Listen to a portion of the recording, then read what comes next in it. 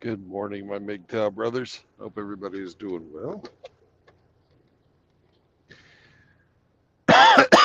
Time for an exciting drive across the DFW area. Just filling up my drink. And lid on.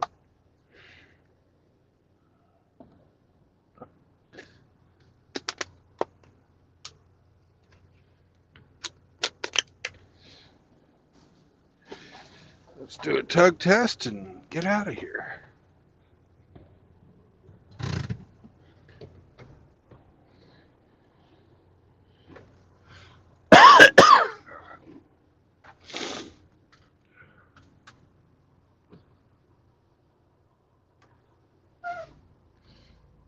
Very important with your tug tests. You go reverse first.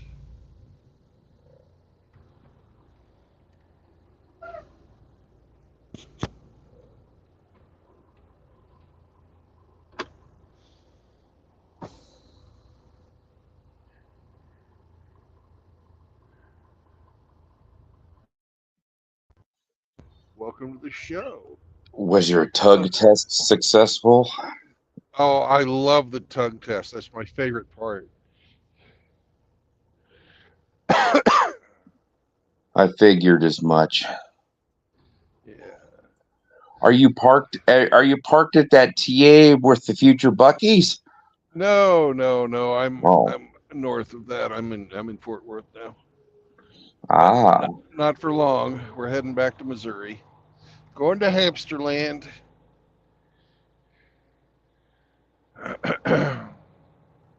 What did you take up to Fort Worthless? Well, I took a truck full of air to Fort Worth, and then I got it filled with something. Something. Yeah. And I'm not gonna say. Happy Monday to you, by the way. Yeah, thanks. That one day off I got was nice. Bet it was very restful. Well, I slept for from 10 o'clock at night till 9 the next morning. Yeah. But it was a beautiful day yesterday. It was about 48, 50 degrees, sun out. Yeah. So it's 28 right now. Yuck.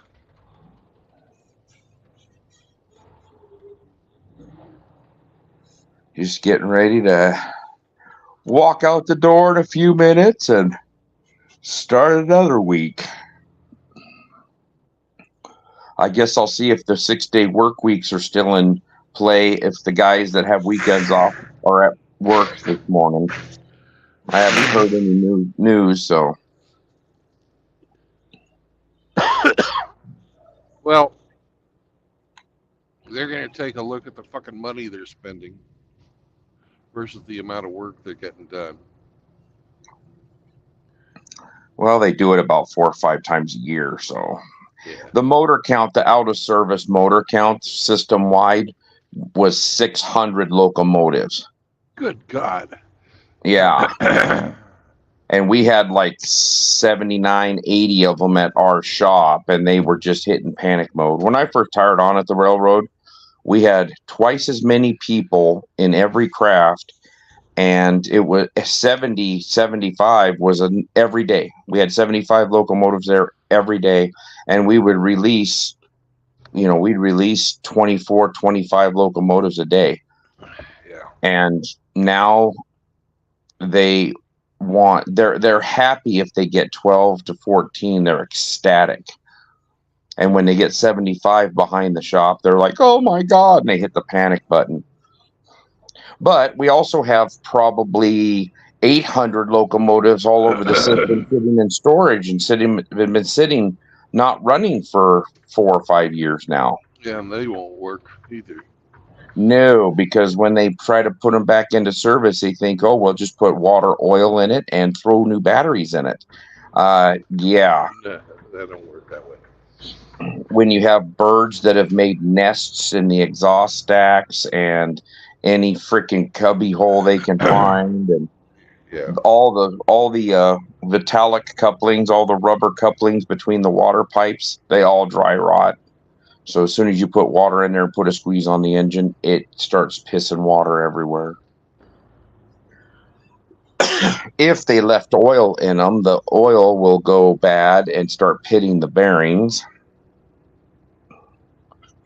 So yeah, they really think things out. Made sense on a spreadsheet, I'm sure.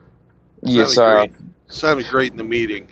so, yeah, someone in Fort Worth, Texas, because that's where the headquarters are at. Boy, that guy went by you fast. Well, Jesus. I'm going slow because I'm just trying to get up to speed. This thing doesn't So, accelerate like a Ferrari. well, you should tell them you want a bigger turbo, Yeah, more boost for your tug test. you got it. I love it. The tug test needs. I need to fucking do the tug test 10 times a day. That's what I need. Well, you kind of do every time you hit the brakes and then hit the accelerator. Yeah, I guess you're right. You're tugging it all the time. Yeah, I like that. I like that. That's great. I'll have to change my name when Hemi gets here. Just call me Tugboat because I'm tugging all the time. I think I'm going to be pulled pig.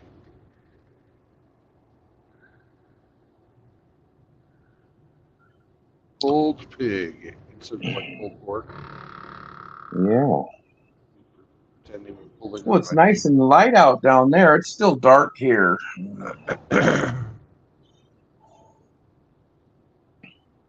Yeah, I fucking overslept. But the night before, I didn't hardly get any fucking sleep. So last night, I was just like, oh, I'm fucking exhausted. Boom. Got up in the middle of the night because Sam had to pee. And I had to pee, but mostly it was Sam. I could have fucking slept through it. But he's like, bark, bark.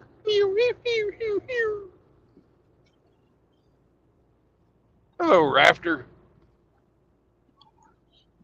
So he was making Star Wars sound effects?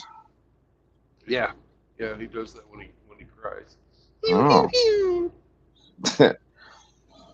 Well, you just don't want him to start shooting everywhere. That's true. Because he fucking shoots like a stormtrooper.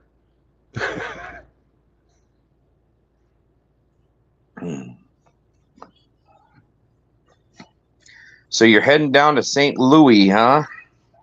I'm going to Missouri. I'm going to fucking Enterprise. Where the fuck that is. They'll probably redirect me to the shop because it doesn't deliver till Monday. And they'll say, Oh, so drop that. you'll be sitting, huh? Yeah, drop that trailer and pick up another load. That's what they'll tell me because they love it. They love the fucking fact that I'm willing to go and just fucking keep going. Yeah, they did. You don't want to just sit there for a day and a half? No.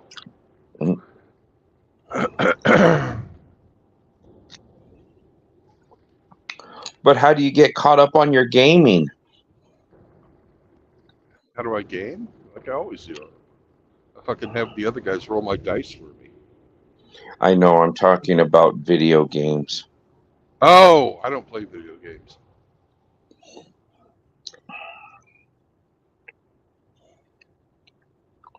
Well, it's time for me to go make the donuts. Okay. Have fun at the workplace. Talk to you later. Bye.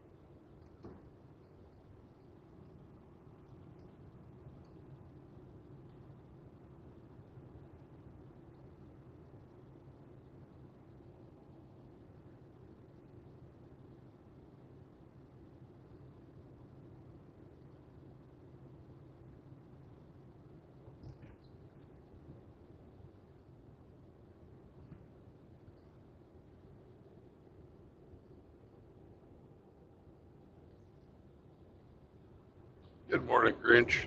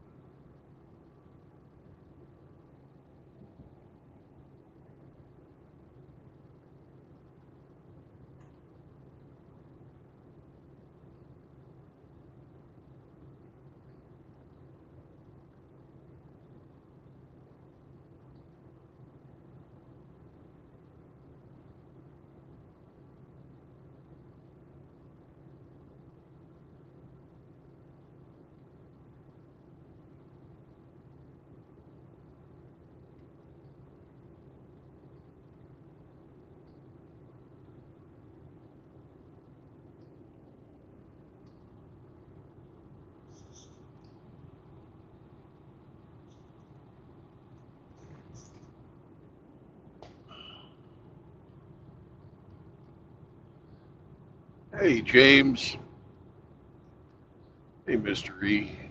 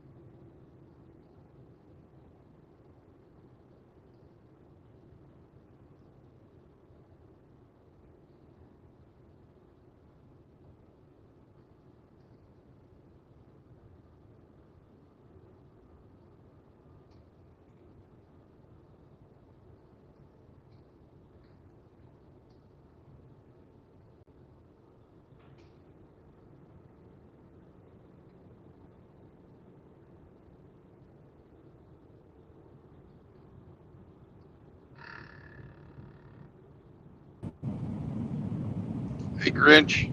Hope I Good didn't have morning, you waiting sir. too long. No, sir. No, not at all. Well worth the wait, anyways. How are you today, sir? I'm doing pretty good. How about yourself? I just had a little heart flutter. A You did? coyote ran out in front of me on as I'm driving down the road. You don't see too many coyotes out in the daytime. Don't see too many coyotes in Pennsylvania to begin with. Well, we They're got more of a, them. yeah, they're more of a Great Plains animal. Yeah, we got them. The winter that I spent at my homestead, it was super fucking hilarious. Uh, I have a place on a reservoir, and when it freezes over, there's still some fucking places where the it's still water. At least there was that year. And the geese all fucking love to hang out on the ice right near the water. And the coyotes went out on the ice one night trying to get the geese, and it was so fucking old. The geese would let them get really fucking close, and then they'd fly off.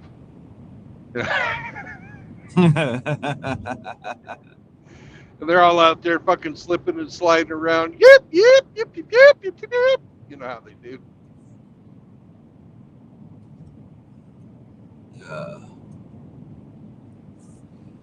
So I was busy yesterday and it kind of sucked. I don't like to be busy. But you're retired. Yeah. Yeah. Yeah, it hasn't even been 2 weeks and I'm already having a headache with the HOA crap. Makes me You mad. volunteered. I don't want to hear any bitching. You Well, knew what was coming. well, this isn't about the job itself. When Thursday we had our first meeting to set up the goals and how we were going to operate over the next coming months. So no excessive text messages and long emails, only contact somebody if it's an emergency. Other than that, just hold it to the next meeting, right? Right. The attention hound, she just sent like six epic emails, like the Epic of Gilgamesh. I'm like, you got to be kidding me.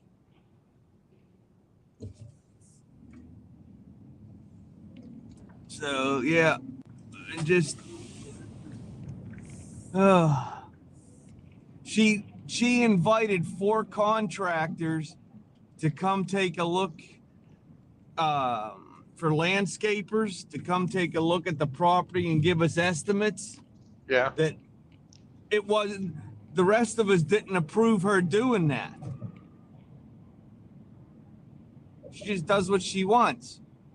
So I was walking up to the mailbox to get my mail, and she was riding around in one of the contractor's trucks, and she called me over and introduced me to the guy. So I said hi, and she started talking, and I got real pissed.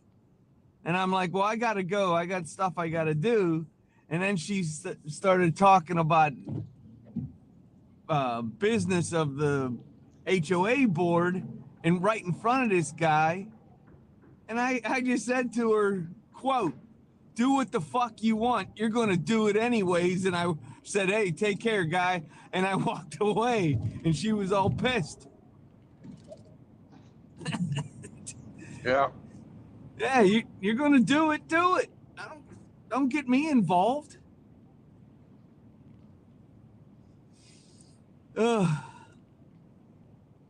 That's why we limited it to just the meetings. Other than that, we don't want to discuss it. So that was the highlight of my day yesterday. That and food shopping. Yep. Yay. Brought Chloe home yesterday. Picked up her ashes yesterday. So she's with our other 4 puppies now. Yeah, she's in good company. Yeah, when I get buried, I'm going to have them put all the ashes in my casket.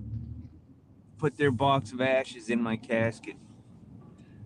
And if I'm going into eternity, whether it be positive or negative, I'm taking them with me. I'm going to have at least somebody that likes me. Well, you're taking their physical bodies with you. Chloe's already in heaven. Yeah.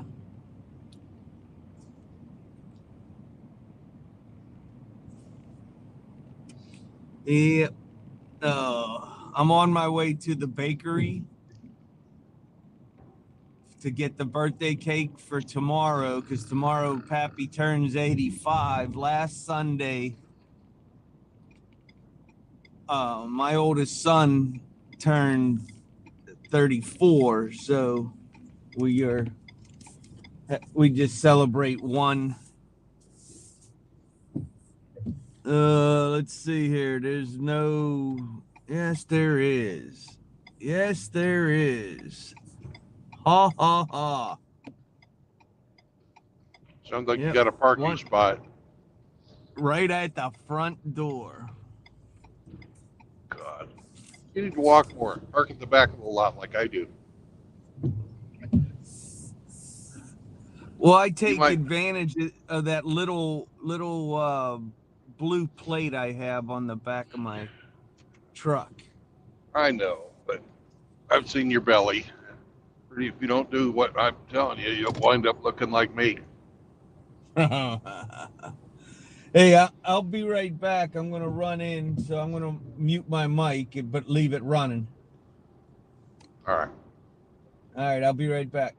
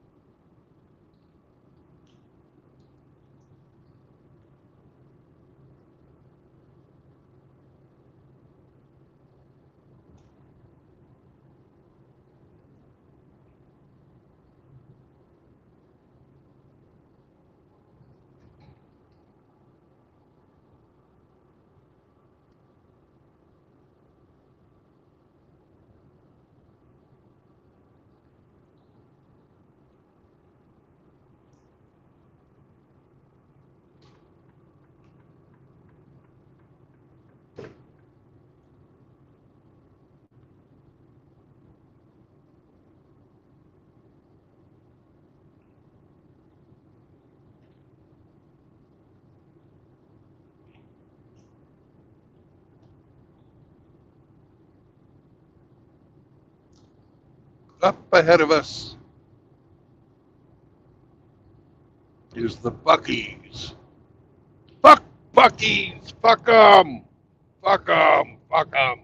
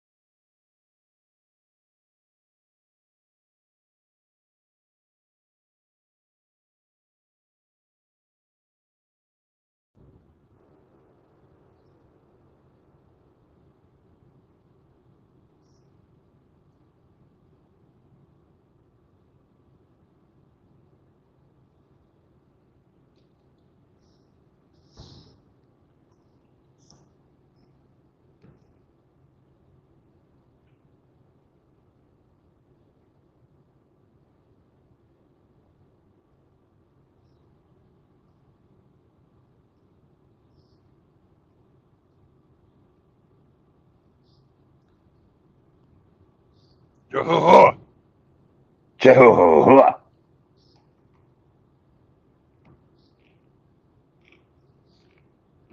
good morning, Hemi. That that that thumbnail of yours today looks like you're fucking that taco. Yes, it does, doesn't it?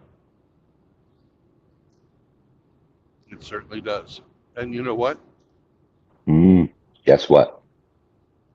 I made it that way on purpose. Ah, okay, so it was intentional. Yep. Is that what they call a pork taco? Mm-hmm. Did you get your tacos last night? I did. Did Sam get his taco It's, bowl? of course, I fucking gave him a portion big enough for me. he still he still hasn't finished it. So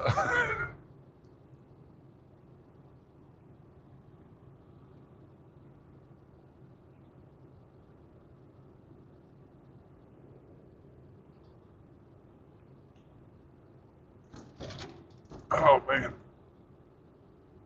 But anyways, life is good. We're just now getting to the outskirts of Dallas Fort Worth area with no traffic, just driving fucking the speed limit. It's taken me an hour and a quarter to get from Fort Worth to the edge of Dallas.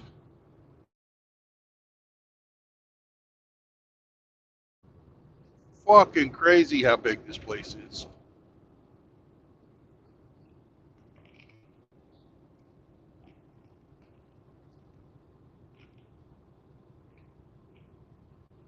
Hey, Skelly. You're looking very cubing today.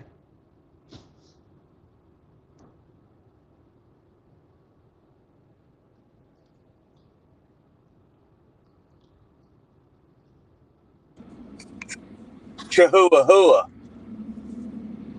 Jehovah Grinch. Good morning, sir. It's great Good to hear morning. you, Emmy. You sound like you're on the road. Yes, I just went and spent $45 at the bakery. Birthday cake. Did you get donuts? No, got a birthday cake for Pappy. Last Sunday was my oldest son's birthday, and tomorrow is Pappy's 85th birthday. So we always celebrate them together. We'll get the family together. So I'll cook dinner tomorrow. But I had to grab some pepperoni rolls too. You know, I kind of like those. So I was lucky. I only walked in the door and there was only 40 people ahead of me. Wow. And this is the slow time. Another hour, you'll have to wait 80 to 100 people.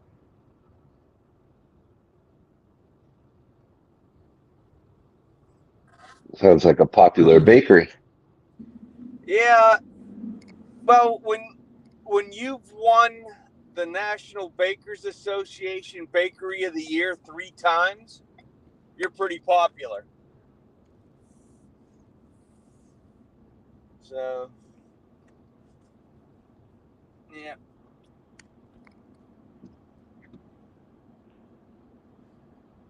Yeah, pretty popular.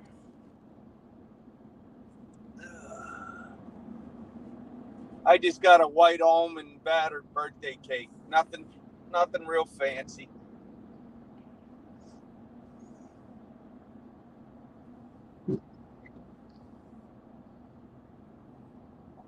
Almond, good choice. How are you guys today? It hides the taste of cyanide. Nice.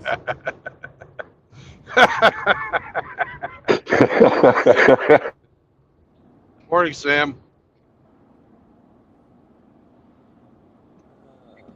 We have Sam Fisher in here too. Oh, We got Johnny Midnight in the chat. Johnny, come on. Johnny Midnight, come on, man. Juan Menonoche. Did you guys hear about that Black Rock chick? Oh, She was apparently involved in illicit activity with children and human trafficking. lovely. Yeah. A channel that I frequent a lot. He does real good stuff. He goes by Freedom Inc. He shared a post where he's basically talking about, you know, this is what our system has become, a group of animals like this. And then he posted a video of the Quartering and Crowder.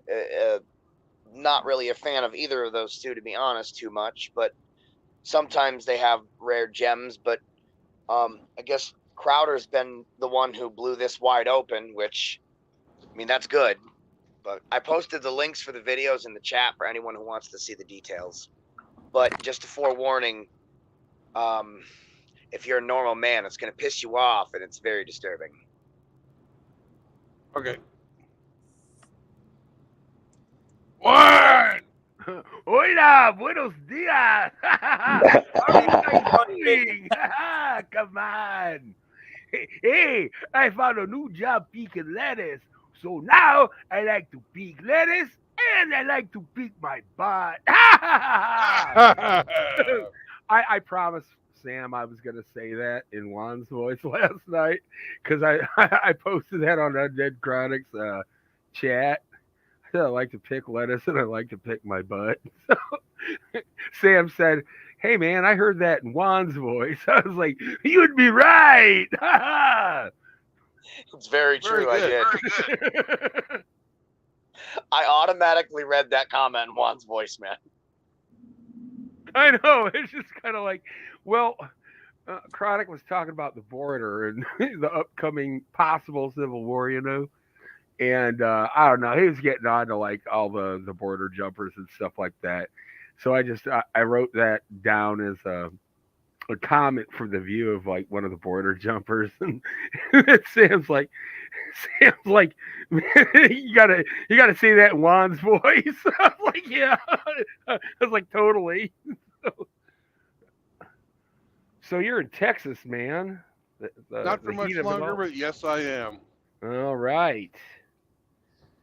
I used to live, when I was a little kid, I used to live in this small town outside of Dallas called Richardson. You probably drove through it. I mean... Yeah, it's not a small town anymore. No, yeah, it's all fucking built up, isn't it? Yeah. It's just part of the big sprawl. It is. Anyways, it's not gay. It's not queer. We're going to play What's in My Rear. It's not queer. It's not gay. Who the fuck will win it today? Yeah. It's probably going to be Hemi. I predict it's either going to be Hemi. Yeah. I was going to say Grinch, but I don't know. Maybe not. I think it's going to be Hemi who's going to win. Everybody has a chance to win because you're all winners. Everybody is a winner. Okay. Okay, we're going to go Grinch. What's the order? All right. Grinch, and then Hemi, and then Sam Fisher, and finally Juan. All right, Adele. Because today you were Quattro, not Juan. All right. Grinch, are you ready to play? yes, sir. All right, what's your question? Is it made out of wood? No. Is it push-up bras? No, it's not. But if it was, my man boobs would appreciate it. I'd have that 16-year-old chest looking.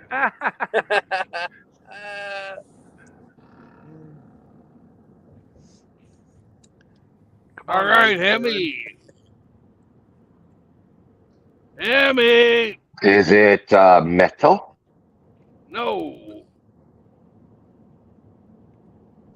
You're hauling taco shells. Ding, ding, ding, ding, ding, ding, ding. How the fuck did you know? You took my guess. Come on. Yoriba, Yoriba. Whee! Actually, I have Are you everything that's necessary for a fucking taco restaurant in here. really? Not just taco shells. But Hemi, fuck, that's the shortest game fucking ever. God. yeah, And you said we would never get it. No, that was the previous load that nobody ever wanted. I never had enough people on board to fucking play. Hemi, Oh, I didn't okay. say that. I said you were going to win, Dude, but I that didn't was think so you were going quick. to win now. I mean, I was going to say, it's plastic tacos. That's what I was You're messing with the champ. I guess I am. Fuck.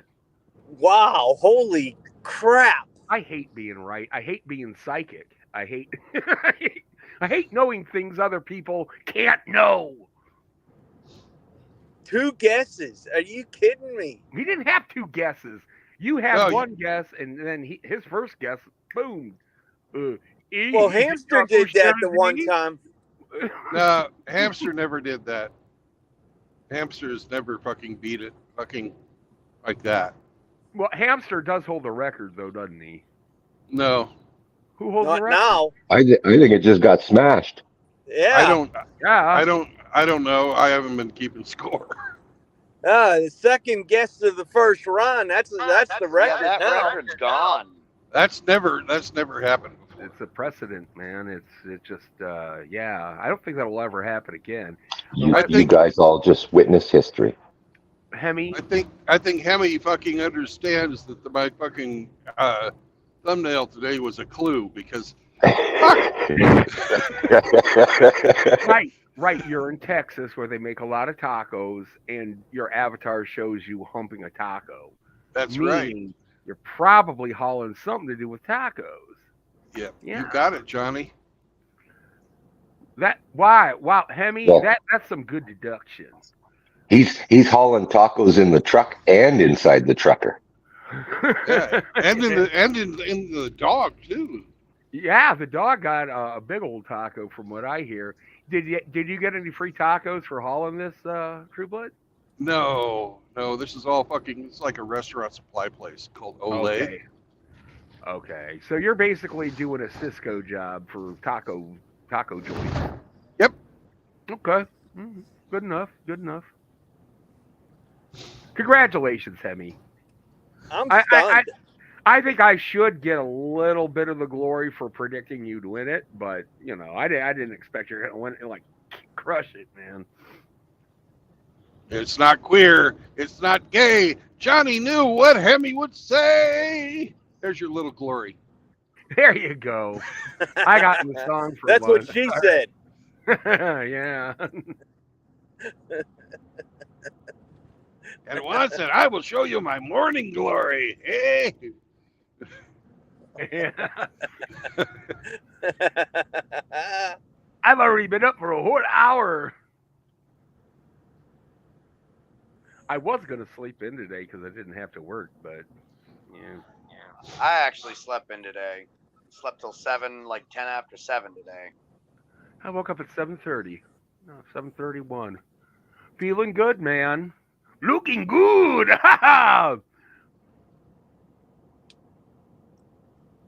I figured because you left Dallas, you had some Coca-Cola in your back, but I didn't want to say that right away. And I was completely No, wrong. that's Georgia. Georgia's Coca-Cola. Dallas is Dr. Pepper, bro. Oh, that's Dublin. Dublin, Ohio? Dublin. No, Dublin, Texas. Oh, my bad. There is a Coca-Cola plant down there? No, there's a doctor. That's where they fucking invented Dr. Pepper was in Dublin, Texas. Okay. But the Dr. Pepper Museum is in Waco, Texas. Mm-hmm. That's true. I thought it was Plano. No. My bad. They've got it. Plano's got a Dr. Pepper plant there. I see. Or at least a bottling plant. I've been there before. They closed the one in Dublin down. It was the last place to make the Dr. Pepper with the cane sugar versus the fucking corn syrup. And cocaine. I'm Yeah. just kidding. The Coca-Cola. cocaine was Coca-Cola. Yeah.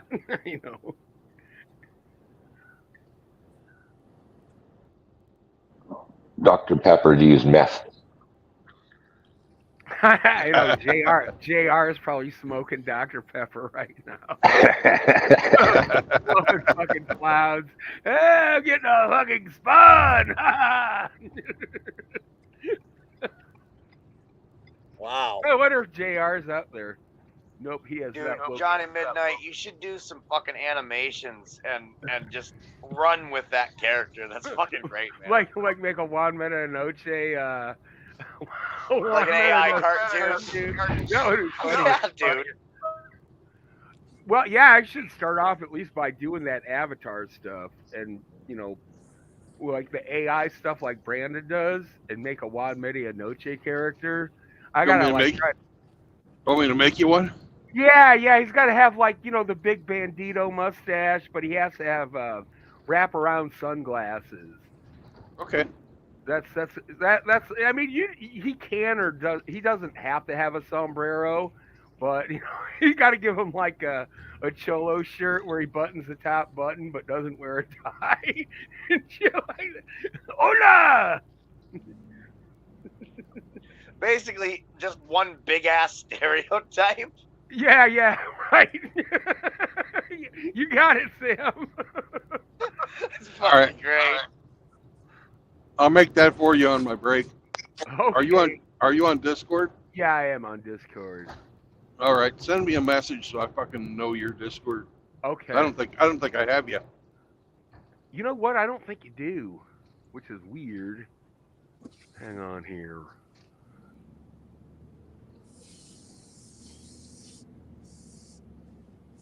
I'm on my Discord right now. This thing is just like so fucked. No, I don't want to copy it. Wait, what's this? Okay. Here's who I am. Wait, let me put it in the green room. No, I won't get it there either. Send me a friend request on Discord. Okay. Is it just Brandon Trueblood? Yeah. Okay, let's see here.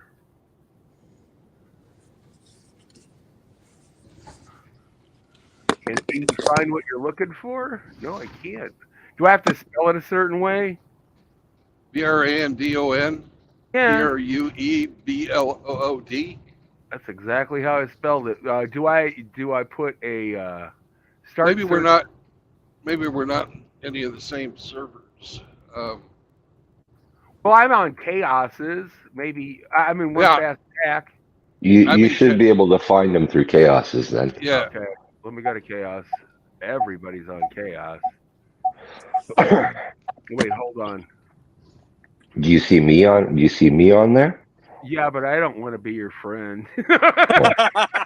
I just fucking around. I don't know. I don't know where. I haven't. Oh, that's funny. I found you, Hemi. Hold on, I'll go ahead and add you. Hold on. If they could make it easy for a boomer like me to add somebody, I'm gonna go, hola, Hemi. Okay, I'm gonna add friend. Yeah, I'm a human. Come on, fuck. Add friend. Yes. All right, so let's go back to Chaos's. Accepted. All right, awesome. Thank you, Hemi. Oh, there you are. You're Mr. Bill in this. Oh, okay. Yeah. Hola, True Blood. That's my real name anyways, so. Oh no, Mr. Bill. Yeah, I know, right? That I'm just gonna hit add friend request. That perfect. Okay.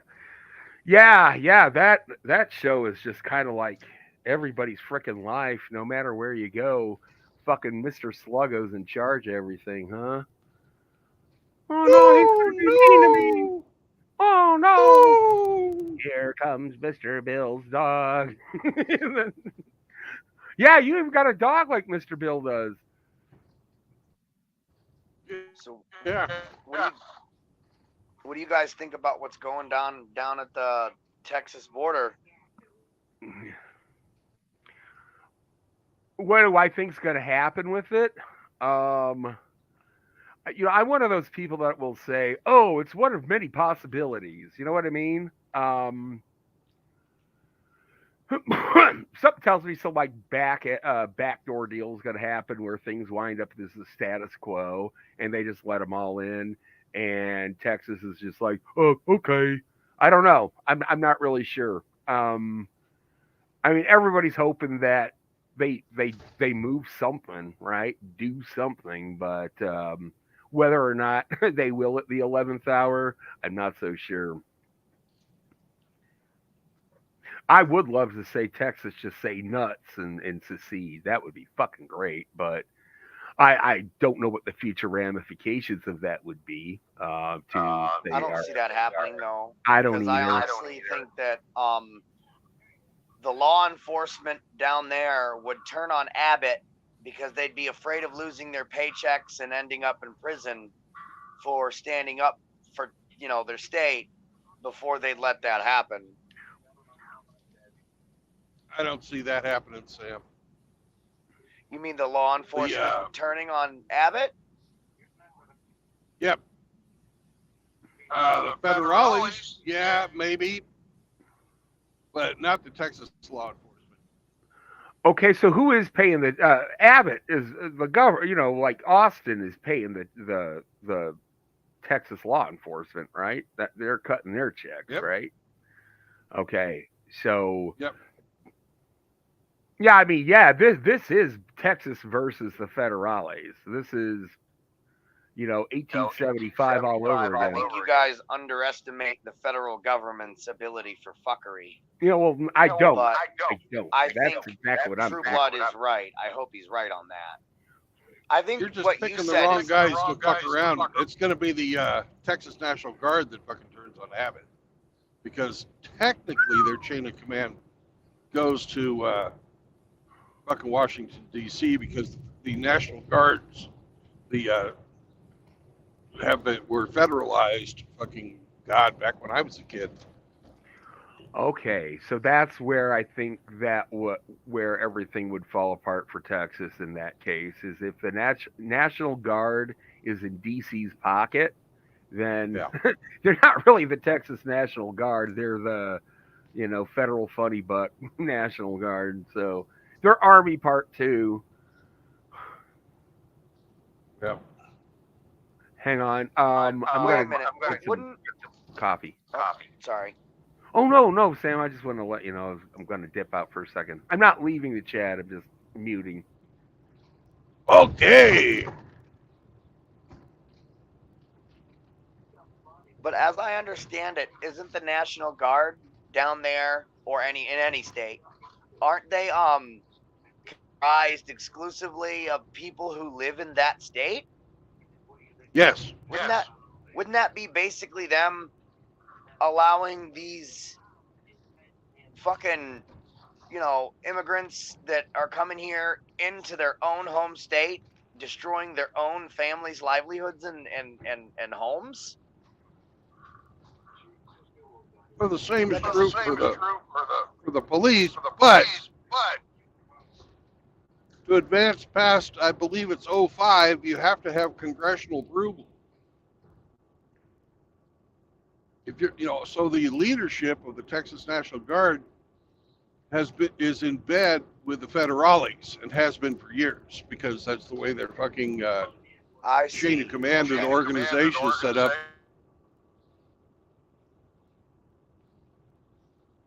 So it's not necessarily the individual guardsmen themselves, just it's the command structure is what you're saying. Right. That makes a lot more sense, actually. And if shit really hit the fan, the largest military base in the United States, Fort Hood, which has been recently named something else because, well, DEI, it's in Texas, and it's just right up the road from Austin. Imagine that. What's right? Real quick, what's I just missed it. What's right up the road from Austin? Fort Hood, which has been recently renamed something else. Fort Clitteralhood.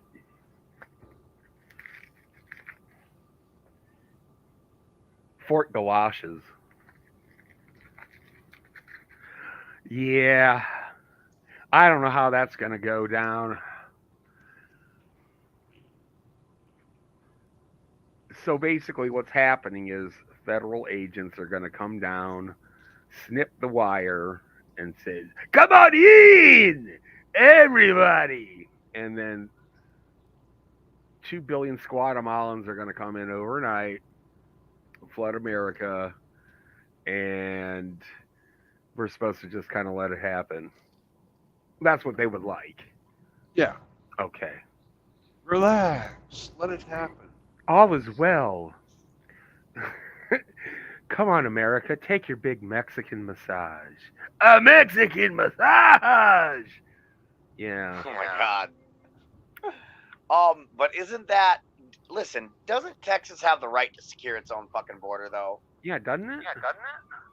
Doesn't any I mean, it's a rhetorical question, but yeah, absolutely.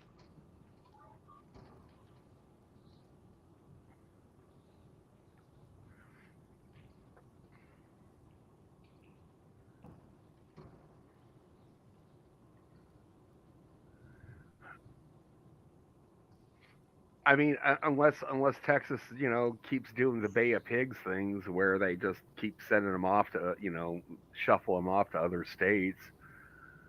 But then, I mean, where the other states are going to suffer for it too. Many of whom don't want them.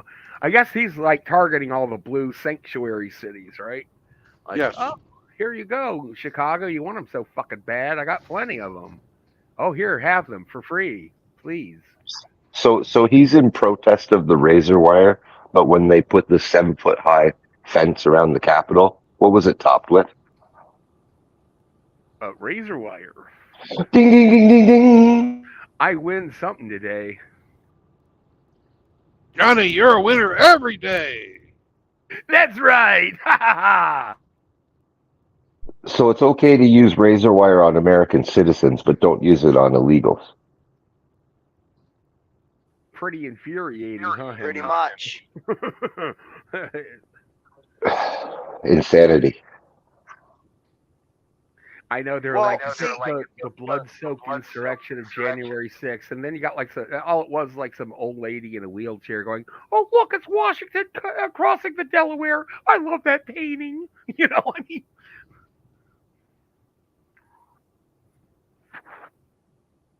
Well, here's my thing, though. I'm really not surprised about, Biden's actions in regard to this border thing. This is fucking treason. But who was it? General Milley, some guy. He told China, "If we're gonna invade you, I'll let you know first." Yeah, that No was one- General yeah, that Milley. Yeah, not a peep. That's fucking at minimum conspiring with a foreign enemy of the states, isn't it? oh, we've been Welcome to Oklahoma.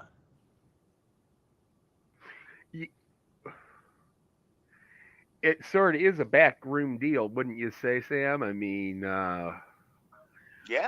I What? would.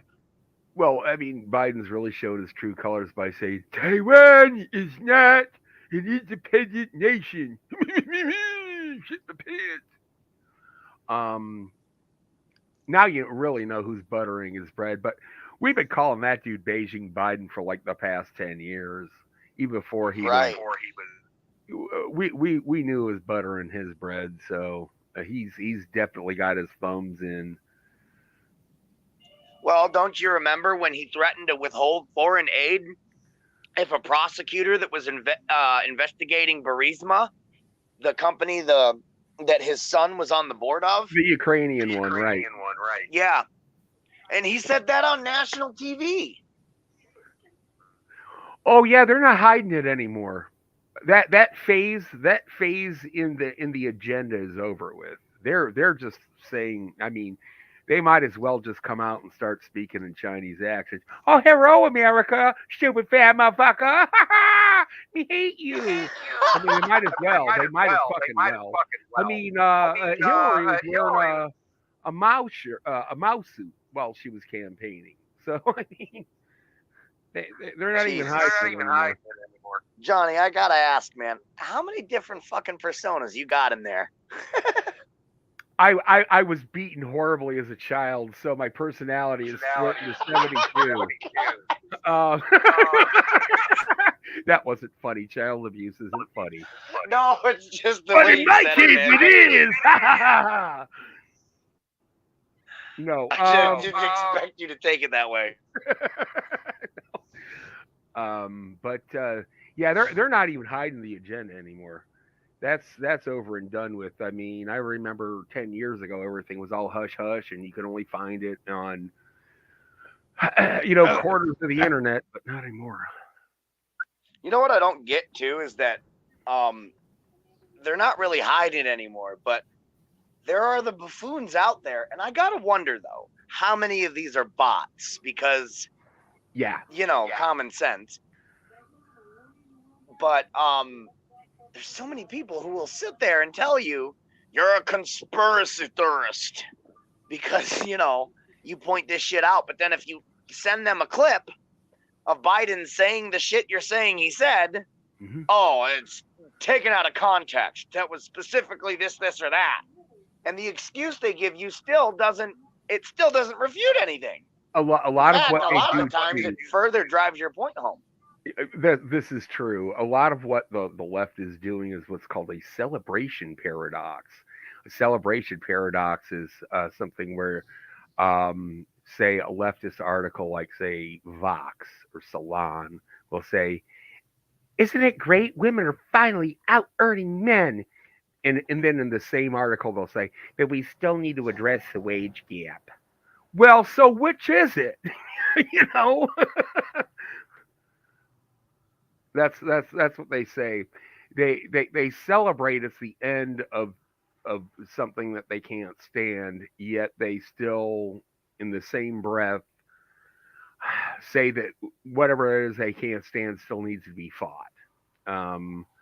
The same thing about like the white replacement conspiracy theory, where they're saying, "Oh no, whites aren't being replaced. It's just a conspiracy theory." And then they'll show you a graph of whites actually being replaced, and it shows the numbers and how great it is. They're just right. It's trying like, to what? give you the mixed message. They're It's called gaslighting. It's called gaslighting. Yeah.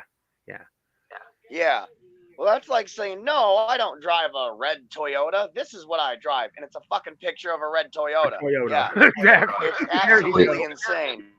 One of the side effects of gaslighting is it causes crazy in the receiver of it because you start to question reality. Or you become so frustrated by the lunacy of it that you have a hard time responding in kind because you're receiving a mixed message. You're like, well, right. And all you can say is, well, which the fuck is it? And they're not going to tell you. that's the kicker. I just stopped responding to gaslighting. That's why I always say I don't condone violence, and I don't necessarily want war, but I'm ready to confront what we've got going on. I'm ready to deal with it. I've been ready to deal with it for a minute. I think it's really gearing up for that possibility. Take down the razor wire and put CRAM units all along the border. There you go. Problem solved. Somebody suggested we take sentries down there. Yeah, it was me. Put up sentry guns. We need to put sentry guns on it. Movement. Oh, is that you? Yeah. I said, now that I would willingly pay taxes for once.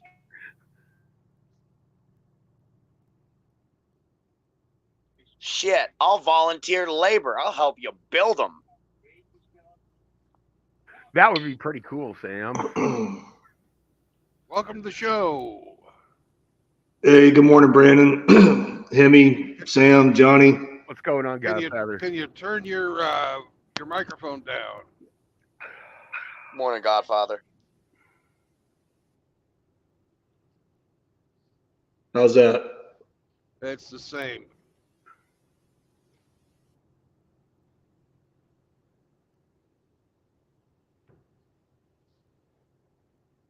Is that any better? Nope.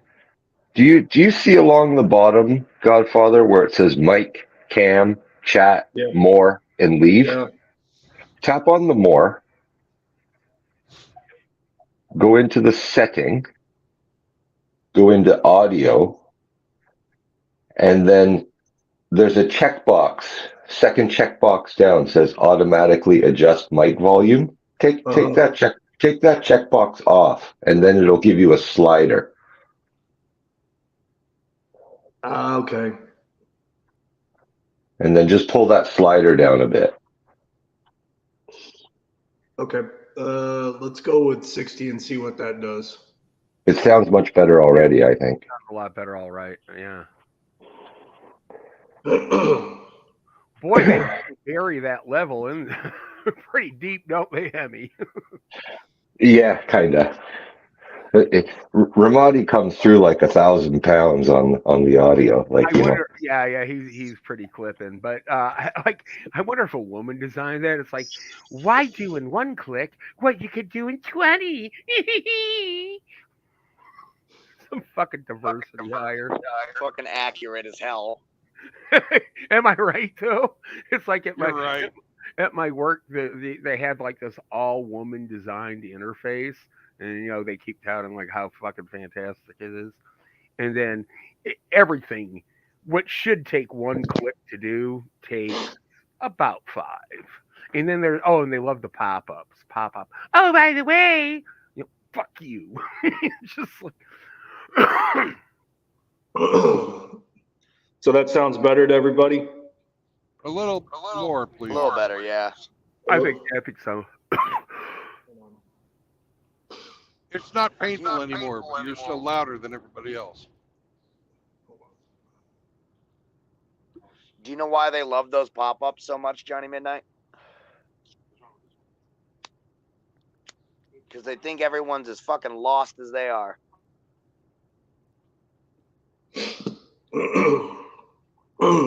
Now? A little more. Take it down to about 30%.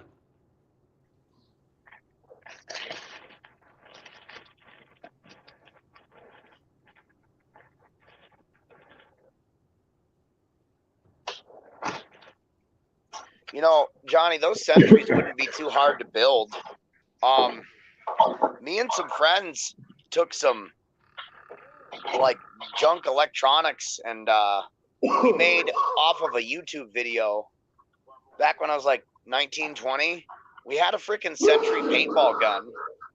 That sounds perfect there, Godfather. Did you hear me sneeze? I had to step away.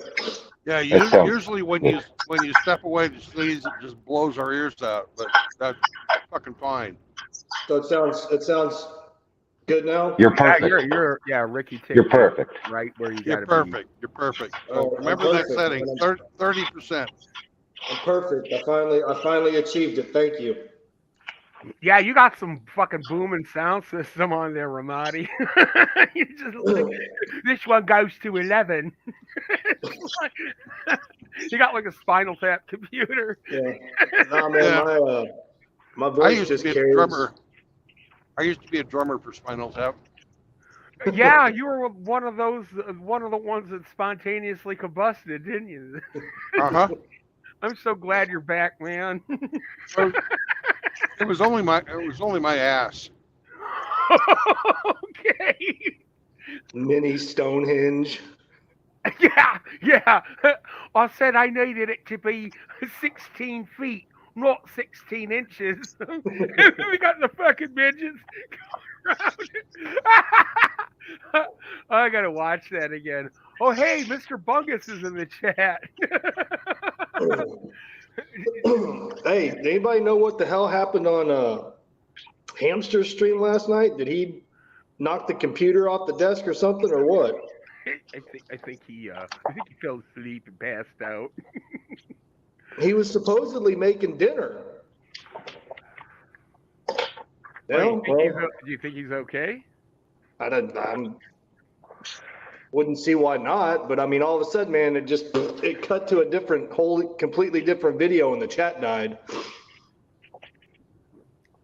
like he accidentally hit a button and it just sort of.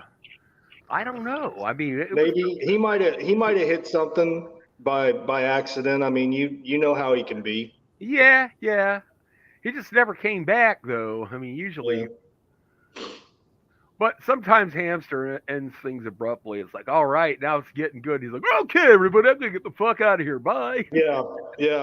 All of a sudden, this wave of exhaustion just hits him right in the middle of a good stream, and he's like, "Well, fuck you guys, I gotta go." I know.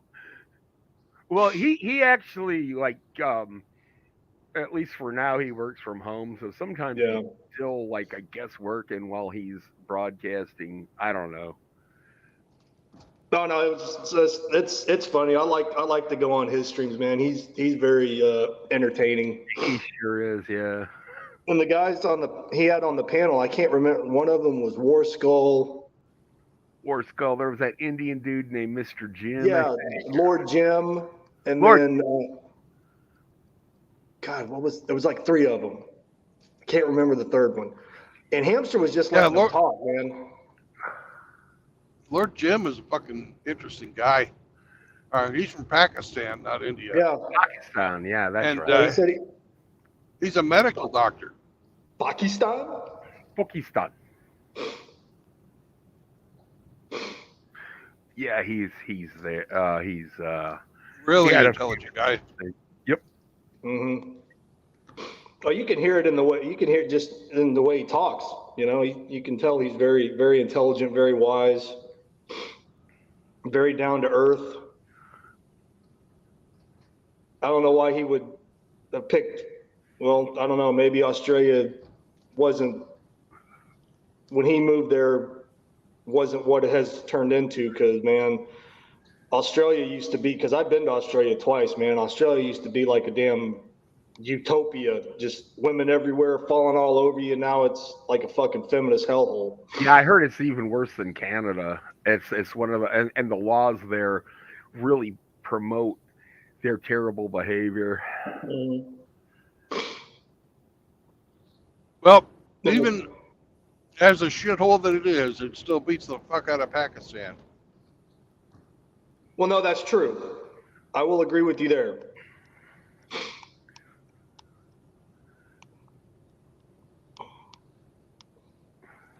Because the absolute worst place I ever visited in the Navy was Karachi, Pakistan. Oh, you were there. Oh my God, what a fucking shithole. How were you able to get into Pakistan? Yeah, that's landlocked, Holmes.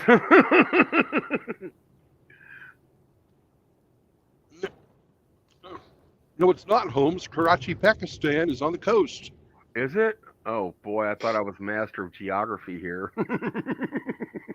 You are wrong, senor. Oh, shit. No, I wasn't. I didn't mean that. I mean, like, why was the United States even going into Pakistan back then? Were we allies back then? Not really. Were we? Yeah. Not really. Well, we did a port of call there. On good terms? No. We just fucking went there. He just showed up like, hey, fuckers, we're here. Yeah, I mean, like we're not completely allied with Ireland, and I think that we do port of call there a lot. Mm. Yeah, they do a lot of, especially, well, they used to, I don't know about now, coming back from Iraq or Afghanistan, depending on what leg you're on, you might stop and have a layover in Ireland. Yeah. Yeah, Father Saunders keeps talking about how much he loved it. I have a question though. Why the hell do our troops need to be all over the globe?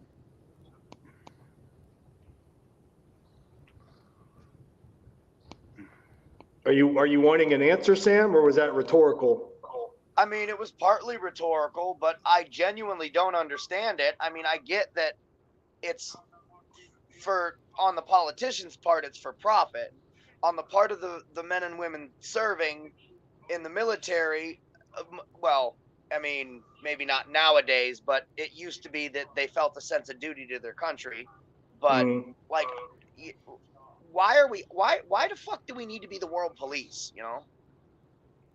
No, that's been our A lot of people have been city asking that policy for question years. since the end of World War II.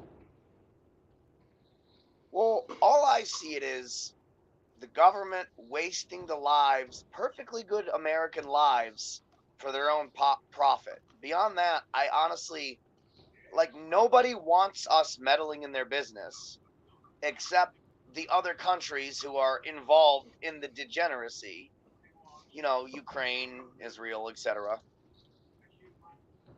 Well, I mean, as you probably know, we originally revolted so that we would no longer be involved in foreign entanglements. But now that's all we do. Yeah.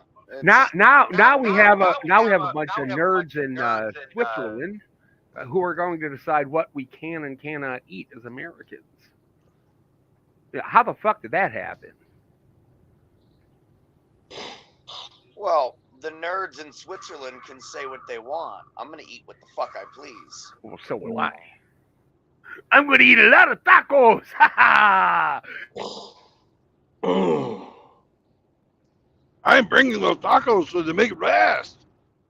I cannot wait.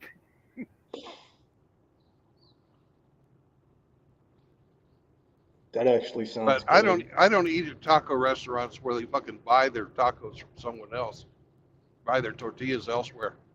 You got to cook the masa yourself. In Chicago, there is this. It sounds Italian, but it's actually authentic Mexican called Garibaldi's, and they would make all those shells right there. Oh, it's so good. Oh man, that sounds really good. You get like every mom and pop taco restaurant that I go to, they make the shells themselves. Yeah. And they have their own like sauce and mix. They don't just like spray it out of some exactly tube or something. You know. For you sure. got little old Lupita back here mixing it and shit. In my experience, and I'm sure all you guys will back me up when I say this, some of the best authentic Mexican food I've ever had in my life. Mm-hmm. I've ate at places that look like absolute shitholes that if you didn't know what you were walking into, you probably wouldn't walk in there. Right. Hey, as long as they're up to code, who cares what it looks like on the outside? Oh no, I'm just talking about on the outside. No, right, exactly. Who cares what it looks like on the outside? When you go in, though, it's like frickin' paradise. I know, it's just like nobody speaks English. This is my rule. If there's not a 60-year-old lady in the kitchen, don't fucking eat there. Exactly. If Abuela's not back there making the tortillas, do not eat there. You will be sorry.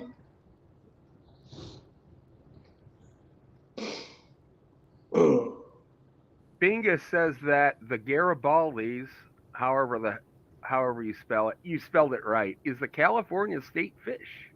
I did not know that. Hey, JR, what's up, man? Yeah, as always. Get to class, Bingus. Then him right get to class, Bingus. You're out of your element, Bingus.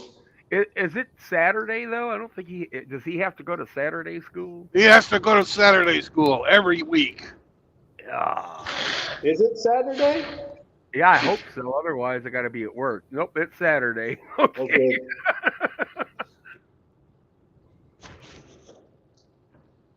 They would say, "Hey, Juan, why aren't you at work?" Get your ass to work.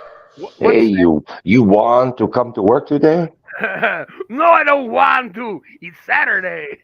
If you want paid. My name is Pancho Jose. I make 3 pesos a day. I go to see Lucy. She give me some pussy and take all my pesos away. Ole! It's funny the fucking company that I'm hauling for right now is called Ole. Ole! JR just said, Juan violencia.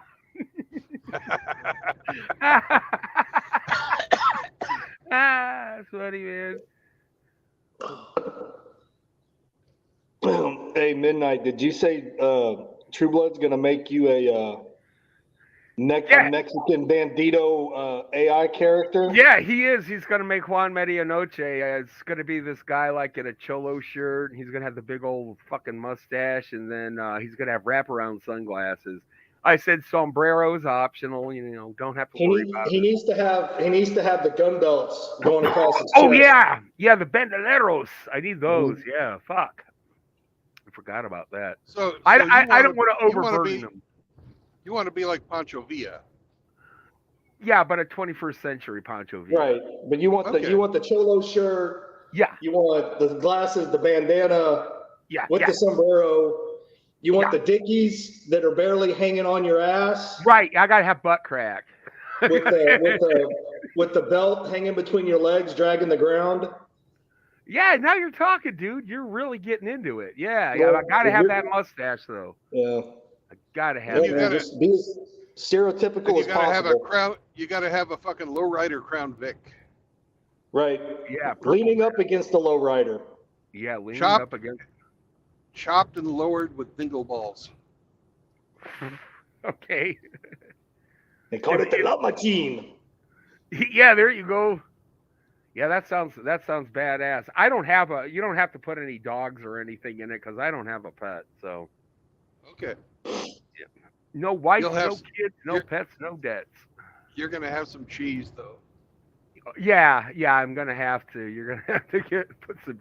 You could even have that like a huge cheese wheel in the back of the lowrider, like I'm hauling it. It's just like it's weighing down the back, so the front of the lowrider is like all tipped up in the air. That'd be funny.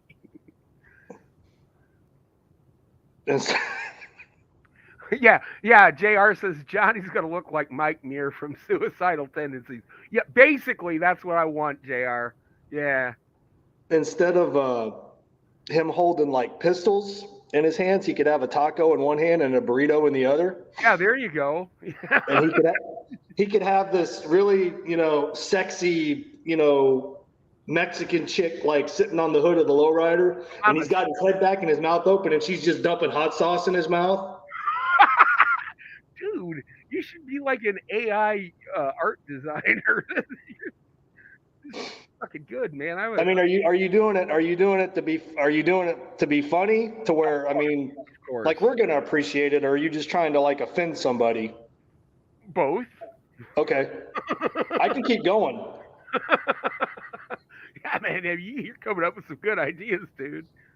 You ought to make that Mamacita, in the outlaw Hooters gear. But make her Mexican instead of a blonde. Yep, just sitting there dumping straight hot sauce down his mouth.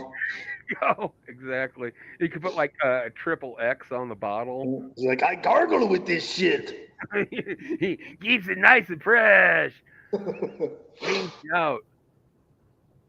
I had this one hot sauce once called Ass in Orbit, and it showed a red donkey flying out of the planet Earth into space, and just like I put 2 drops of that in my chili, 2 little drops, and the fucking thing was almost inedible. It was so hot. Johnny said he got ass tearing diarrhea from that shit. Yeah, I did. It hurt coming out. I don't know how they do it, man. Like how they make it that hot? No, I don't know how that particular demographic of people can eat that shit and not die. I don't know. Sounds to me like fucking perfect meal. That's exactly the kind of spiciness I liked when I was younger. It's probably why I can't eat too much spicy stuff now. Yeah. Like tore out your intestines. Drubia says, what is a Mexican's favorite type of racing? Formula One racing.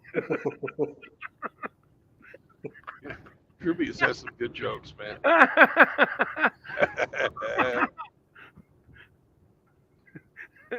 JR singing "Illegals in my yard, illegals in my yard." Somebody told me a joke yesterday. It was, I can't remember exactly how it went, but it was more or less like, damn, it was about Obama walking into a bar. Something about, I can't remember the whole joke, but it was more or less that Obama was, so a communist, a Muslim, and a Jew walk into a bar, and the bartender says, "What would you like, Mr. Obama?" Oh, yeah. That's a good one, dude. I don't remember who told me When you're that, but it cruising was in the yesterday. lowrider and you pull the headband tighter, you know you are a vato. That's a good one.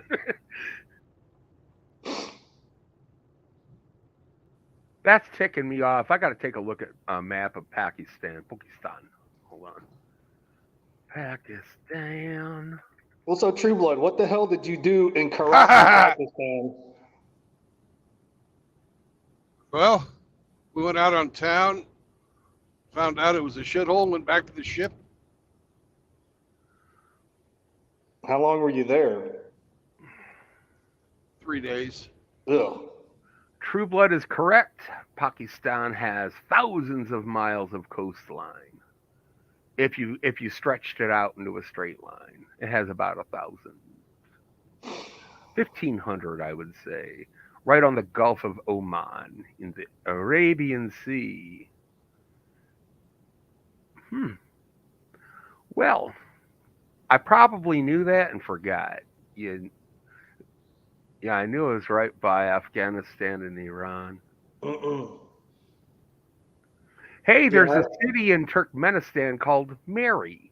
Simply M-A-R-Y. Yeah, I But haven't it looked is- at it. Sorry, Johnny, go ahead.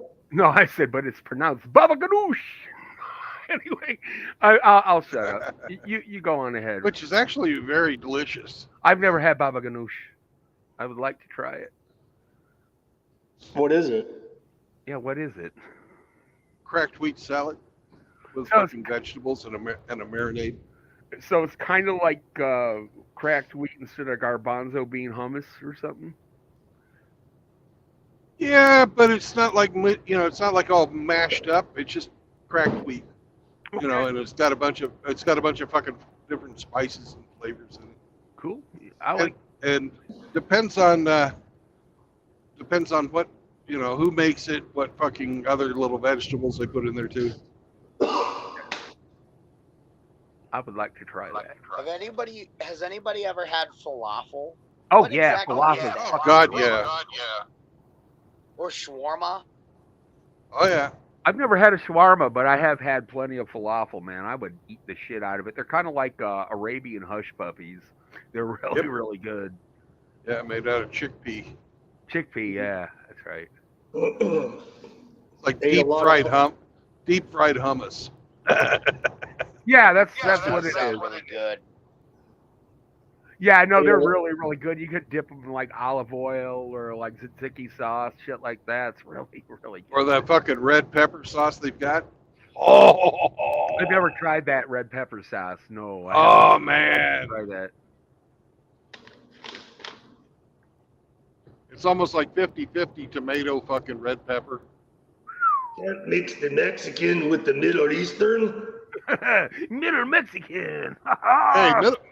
Hey, there's lots of Middle Eastern food that's really fucking spicy. So Oh yeah. That's true. you'll find that places the further south you go, the more spicy it gets. Doesn't matter where you live. Mhm. They did that back in the past because it would hide the taste of their meat going fucking rotten because it spoils so quickly.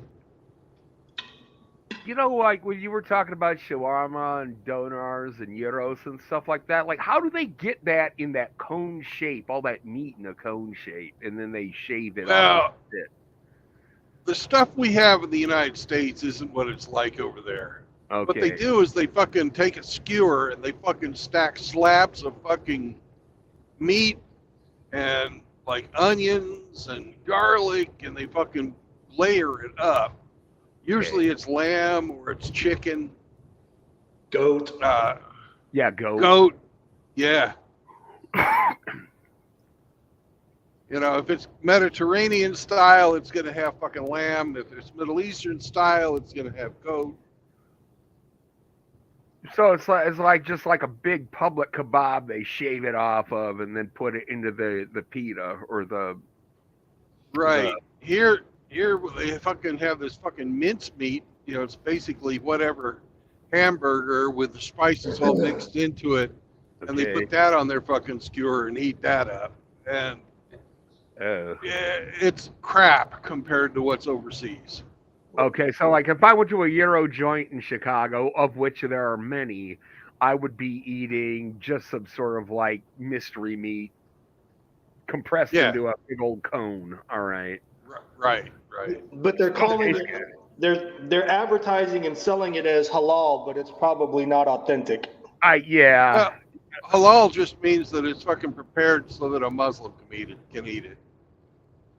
It doesn't mean that it's fucking natural. Oh, it's like kosher. Yeah. Oh, okay. I thought that's what the meat was actually called. Now, kosher is a lot more stringent than halal. I mean, with kosher, it's like you have to have a rabbi oversee the process. Usually, basically, he's there and he signs off saying, "Yeah, it's okay, let it out," But they do that. They do the same thing with halal. They have an imam, supervise it. And usually, most places, he just fucking comes in and signs the paperwork. Right. Yeah, that's what I said. They basically just say, "That's good." They'll fucking do an inspection every once in a while if they're conscientious. Yeah. But most of the time, they just take their money and fucking go. Ian Blade says doner kebab is basically bologna on a stick. Yeah, doner kebab is Soylent Green, man. Doner, like the Donner. Yeah. Donner Party. Doner kebab is people. No, don't eat it, man. No, I was confused. I thought halal was that turning spit thing where they just shaved it off into the pita to make gyros. That's what I thought halal meant. I didn't know it was actually. No, it's a dietary code. Like if something's not halal, like a fundamentalist Muslim cannot eat it. Right. And Donner, that's from Turkey, so that's just the Turkish spices. The closest thing I've ever had to a Donner is a gyro. If you ate a gyro, yeah, because there's so many different fucking things they call this that are the same in Greece and in Turkey. They hate each other, but there's so many different things that they have the same. Like ouzo in Greek is ouzo. Well, in Turkey they call it raki, and raki is ouzo. Okay. My Rocky is better than your ouzo. Ah ha ha. Yeah. And then they get together on the island of Cyprus and fight each other.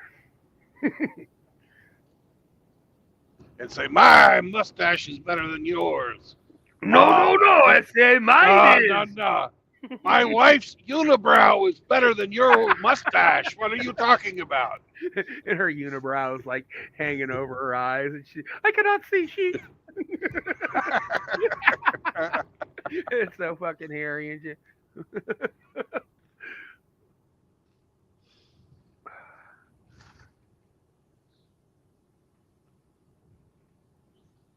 Somebody is backstage named Road Karen. Oh, that's Hemi. I guess Hemi fell out. Yep. I was not tight enough, and Hemi fell out.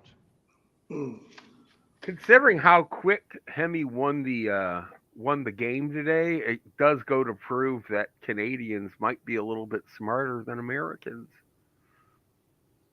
No, that can't be true. They elected Justin Trudeau. Oh, that's true, and they're probably going to elect him again. Yeah. And the other thing, or at least he'll be installed again. The other thing that I have to prove my point is they like Bryan Adams and Justin Bieber. Yeah, they really do like Brian Adams up there. But like I he's rest my really case. he's popular all over the world except for America though. I mean, they love him in Russia, and I think in Ukraine they love that guy too. It's like a weird obsession. It's like how they love David Hasselhoff in Germany. I guess I could understand why Yeah. because his name is extremely Germanic. No, hey, Midnight. That Brian Adams was very popular back in the '80s when he first hit big in America I do remember that. Yeah. on MTV. Because remember, like all those songs he put out, like in succession, Summer of '69, Cuts like a knife. The chick jumps in the swimming pool with no water. I remember that video. Yeah. When he did the theme song for the Kevin Costner movie Robin Hood, Prince of Thieves. Yeah, he did do that, didn't he? Yeah. God, that was a stinker of a fucking movie. Robin Hood, Men in Tights. Men in Tights was much better than Prince of Thieves. We rob from the rich and steal from the poor. That's right. Or give to the poor. We are men, manly men. Yeah. Yeah, I remember that. The part where they're doing the stick fighting on the bridge and the sticks keep breaking and they keep fighting anyway. Yeah. And then he knocks him off and he lands in, basically just running water. And he's like, I can't swim.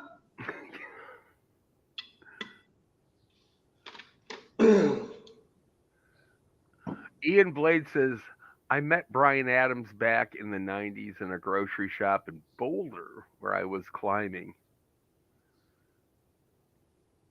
I didn't know Ian had ever gone to America. Does he mean, did he say Boulder, like Boulder, Colorado? I guess so. I was climbing the mountains of Boulder, Colorado as a Scotsman. Ian's probably like, that's the worst Scottish accent I've ever heard in my life. Sergeant Grint says halal meat is from a healthy animal that is kept in humane conditions. The blood is drained and butchered away from other animals. Okay, so it has to be processed in a certain way for it to be considered halal. Yep, it's pretty much exactly the same as fucking kosher. Kosher, yeah. We butchered one fucking animal to the kosher standards, and my dad vowed never again. Because to drain the blood, you hang it up by its back feet and fucking slit its throat, and that's how you kill it. Yeah, and it dies slowly, doesn't it? Yeah. Oh, it's fucking horrible. Oh, and you got to hear it going. Oh God, man, yeah, dude. It was a cat. It was a cow. Okay. They did that to a cow, and we actually liked our cows. Yeah. And to see it suffer like that was too much. Yeah, I mean, God, man, think about how long it takes for a large animal like that to bleed out in such a way. I mean, that's a couple minutes. Just use the air gun right to the head, man. I mean, that's quicker, isn't it? Or do they kind of wobble? Oh around? Yeah, that's pretty much instantaneous. Yeah. Yeah, because they're immobilized in a chute, and then you just tag them right in the dome, and that's it, man. Right. Lights go out. Well, I had a summer job at the local fucking slaughterhouse. Okay. And what they had the tunnel of death. Okay. And, welcome to the tunnel of death, essay.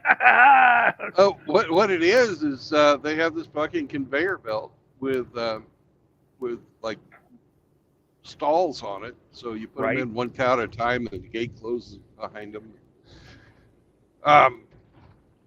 Fucking at one end it's normal air, at the other end it's almost pure nitrogen. They just go to sleep. Okay. Oh wow. Okay. I didn't know it was that elaborate. it's not really elaborate. You just fucking One you know, the most. atmosphere to the next. Yeah. Yeah. Hey, since we're on the subject of death, did you guys hear about that guy that they just executed in Alabama for the first time by using nitrogen asphyxiation? No, Yeah. no, I didn't hear about this.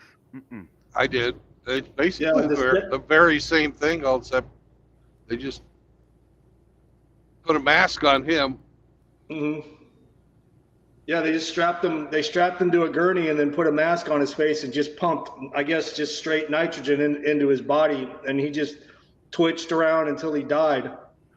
Okay, so basically the mask fills up with nitrogen, replaces the oxygen, and suffocates it, right? Mhm. Yeah. There's no just you're not even suffocated. You're just not breathing any oxygen. Okay. Now, Hopefully they gave him like a fucking anesthetic or something. I think it'd be like more humane to public, like capitally punish somebody with the bolt gun. Honestly, just whoop right in the noggin and you're gone. Man, just put me in front of a firing squad, or just take me out and put me, Yeah. put me on my knees and just put two behind my ear. Yeah, you're not gonna know shit. You're gonna wake up in Candyland. Yeah. Jeez. Well, You know why they stopped hanging in Kansas? Why did they? Well, at the state penitentiary in Lansing, which is right down the road from Leavenworth, they have a big prison industry up there. They hung this lady and her fucking head came off. Well, she still died, right? Oh, yeah. Could you live without your head? I'm just saying it was a successful hanging. I know a lot of people who live and don't use their head at all. So, I mean, I don't know. It's possible. I mean, she was hung till she was dead, right? They might Yeah, not she use was. their head, but their biology does. She was well hung. Mhm.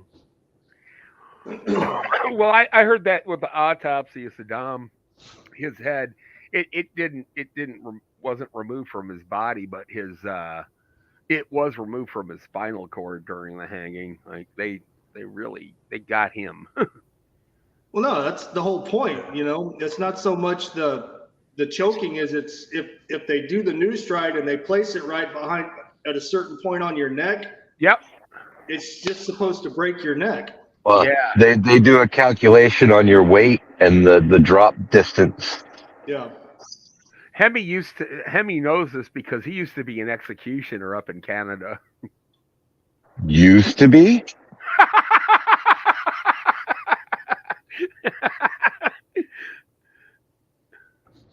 So no, I mean, if they do it right, your neck breaks and you just kind of flop around for a little bit on the end of the rope, and then that's it. I don't kill for pay anymore, Johnny. Now it's just for sport. Okay. Welcome to Hemi's turkey shoot. He does it just for the pesos. Where you're the turkey. Exactly, right?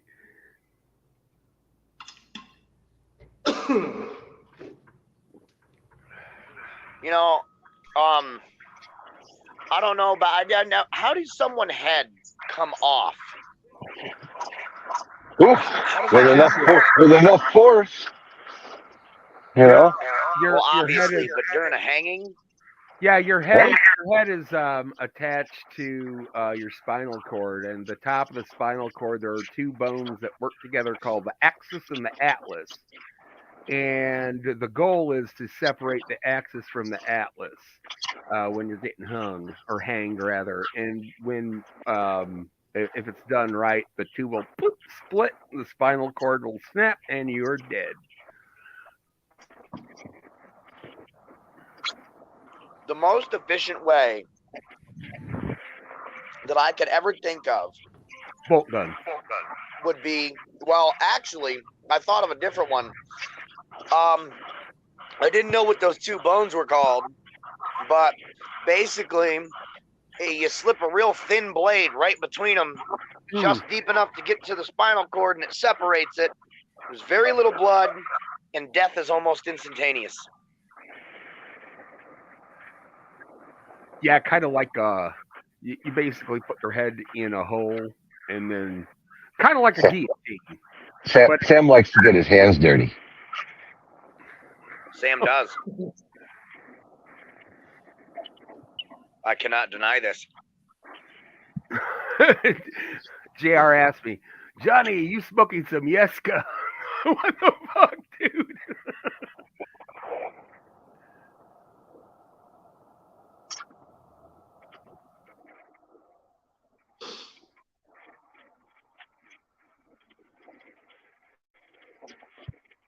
Yeah, I mean, I've heard stories about that, you know, people's heads popping off like back in the old West when they just hung everybody. I've heard of stories like that. Not in modern times though. Because no one did the calculation of how much to drop.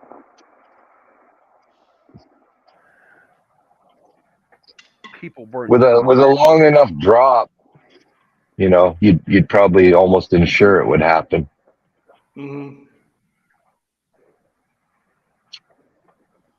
Now, if they just found a really tall tree and just took you out and did it that way, then no, man, they'd sit there and they'd pull you up. Then you just hang there until you fucking strangle. Well, that's guaranteed strangulation. You know, to hoist you off the ground by your neck. Yeah. Unless they stopped you against the branch that they had it, you know, pulleyed on, that would then pop your fucking neck. But well, didn't they like to set them on horses and then scare the horses out from under them? Yeah, but then you'd still just be hanging there.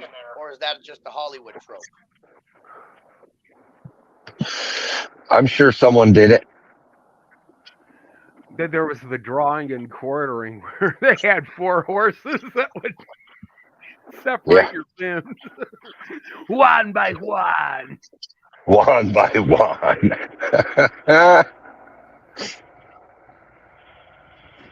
Hey man, you know, over the years, humans have been pretty creative of how to kill each other. No, the best one was being blown from a gun. That's basically the human cannonball, but instead of a net, they would fire you at a brick wall.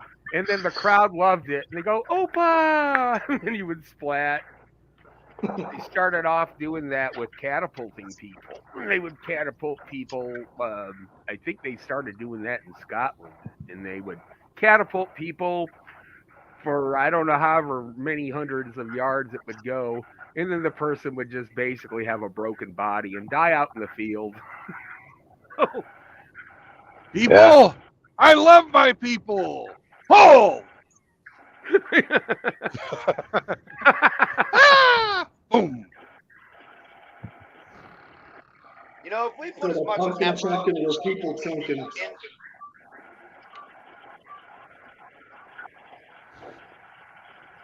We put as much effort into, you know, science and technology, or maybe fixing the world's problems as we did into murdering each other, this world would be a hell of a better place.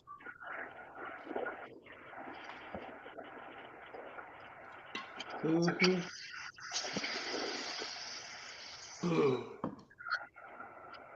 Oh shit! I never even made that connection, Ian. Standing on a bucket when they hang you, hence the term "kick the bucket." I fucking never got that. All right. Well, now I know where it comes from. Makes sense. I didn't know that either. I like to know the derivation of idioms. That's kind of cool.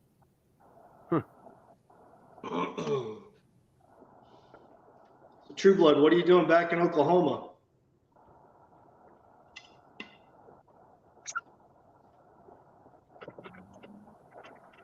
Are you going for your next load?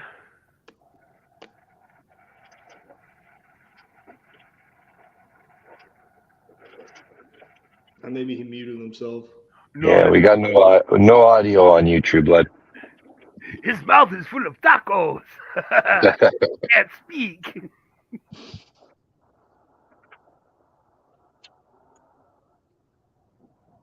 Did anybody catch that short that Stone Reaper? I don't know if he posted it this morning or if it was sometime last. I don't know. I didn't see it till I got up this morning, but it was basically this woman saying on a TikTok or whatever, like telling women, like, if you want to get full divorce benefits, child support, alimony, and I don't know what state she was referring to, but you have to be married, legally married to the same person for 10 full consecutive years. So I mean, they're not even trying to hide how evil and devious they are now.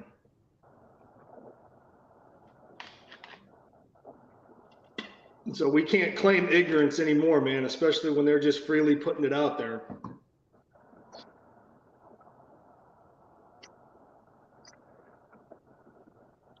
Yeah, it's not even like they're being. It's literally become a fucking business model for these modern women, dude. It's literally a strategy to gain, financially for them now. It's not even like they're hiding it. Yeah. No, and if they put, if they even put just a little bit, of time and effort into trying to be, good wives and good mothers versus, planning their exit strategy 10 years down the road,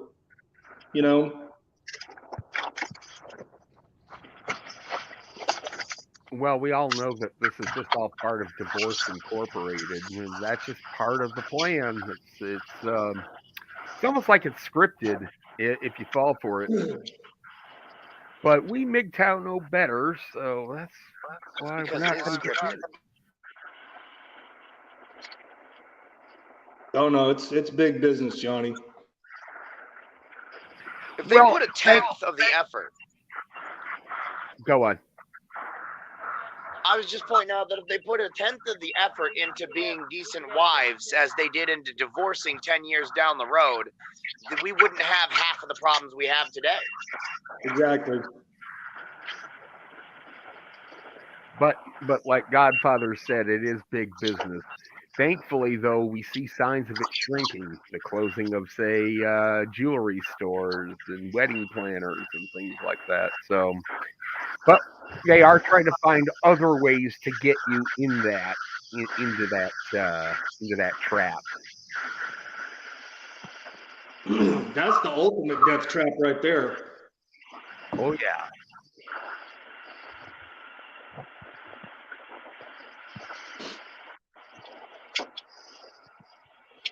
What they'll do is they'll lower the length of time required to collect benefit. It'll be live together for a year and you get that lifetime alimony.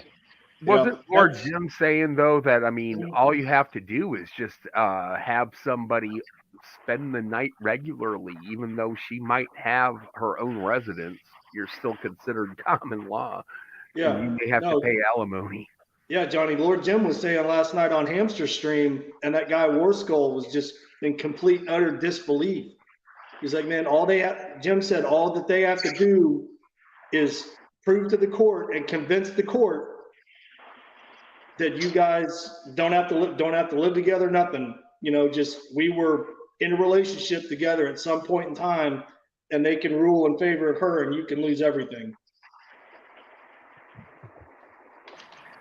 So that's how they're trying to canoodle their way around the lowering marriage rates, because they still have to keep that business going somehow. Yeah. And how hard is it to prove or convince to a judge or a jury, especially in the gynocentric, feminized, Western court system? Mm-hmm. Dude, guy don't stand a chance. Yeah, exactly.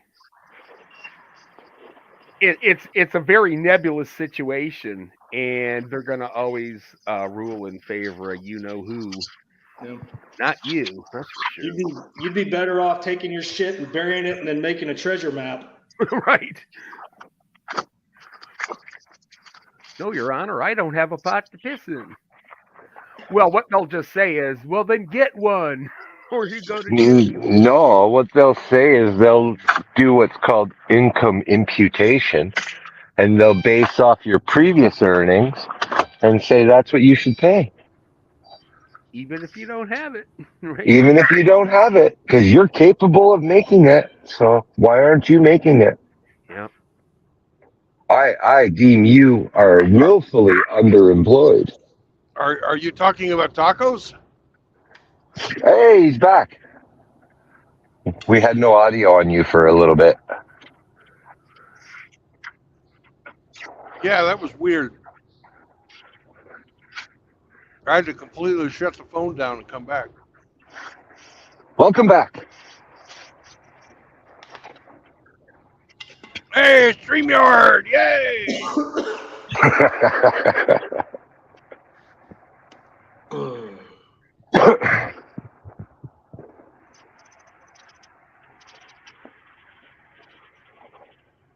Yep, you can't even choose. Say you want a lower quality of life. Like you have a high pay and high stress job. You want to turn it all in. You just want to flip burgers at McDonald's. Well, you're not allowed.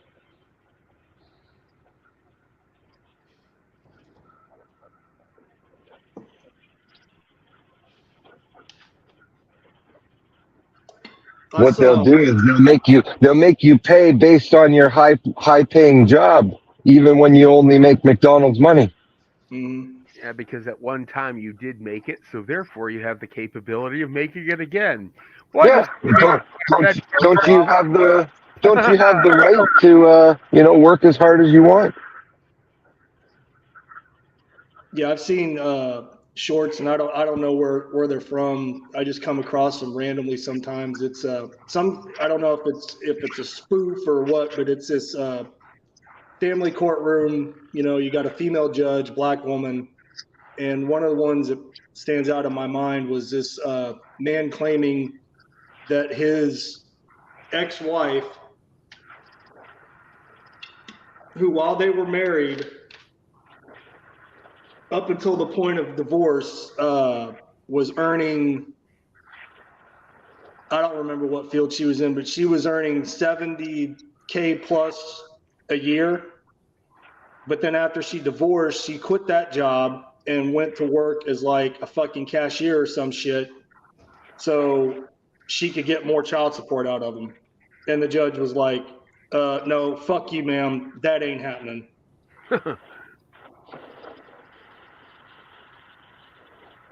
But no, she's like, oh, I'll just walk away from a 70K plus a year, job just to stick it to my ex-husband. Then go make $15 an hour as a cashier. Did you see the video? I can't remember who I seen it on, but you see the whose channel I seen it on, but you see the video where the dude was it was like, one of the street side videos where they got the mic and they're asking random couples questions, and he asked the dude how much was in his bank account, and the dude's like, oh, like 1,200, and he asked her, and she's like, oh, like 70K. Yeah, I remember that one. Yeah. Yeah, I saw that. Yeah. Yeah, but she still expected him to pay for everything because he's the boyfriend. Yeah, I think Frost posted that. Was it Frost? Yeah, I it was believe either so. Frost or Gone with John or Sai. Yeah, I figured it was somebody like that. But it's just fucking grotesque, man. Like, why are you doing that? For what? Yeah, real Because strong. they're fucking parasites. That's why I go monk, man. Precisely. Homeboy walked away from that chick in that video, and she was still standing there screaming into the microphone trying to justify her behavior. And old boy just threw up his hands and walked away from her. Good for him. I hope he stayed away after that too.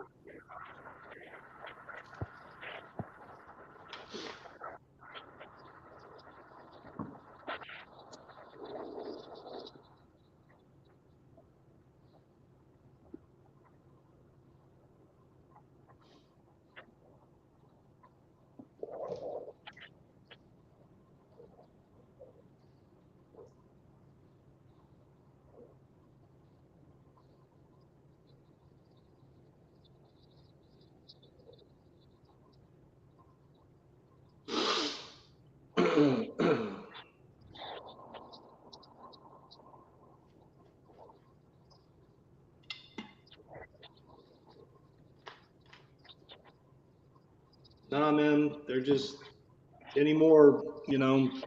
They got no problems telling and showing you exactly who and what they are. And you don't Because have to they've try been to trained use. to think that it's acceptable, normal behavior. Yeah. And you don't have to do anything other than just sit back and let them talk and show you, because you'll see everything that you ever needed to know.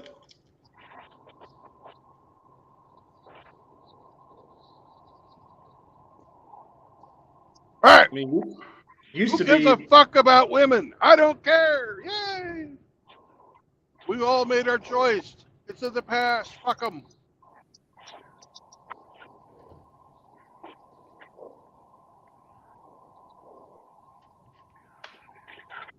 Welcome. What's up, Sudnard? Fuck all.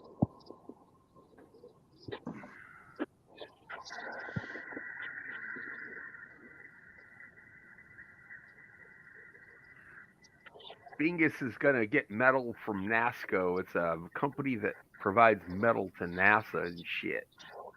All right. Gonna weld himself a rocket. Fuck yeah, he is. Yeah. I got banned off another media platform for telling the truth about shit. What one was that? This time it was Reddit. Oh, well, yeah, anybody can get banned off Reddit. I got banned off that. Well, Reddit's a cesspit, but I asserted that Texas has a right to secure its border, and that policing as we know it today did not come from the business of recapturing escaped slaves, because policing as we know it today didn't exist back then. So those things got me banned. And you were absolutely correct. The policing as we know it today came about in around the 1880s. Yeah, but if you point that out, we don't, they don't like it. They don't like history. That history Yeah. is sensitive to them. Except for the sheriff. I did add that.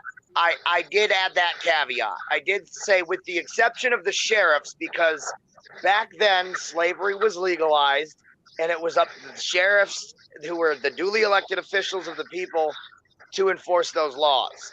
I did add that caveat, so you are correct, sir.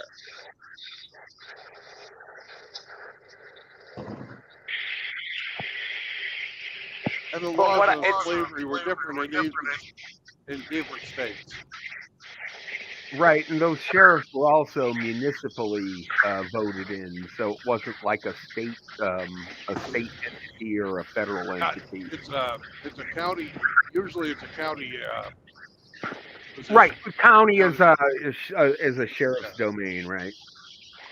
Well, here in my county, the sheriff is the sheriff based on, how many judges he's friends with. So is your county Nottingham? I'm just kidding. It is not, but it's funny you should say that. Someone who said they were from Nottingham County somewhere said that. That's I can't funny. remember if it was YouTube or what, but someone asked me that same fucking thing. He's like the world's most famous sheriff.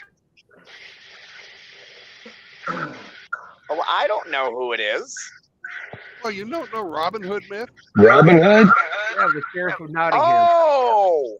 Yeah, he I was thought you bad said a news. literal. I thought you meant a literal Nottingham County somewhere. Someone said, "Are you in my county? I'm in a Nottingham County or something like that." No. Sheriff of Nottingham was the big bad guy in Robin Hood. Okay, you meant the fictional Nottingham from Robin Hood. Yeah. Nottingham is a real place. Yeah, I don't think it was fiction. Oh, it is a real place somewhere else. Okay. Yeah, in England. Actually, as of 2024, Nottingham is the most feminized county in England.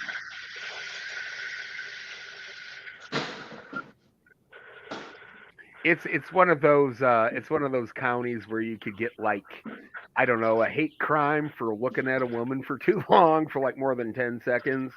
Stuff. Yeah. It's like really that high torque. High torque.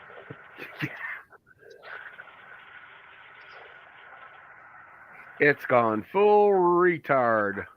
You never go full retard.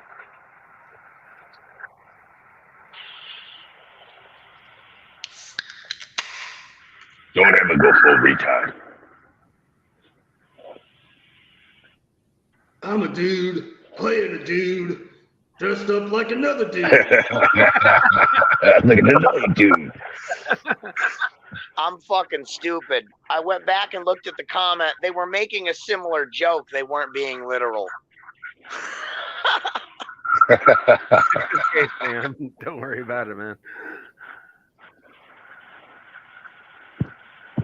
The funniest part for me in Tropic Thunder was that part where Robert Downey Jr. walks up and he's talking to the little trying to talk to the little kid who's the head of the friggin' drug triad or whatever, the heroin and he just keeps butchering it, and I don't know, it was just funny to me. Fucking hilarious movie. I'm a lead farmer, motherfucker. That movie was hysterical, man. I love that movie. You could never make it today, though. That's for sure. Oh, absolutely not. Try to make that movie today, the fucking world's gonna come unglued at you, bro. And you know what the screwed up thing is that movie's not even 20 years old. You know, that's how much has changed. It's how pussified we've gotten. The first time I saw it was, what, 2008, when I was in Iraq? It's probably about the time it came out, maybe 2006. Let's find out.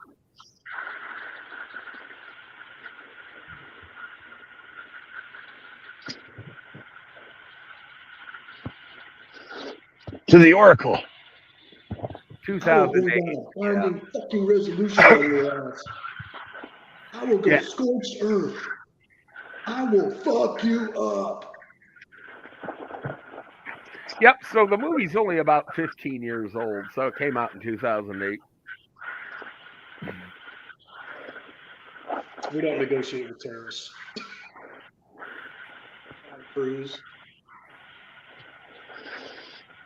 This is where it gets fun, Pecker.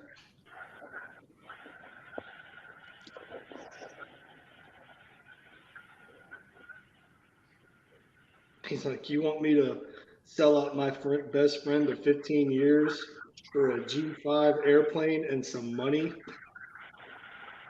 He's like, yes.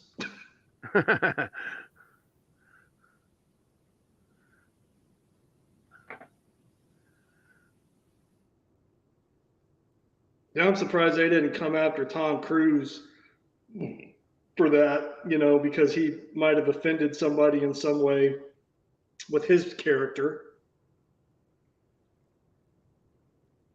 I saw an interview when he said they were approaching him about the movie. They had this character, and he said, I have two requests.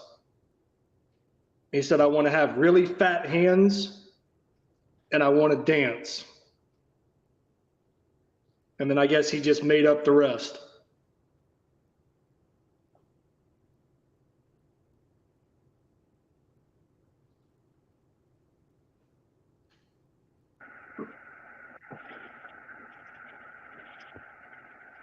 I've never seen Tropic Thunder. It's hilarious. You're missing out. You're missing out.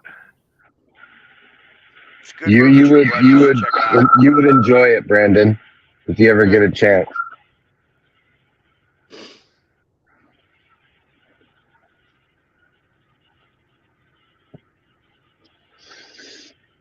Yeah, it's got. I just pretty much stopped watching TV and going to movies and stuff when it got super woke back in the 90s, and I was like, fuck it, I don't care. Yeah. I'm not going to fucking waste my money on this garbage. And then the only movies I watched, after that were like children's movies when my kids were little. It's the same for me, True Blood. I won't waste my money on this trash.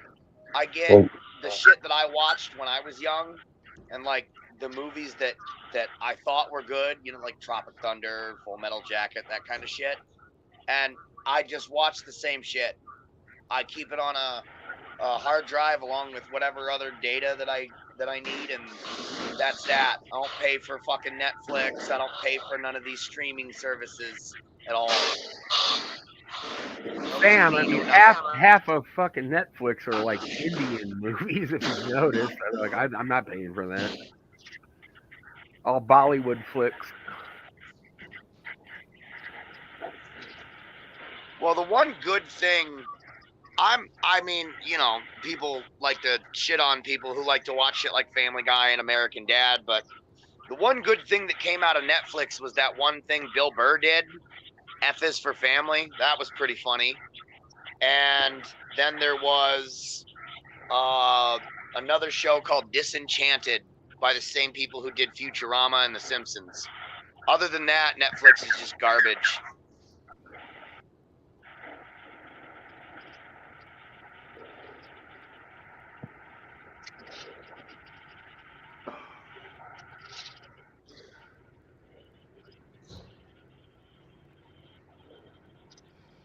But if it can be found on Pirates Bay, I'll get my hands on it. There's plenty of websites that have free streaming that you can find around on the clear web. I mean, it's they're out there. But I mean, the problem is all the new stuff coming out is such shit. There's nothing to watch anyway. Yeah, but the problem is when the internet goes down, you can't stream nothing. Nope, you can't. So I get to keep all my stuff. Yeah. If you burn them to a hard drive or to disk with a a disk reader, it's always a good thing to do. Well, I have a Steam account and shit. I had no problem paying for games and whatnot. Yeah, me too. But in recent years, it's just, you don't own the media you're forking over your dollars for. When the internet goes down, you got bigger things to worry about than watching movies. That's very true. For my whole life, I've heard people saying, "Oh, we're having a revolution. It's coming. The economy's going to collapse. It's coming." Well, it's been 50 fucking years, 56 years. Where the fuck is it? It's all in that debt. It's all in that debt clock, Brandon. That's where it all is.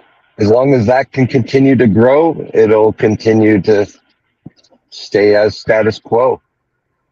But it's based on that debt that recurs it's not sustainable.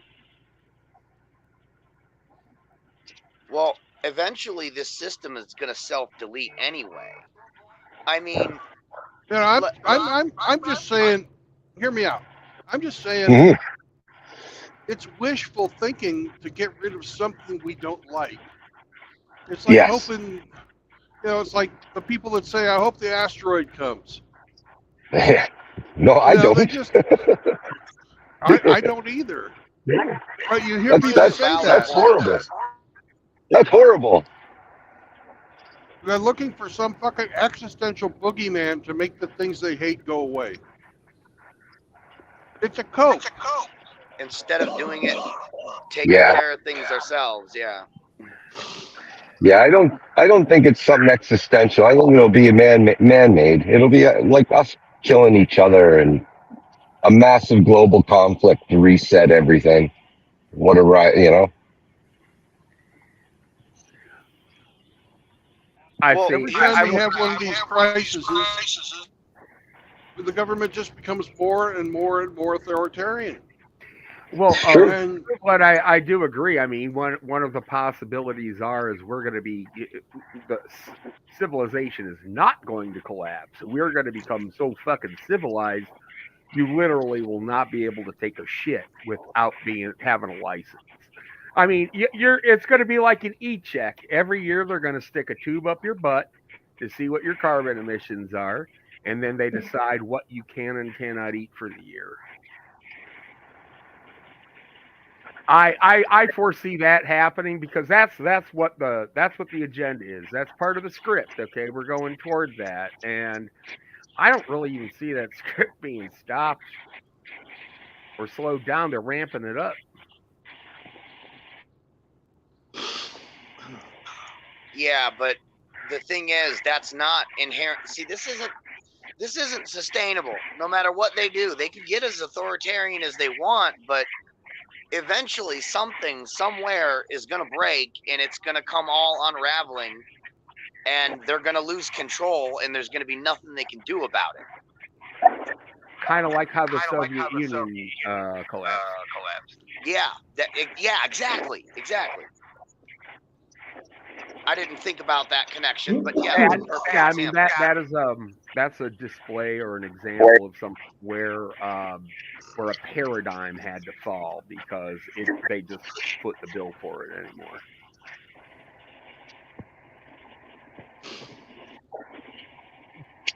Well, I mean, if you strip away everything and just look at it from an inflation standpoint, inflation alone is enough to cause an economical freaking catastrophe.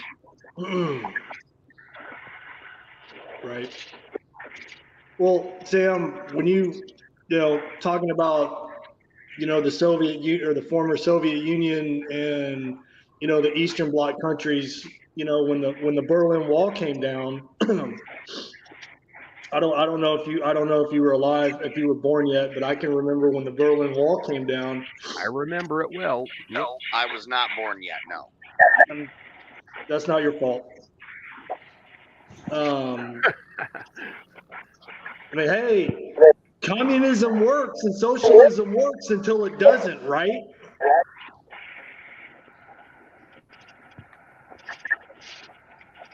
Well, everything works until it doesn't.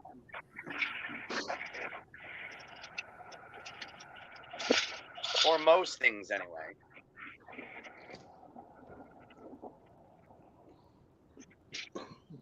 But no, on the east side of the wall, man, the communist socialist utopia, man, they couldn't even feed their own people. Loaf of bread costs $1 million fucking rubles.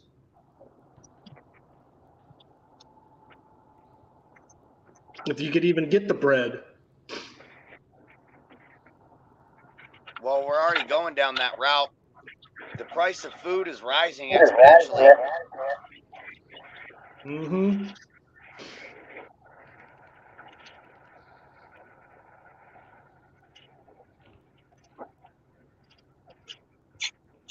I mean, up here in the People's Republic of New Yorkistan, the same amount of fucking cash gets you half the groceries that it did just last year. Yeah.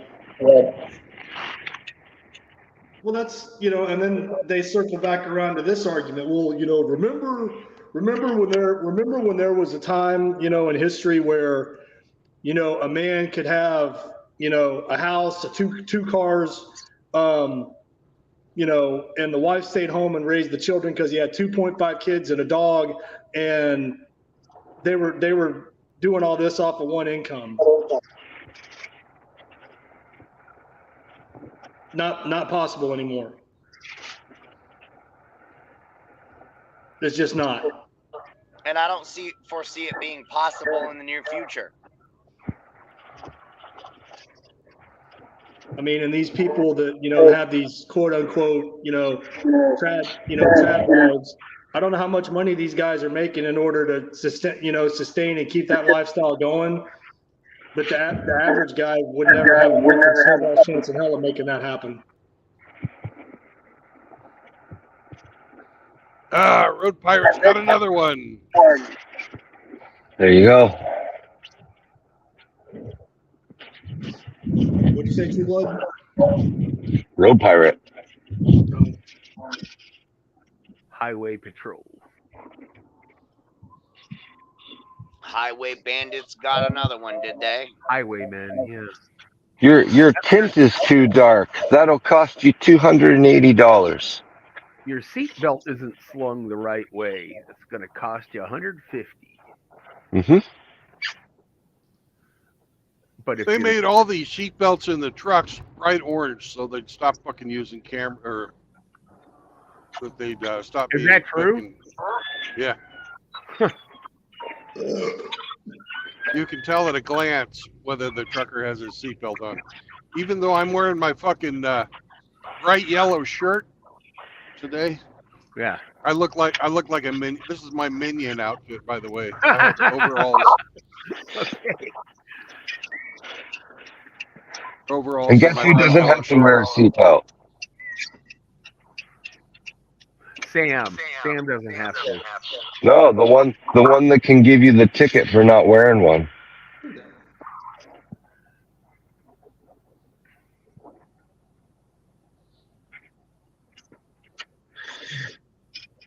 I've never had a problem with OHP personally, but I'm sure they can be dicks just like all the rest of them. Well, around here, the state boys are the worst. Out of all of them, the state boys are the absolute worst.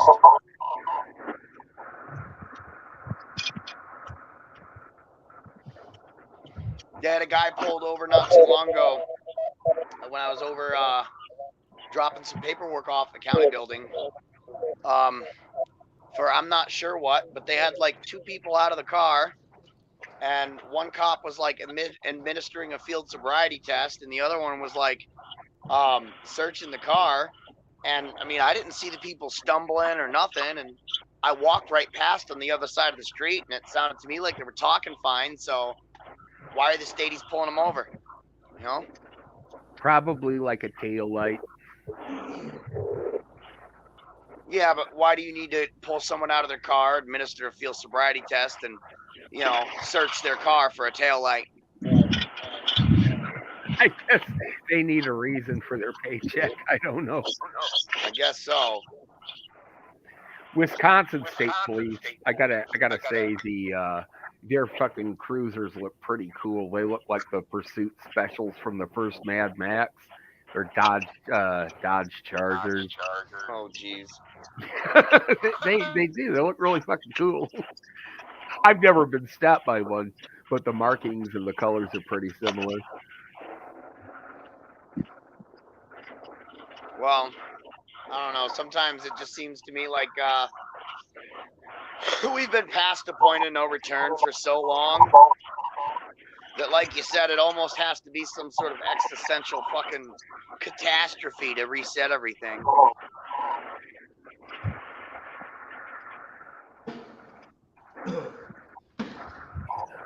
I don't like. Go on. No, I'm just saying I'd like to see the Jurassic Park scenario. I want to see them bring dinosaurs back and unleash them on the earth and just thin out the surplus population. That'd be fucking badass. It's like Death by Dude, I'm gonna be that crazy bastard who's gonna try to tame and ride a T-Rex. Nah, man, at least, unleash a pack of fucking velociraptors into a highly populated area and just sit back and watch what happens. Like Davos, that would be great. Klaus Schwab is like, no, please don't teach me. I'm not carbon friendly. Oh.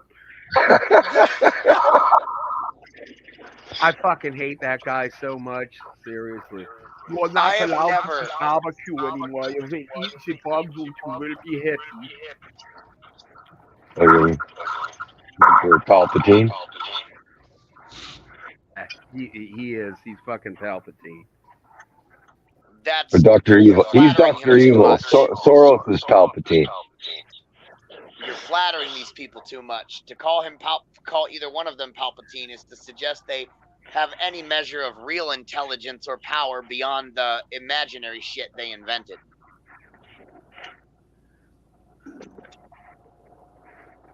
I get the analogy though, but here, it's funny because every single time I'm reading about this shit or listening to these people, it always goes back to someone in the comments saying this isn't legal, this is illegal or unconstitutional or whatever, right? And I just keep thinking of that fucking scene where Palpatine's talking to some other senator, and the one senator's like, "Is that legal?" And he's like, "I'll make it legal." Yeah. Dude, Oh, I thought that was another cop. It was just somebody. I am the Senate. It looked like an old Monte Carlo. Yeah. He goes, "Are you threatening me, Master Jedi?" He's like, "I am the Senate." And then he takes him out. Yeah. Well, if fucking Anakin hadn't been there, they would have won. But it was ultimately it was the Jedi's own hubris and arrogance that was their downfall. I think the only thing that played a bigger part in that was the whole no attachment thing, because that's ultimately what led Anakin to becoming Vader. Was his inability to do anything about, the problems he was facing due to his attachment to Padme. Well, and they didn't help him. They didn't help him through that either. Right. The people that were supposed to guide and mentor and protect him were just like, fuck it, don't think about it, just move on. Yeah. And not only that, but the way Mace Windu treated him with derision, distrust, and disdain certainly didn't help the situation any. And if you pay attention to episode 3, when Anakin figured out that Palpatine was the Sith Lord, who was the first master he went to? Right. Mace Windu. And that showed that there was good in Anakin because he wanted. Right, but he didn't think they were going to go there to kill him. He thought they were going to arrest him. Yeah. And then Palpatine had filled his head with bullshit about, being able to save his not dead wife yet. And he made a choice in that moment. Yep. And then well, I guess he could have came back from it, but he doubled down. Well, he didn't have to actually strike Mace Windu. He could have just stopped the lightsaber blow. I mean, he could have prevented Windu from killing him without actually harming Windu himself. He could have just been like, Perry, no, we're going to keep him alive and make him stand trial. Well, I mean, and I'm no Star Wars nerd, but I mean, this is an interesting topic of conversation. So I'll jump in here. No,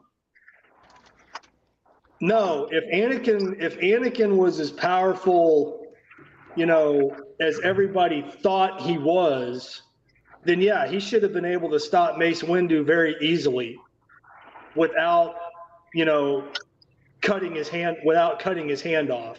He wouldn't even have had to use the lightsaber to stop him. He could have just used the Force. That's true too. Well, the problem is Anakin was as powerful as everyone said, but he never reached full potential because he never actually completed all of his training. He never reached the rank of master.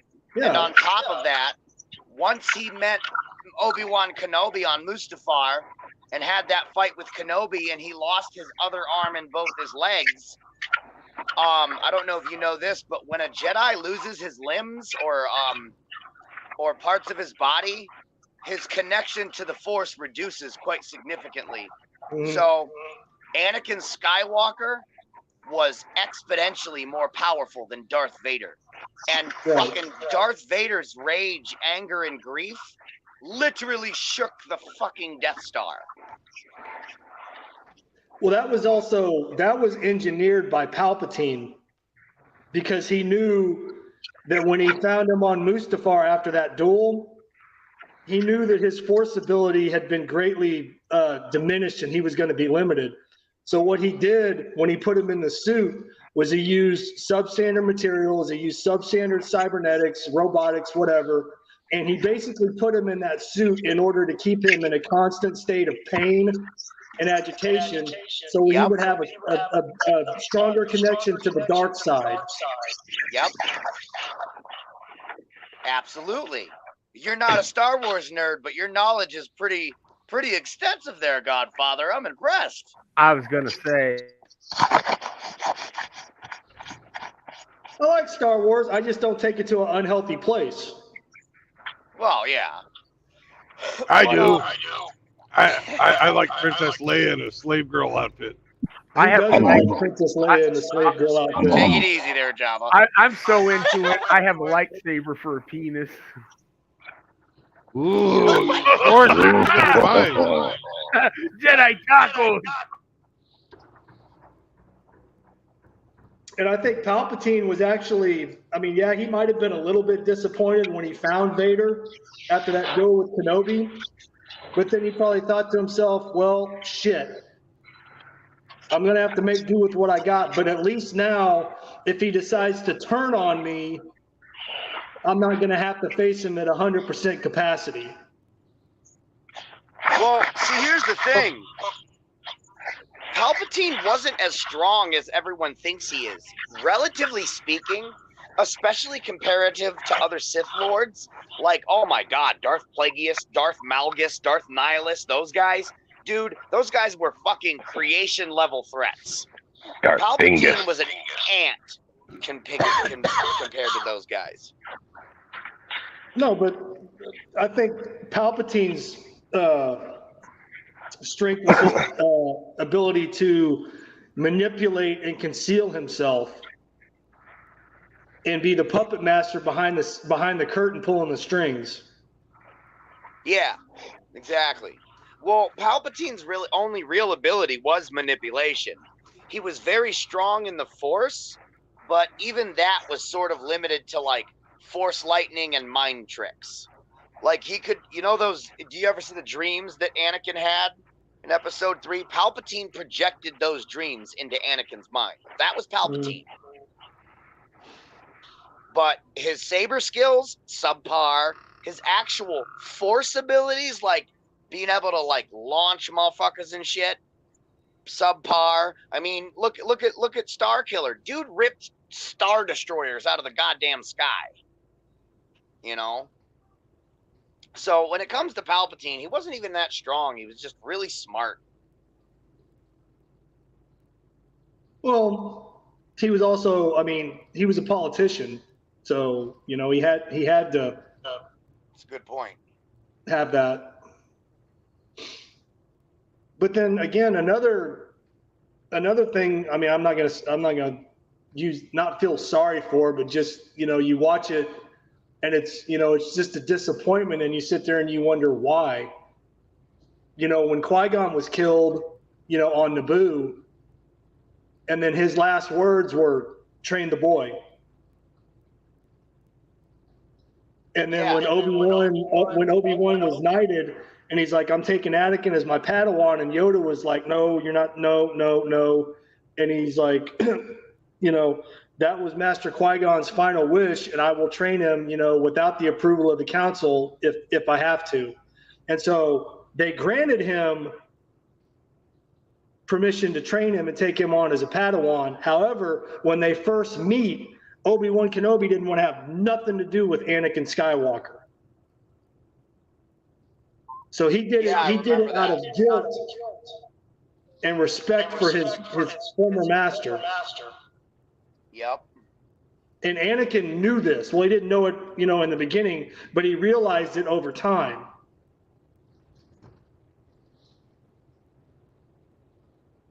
And you know, Count Dooku, I think, wasn't he Qui-Gon Jinn's master? Yes. So Darth Tyrannus. Yeah. So that goes to show. Did you know that Count Dooku wasn't actually technically a Sith per se?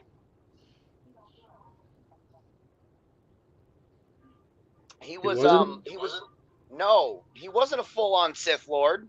Fuck no. But he was aware of who the actual Sith Lord was, which is why he turned.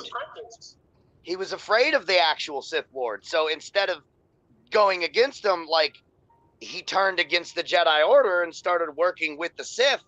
But there's a scene when they're on, I think it's Geonosis in episode 2, where there's a brief exchange between Obi-Wan Kenobi and Count Dooku that suggests Count Dooku was only doing what he was doing out of fear. He left the Jedi Order, and he was a gray Jedi for a little while. I don't know if this would be canon, but he was a gray Jedi for a while before he started working with Palpy. Wait, what was the name of the Sith in the first one? Maul. Maul, yeah, was Darth Maul. Maul a Sith Lord? I thought he was just kind of like an assassin. No, he was a Sith. I think he'd be on par with one of the Sith Inquisitors, which are basically just Sith assassins. But he was technically a Sith. He was a Sith Padawan. He was not yet a Sith Lord.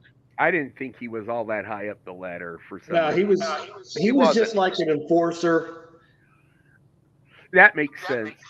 Well, he was, and he was only ever going to be a pawn, because what they don't tell you is that at the same time that Maul was a Sith Padawan, Count Dooku was also working for the Sith, which violates the rule of 2. Mm-hmm. That's what I was going to say. Yeah. It can only be well, 2. Palpatine knew by sending Darth Maul to face Kenobi and Qui-Gon, one of them was going to kill Darth Maul. He was never meant to be anything more than a disposable enforcer. Okay. Well, again, in the Phantom Menace, at the end, after the Battle of Naboo's over, and Darth Maul has been killed by Obi-Wan, and that's the first time a Jedi's defeated a Sith in like 1,000 years, which the Jedi didn't even know that the fucking Sith were still even a thing, because that's how fucking retarded they were, or being portrayed. That hubris I was talking about. When Palpatine, who's a senator at the time, meets little Anakin Skywalker, and he goes, Anakin Skywalker, something to the effect of, Anakin Skywalker, we will watch your career with great interest. So as soon as he met him, he knew. I remember that. I'm gonna groom this kid. I'm gonna, he's gonna be my apprentice. Yup. That's one of the things Palpatine was also exceptionally skilled at, was hunting down other Force users. Well, Palpatine was probably aware of Anakin Skywalker, because and I can't remember exactly how it equates in the lore, but I don't know if you've heard that, like, they said that Darth Plagueis, who was Palpatine's master, did some kind of Sith fucking voodoo witchy woo-woo shit to influence the midi-chlorians, and that's how Anakin Skywalker came to be. Well, they say, okay, so Anakin's mom, I can't remember her name. Shmi.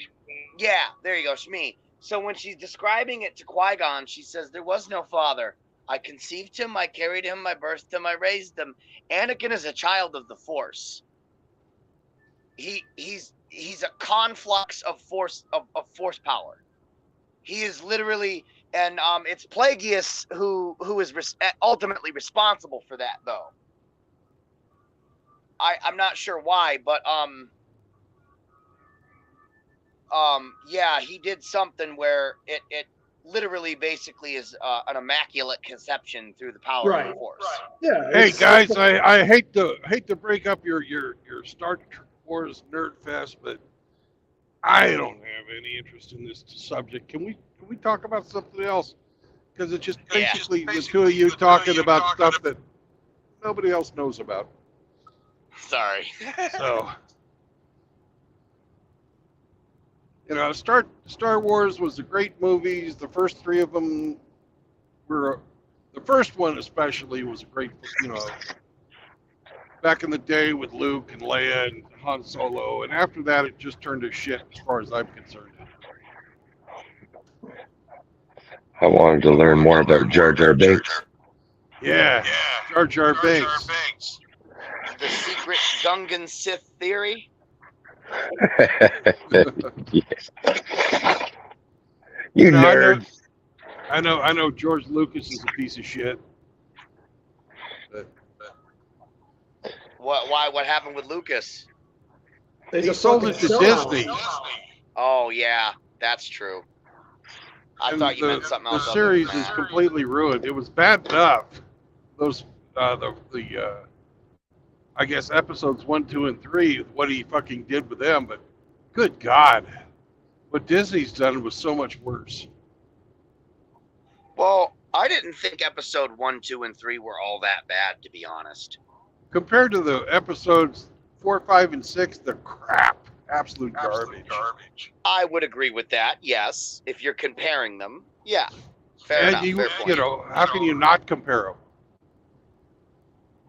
Well, I try not to do that too much because I just want to enjoy the media. But with what's been put out now, that's become impossible. Too much fucking cutesy bullshit. Personified in Jar Jar Binks. Yeah, the Ewoks were the fucking small taste of that, of things to come.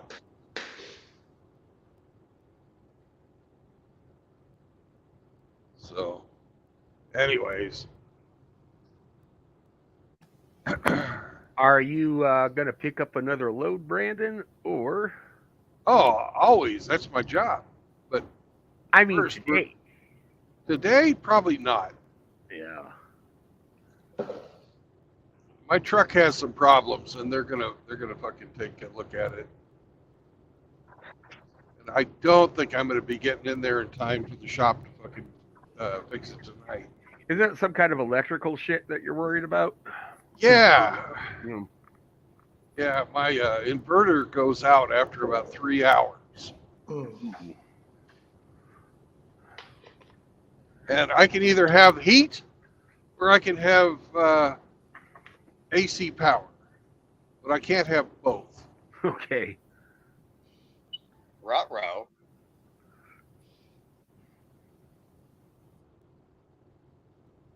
Holy And, shit, it's a fucking frog strangler down here where I'm at. Rain is just coming down in sheets. Up here right now, it's so foggy. You can't even use a headlight to see in front of you. Yeah, I'm in the fog too, but I don't think it's not as bad as you got it. Well, I don't know if it's like that today because I don't need a headlight in the daytime. But last night I went outside to get my dog to come in and, you know, to check out everything before I went to bed. And I put my freaking headlight on. And when I turned it on and I walked out there, the fog and moisture in the air was so fucking thick that my headlight turned it into a big ass white cloud in front of my face. I could literally extend my hand outwards and see my hand fucking disappear in front of me. It's crazy. Cool. Yeah. Not if you're driving, though. No, not if you're driving. That's like some Hammer horror movie shit right there. For sure. Bingus in the back I seat. like it. Yeah, man. Vegas has been trying to get in for a bit. Hey, Bingus! What's up, Bingus? I gotta wait for my shit to load. Y'all hear me? Yeah. Yeah, we can hear you. Loud and clear. Get to class, Bingus. Get to class, Hemi. Roger, Locke. More shit to learn. Well, you're done for today, aren't you, Bingus? Yeah, I got well, I still have a little bit of stuff to watch. Stuff like that my instructor want me to look at how certain machinery. Mm-hmm. So Bingus, you been on any more dates lately? Oh, hitting below the belt. Yeah, Yeah, he's going there already. Well, we got to talk about something. And fuck these bitches. I'm sorry, Brandon. All right. I'm sorry, Brandon. That's what I like to hear, buddy. That's right.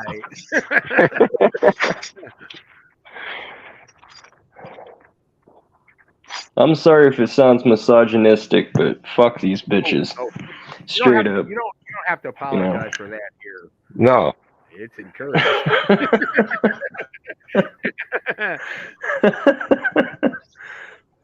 I'm just trying to get through this shit without chicks trying to fucking hug me and fucking, fucking rub up on me and whatever the fuck. Take your money. Hey, Bingus. Not saying this is the best course of action, but it's a course of action. Stop showering. I guarantee you after a while they'll stay away from you. It totally worked for me. Well, what I've been doing,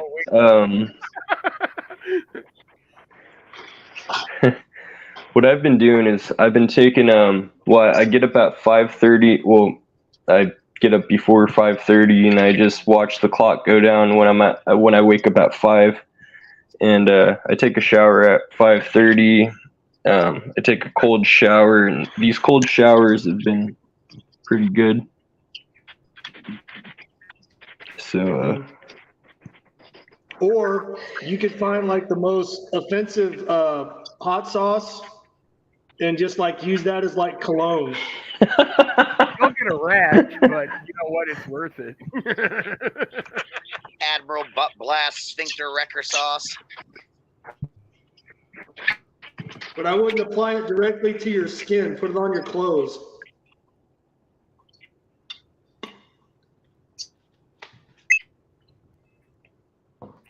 Rub it all over your screw. Stay away from you. yeah. So I'm really glad to have the instructor I have. He has certifications to he's certified to weld nukes and shit. He has like nuke certification, whatever it is. Stuff like that. He told me well, you can get about 22 certifications within about 3 weeks. And well, he went to college for this shit. But then he was in the Navy. But in the Navy. yeah, he did aerospace welding. So I'm glad that I have an instructor that fucking that does this shit. So because that's what I was looking for, because I just don't have like some instructor that just fucking welds shit. I have an instructor that has been welding for 40 years, and has done this shit. And I'm glad that I've, met him. Because, when I was going into it, I was like, fuck. I was like, how the fuck am I going to get into this aerospace engineering shit? How am I going to do all that? And then, he's there and he's done this. And I'm like, fuck yeah, I got the right instructor. So we had a one-on-one yesterday trying to figure out certain shit. Oh no. Yeah. Look, We want you. No, we don't. Want you. We want you as a new recruit. You know what? The only thing that was missing from the village people was the village idiot. He's like dancing out his thing and shit, and he's singing that dude. That's fucking awesome. Oh, guys, so I couldn't. Yeah, I couldn't go to NASCO this week on Thursday because it flooded so bad in San Diego. How bad So, did it flood? Vegas?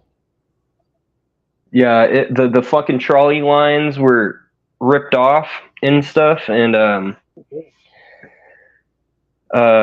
at NASCO, they were telling me when I was talking to NASCO, they told me that the mud is all messed up over, like you're gonna be stepping through mud and shit. And I haven't been over there yet to NASCO, but the mud is fucking it, and I'm like, fucking excuses. But yeah, we're gonna go there next week. Yeah. Spent a lot of time in the gas lamp quarter, not gonna lie. Sorry, Bingus. Oh, over here in San Diego? Yes. You're talking about the gas lamp? Yeah. Yeah. That's over by the 8 freeway over here, I think. I think that's what it is. Yeah. Yep, Yeah, fuck that. The gas lamp, what if you get on the freeway? Yeah. It's in between this, you know, it's like halfway through when you get to downtown. The gas lamp, when you get through there, if you get off on the gas lamp, it takes you through a fucking journey, guys. It's so fucked. Like it puts you through a loophole. it's like a illusion or some shit. Yeah, don't get off at the gas lamp because you'll have, if you don't know the gas lamp, you'll take like you'll start going towards like the fucking other part of the beaches. It's just something that like you have to experience. Yeah. Uh, existential. It's don't get off at the gas lamp, guys. It's fucked. Once you see that Hotel 8 shit or Motel 8, whatever the hell it is, don't get off. Just keep fucking going. Bingus, make sure that you don't get lost and show up to Nabisco instead of NASCO. Otherwise, you're going to be welding Nilla wafers. Well, NASCO, I was talking to someone from the fucking pentagram. Sorry, I mean, no,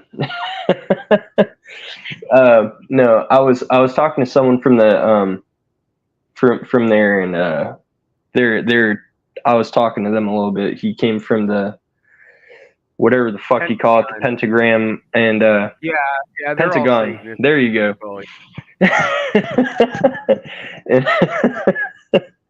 Same and difference. He doesn't know shit. Yeah, and he doesn't know shit. So I was talking to him a little bit, and he has no experience. Yeah. I don't. I mean, I know a little bit of shit. Oh, you just know a bit of shit. I know a couple of people that are a piece of crap. Well, the people I go to school with, they're like 19 and 18 and shit, and I'm like, fucking kids, you know, man, I feel like I'm old, but then I think about you. I fucking, you know, you know what I always say? I'm like, fucking Mexicans, man. You gotta fucking love them. And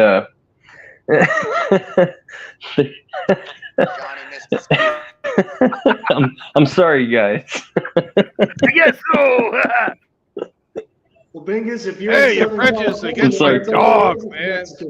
You don't like my dog? Fuck you.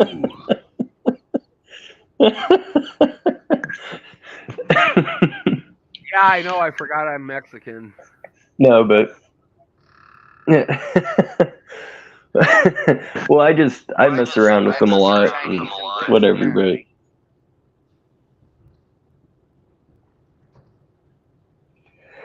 you know, they make these jokes, fucking Chinese, you know, and I'm like, I'm not even fucking Chinese.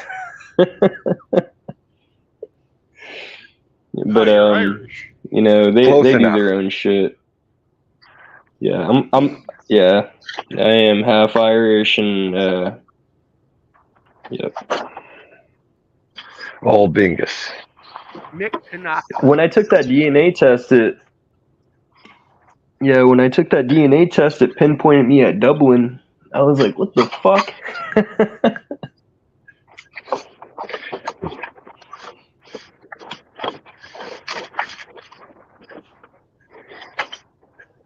Did you know that Bruce Springsteen's little sister starred in a bunch of horror movies? I did not know that.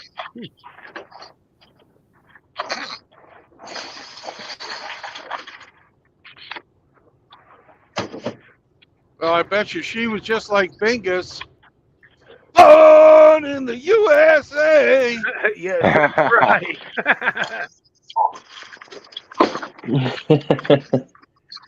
No, my dad just married a chick from, my mom. He married her in Japan. And then they officially got married in the USA. Okay, so your mom's Japanese and then your dad's Irish American? Or is your dad Japanese and your mom Irish? Yeah. Okay. No, mom's Japanese. No, my dad's yeah, my mom's, yeah. Yes, mom's Japanese, dad's Irish American. I thought we were never Yeah. gonna know. Yeah, It's when like pulling teeth, the man. divorce when the divorce happened, guys, I saw all this shit. My mom took his boat, took his fucking 3 houses of his, man, and then kicked me out the house, and she has all these houses and fucking all sorts of shit. And See, that's because it is screwed up as fuck. She Yeah, I can't. It's something that like can't even be explained. Ninja. She ninjas that is- shit from him. That is very believable, Bingus. She said I'm a fucking The part that we're- disgrace. I'm like, no. She said I'm a fucking disgrace. I'm like, what the fuck? And she knows how to speak English very fucking well. Yeah, I know. That She knows what the fuck she's doing. You're a good boy, Bingus. I know. Don't fucking listen to her. Yeah.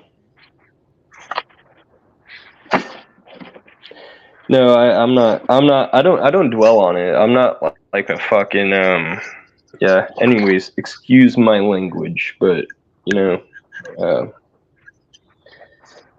I don't dwell on that shit at all. Like I really can care less about what what happened in the past, because yeah. But I see what my dad went through, and I'm like, damn. I learned it when I was 4 years old. I fucking realized this shit, I could see what was going on, and I could see like shit. My mom took fucking all these houses for my dad, and took his boat, took his fucking everything. My dad didn't give a fuck. My dad was like, take it all, fucking shit. My dad will even tell you that, like, take it all. I don't give a fuck. No, well, he didn't give a fuck about his but eventually he regretted it, I think.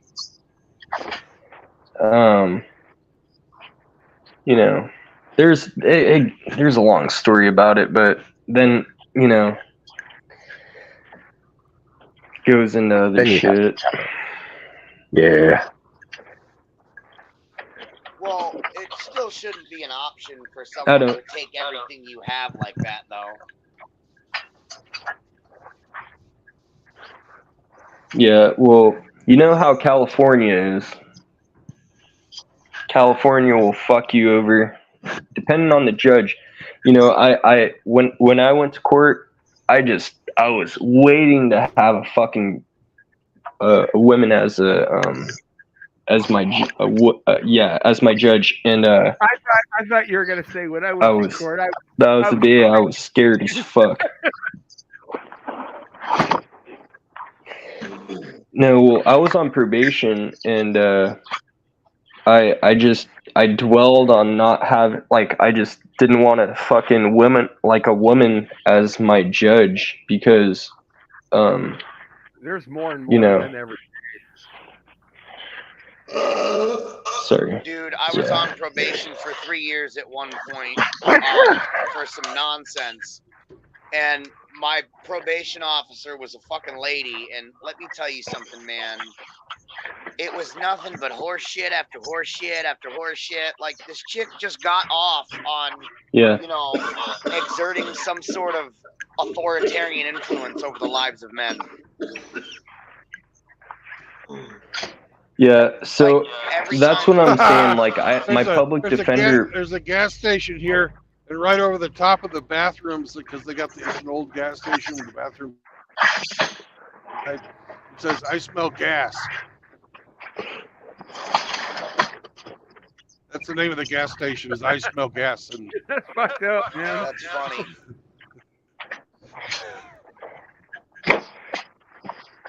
I'm trying to find swamp monsters on like the side of the road and shit. There's gonna be a chick just like pulling her thumb up. No, Genghis, we saw real living lot lizards the other day on a Brandon Street.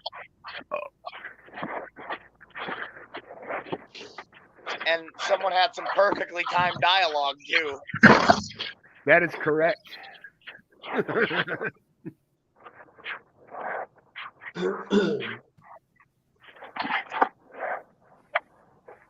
YouTube doesn't give a fuck about proper dialogue. No, she was walking off camera. I was like imitating her, so I was talking about. Oh, you're talking about okay. Yeah, the lot lizard. I saw that in real time. That was fucked up. But what town is this? This looks like Eufaula. Eufaula. Okay. I would ghost hunt in this fucking town. Looks like a ghost town. It does, except there's people there. You hog hunting that town. It's like, oh shit, dude. I'm like pulling. Fuck, dude. I've been sneezing out fucking black shit out of my nose, dude. This fucking welding shit. I'm fucking. Life of a welder. Welcome to welding. Yeah. Yeah. Life of a fucking dude, welder. I'm fucking grinding all fucking day, and it's just fucking black shit coming out of my face, and it's fucked up. Get used to it. Yeah, that happens. Yeah, fuck it. I'm about to wear like.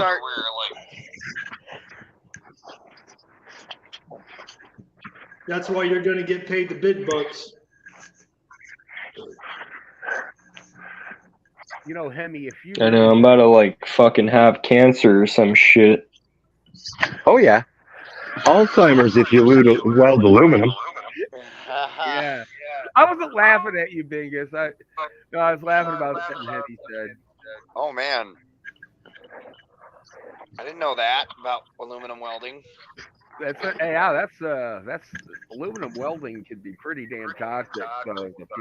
So Well, my Mossberg receiver is aluminum, and you know that required some extensive welding. You're gonna be okay. They're talking about like after day freaking exposure and stuff like things. Well, I mean, that's a lot of people say that flux. Now, so. Well, a lot of people say that flux core is easier than just arc welding, but I figure that arc welding is harder than flux core in my opinion. Like the hard wire is just like it's hard to fucking do for me. I mean like I can do it. Like I'm good at it. It's just harder for me than arc. Like I'm like for right now I'm using like these little fucking spaghetti noodles for arc welding. But the flux core is yeah. I don't know. What do you think, Hemi? Like what's easier for you? Like stick or fucking flux core? Like stick. You just lay the stick down, let it melt. Well, it's easy as shit. Yeah, I know. And well, most people can't get their line right. But like, I'm talking about like wire feed bass. Wire feed welding's yeah, easier than but like Have you done any brazing yet? yeah, Vegas? but dude, I have a harder time doing flux core than fucking, which is wire feed than MIG whatever the fuck. Because wire like that. Then Hey, frickin' well, Bingus, make sure that when you do start doing this professionally, Yeah. you get paid well. That way you don't give a flux. Yeah. Hey, Yeah, Brandon's turning into loves. You can get a Stromboli. I told Riggs I'm gonna weld his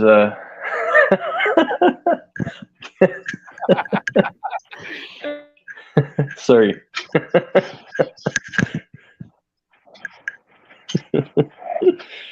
Yeah, I know.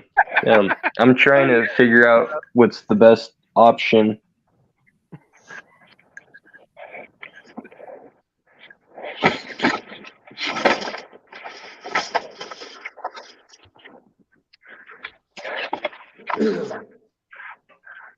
Riggs is a menace with his links.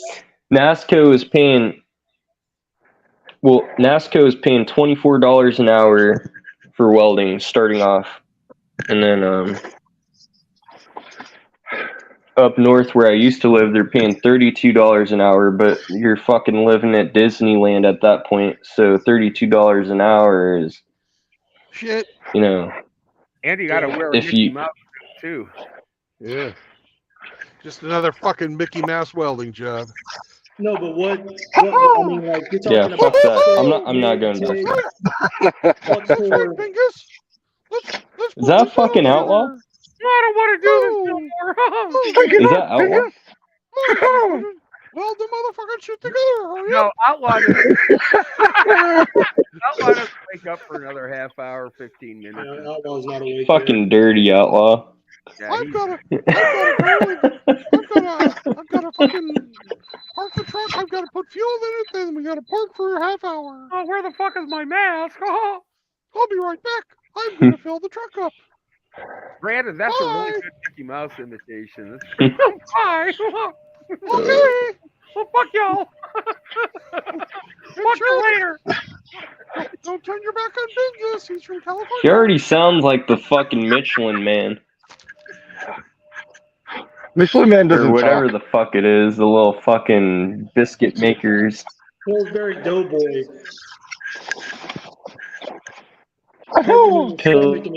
Pillsbury Doughboy, yeah, that's what it is. Fucking.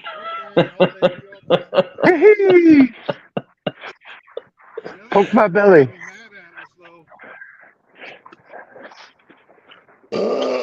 Excuse me.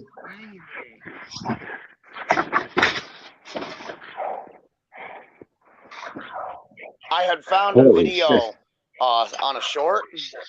It was a guy was basically torture testing a modern made AK rifle. And he like had it in like swamp and mud and shit.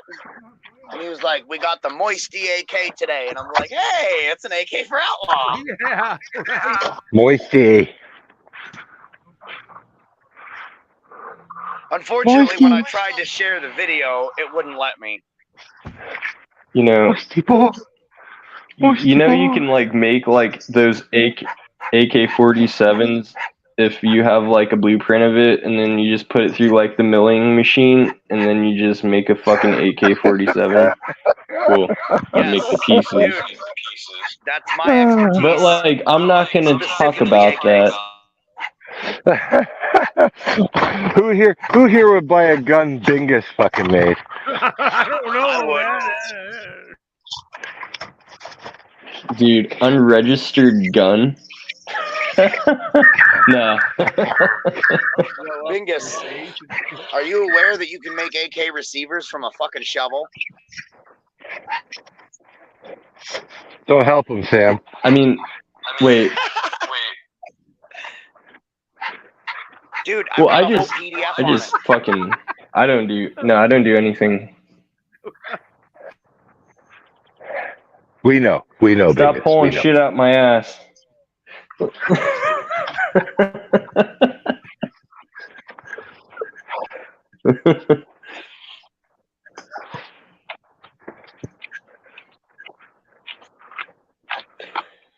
Yeah, there's a lot of shit with Shit. stuff. You know a little shit. I'd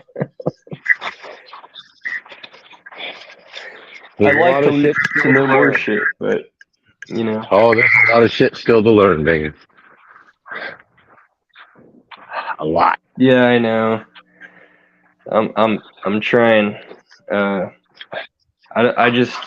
need to ask my instructor different shit because I ran out of shit to ask him. I feel like. So I need to ask him. Well, not really, because there's so much shit in the fucking goddamn shop. There's Everywhere. fucking plasma welding. There's Shit everywhere. It's all shit. all sorts of shit. All sorts of shit. I liked what he showed me the other day, though. There's like how to shape metal and stuff, and you know, What the fuck, Emmy? in a certain way. I'm gonna lose my penis.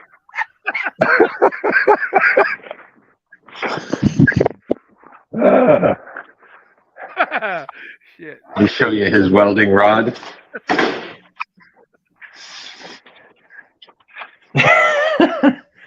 I'm laying down the rod, bro.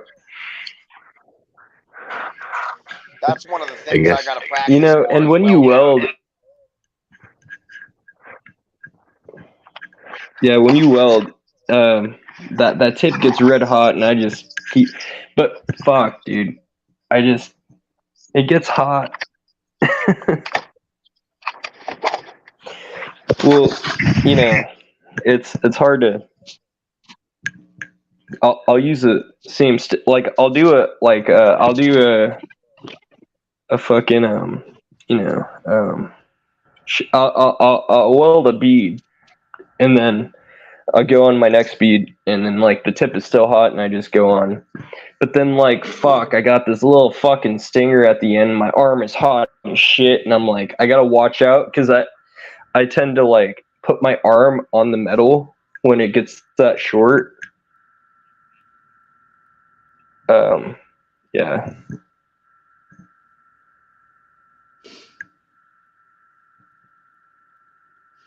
Oh shit, I think Brandon. Oh no, someone cut out. I'm sure your instructor can help you with some one-on-one personal instruction with that. Brandon's getting gas and Bro, my instructor is chill as fuck. John is live. I'm gonna head over there for a few minutes, guys. I'll catch you later. See you, Sam. Who? Sam? John with John. John with John on live right now.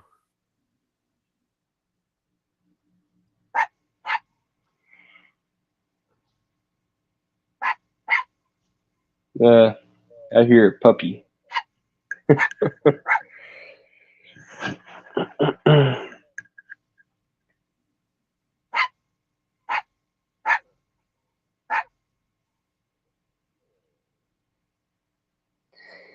Yeah, but the difference between certain metals like hardwire and stuff like that, man, hardwire with flux core, that shit is hot and it starts sparking everywhere, so you gotta dip it.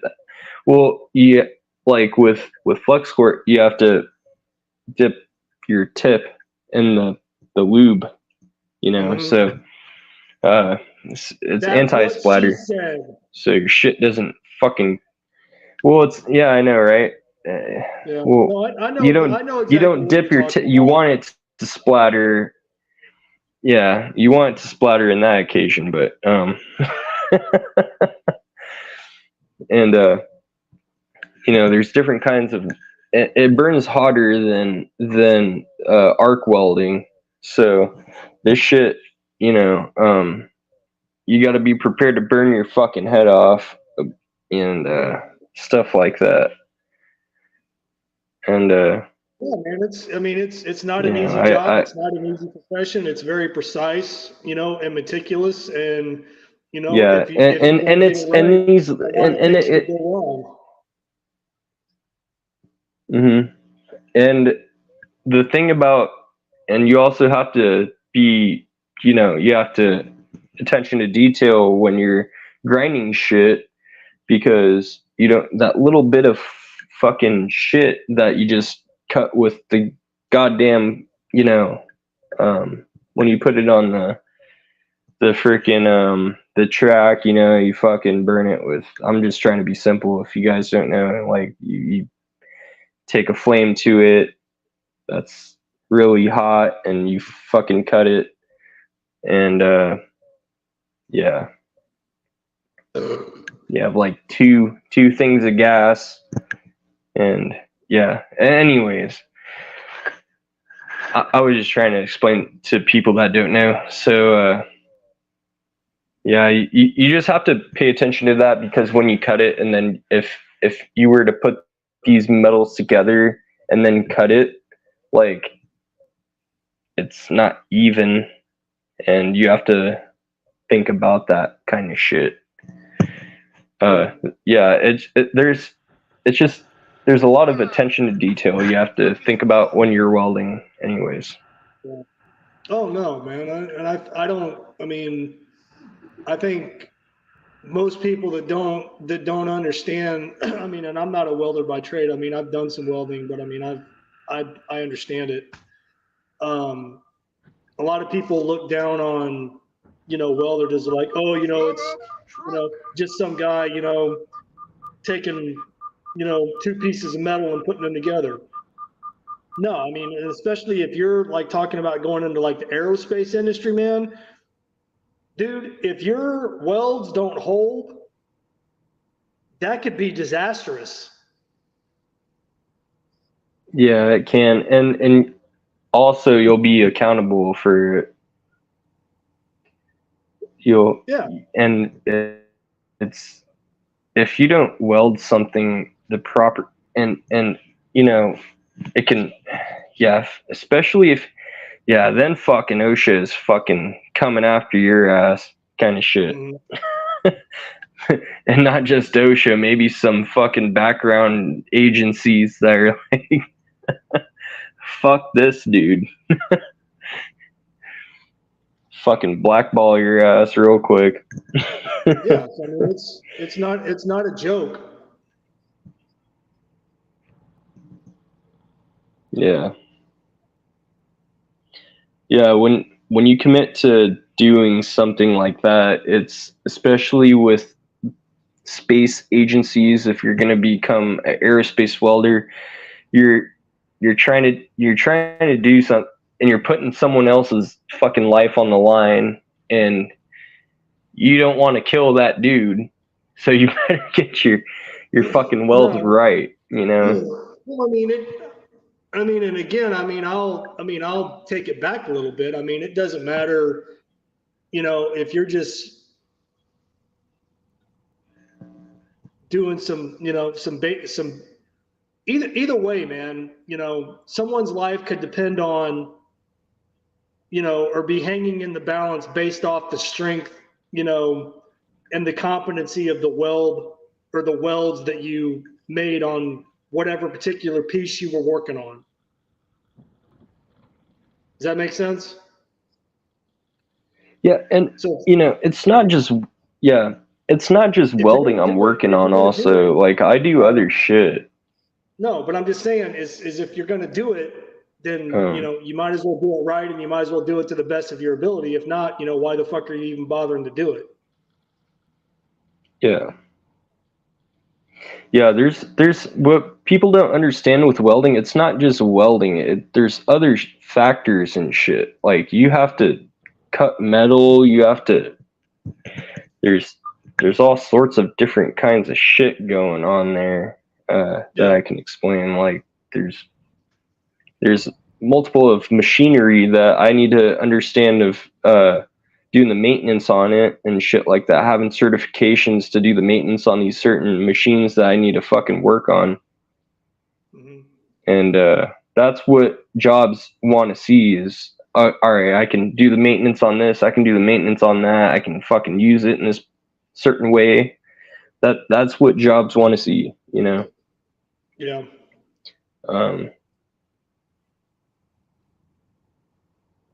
And that's what I'm learning right now. I'm still figuring it out. I don't know. I know a little bit about welding, but I'm still doing it. And what I like about it is I'm meeting new people and stuff, and it's great to do it.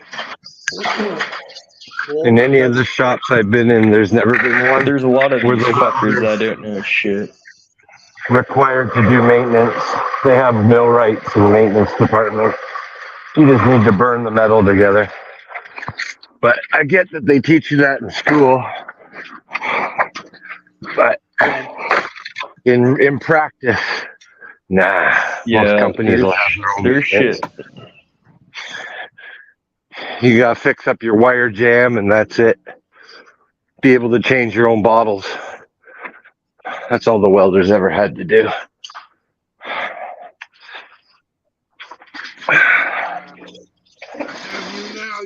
Yeah, I'm And then when you get an apprentice, doing what I you just try to do all do, that kind of stuff. thing.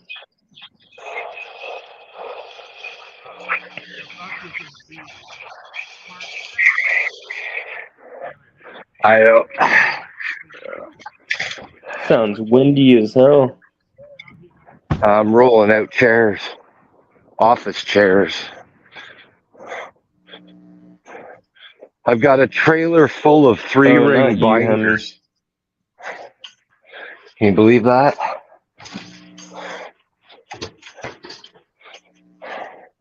So, hey guys. Oh wait, what'd you say? I've got a trailer full of three-ring binders.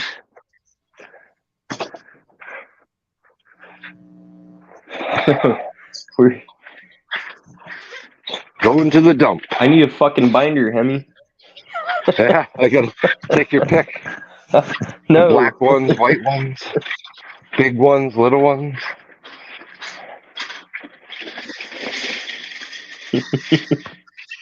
I'll give you a binder if you get back to class.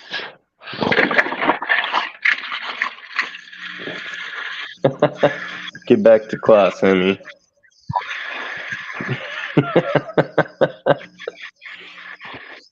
Dude, after not doing math for like 7 years, oh my god, it's a fucking horror. Not a horror, but a horror. It could be a horror too, but fuck.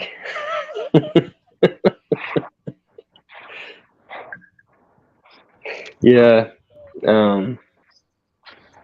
I haven't done math and so, but with welding it's just simple math. But I'm just, it's like I have to do math. Like 76 times kind 4? of shit. And fucking, it's a requirement. 76 Yeah, times 4? and I think it's bullshit that I have to fucking learn all this shit. Bingus, how much is 76 times 4?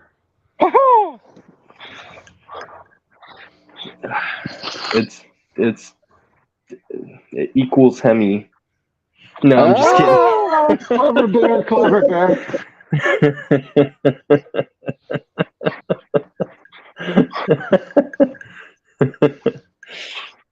Oh, he's got you there. Did I get the equation wrong or something? Yeah, we just wanted a number.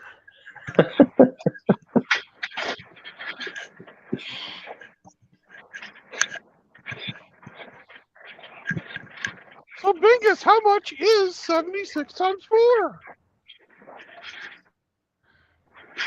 It's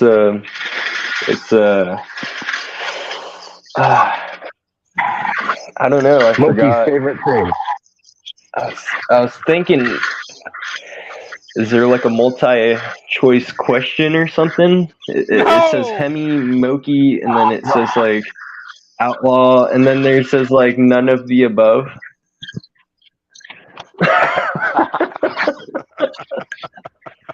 Holy fuck. Somebody doesn't know any math. I bet he has units. I'm gonna pick As a species, we're doomed. Ha We have to know math to be a good welder, but we don't know math. Oh. Don't worry, there'll be an engineer to do all the math. You just stick it together like Lego. All right, I'll be back in a bit. Sam has requested a roller dog. Oh, Why? He has not tacos finished. now, roller dog. He has not finished his taco meat yet.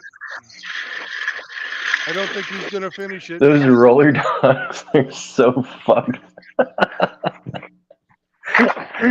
You get a fucking roller taquito. No, I don't fucking eat that shit. Fucking The dog thing. loves it. And I'm gonna go get some coffee. I need some coffee. Coffee. Coffee. I'll be right back. Bye bye. I'm gonna turn the camera around. This one time. You can watch Sam. You'll have As he Sam. eagerly awaits his roller dog. You'll have Sam cam. Sam Cam. All right. You guard the truck. If anybody comes in here, you bite them. Bite them right in the balls. Good boy. Bite him in the balls.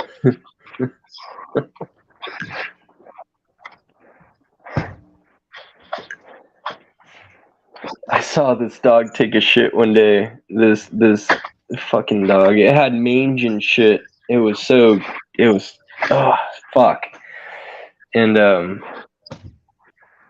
man, it was shitting one day, and it was looking at me, and it was just fucking lasagna. You know, it was just, oh man, I should have took a video. The thing was just, it was farting and shit. It was the funniest shit ever. Oh god.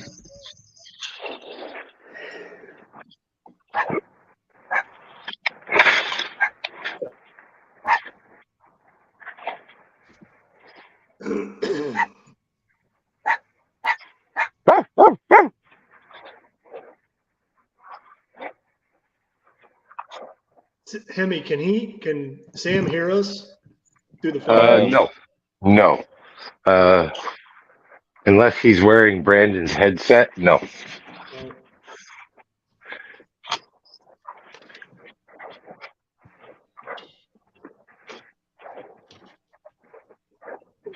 Hemi, I was so what is like the procedures of painting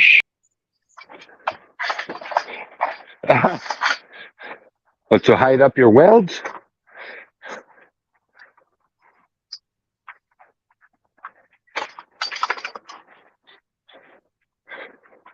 shit like that? You have to sand it off, and then you put that overlayer of coat.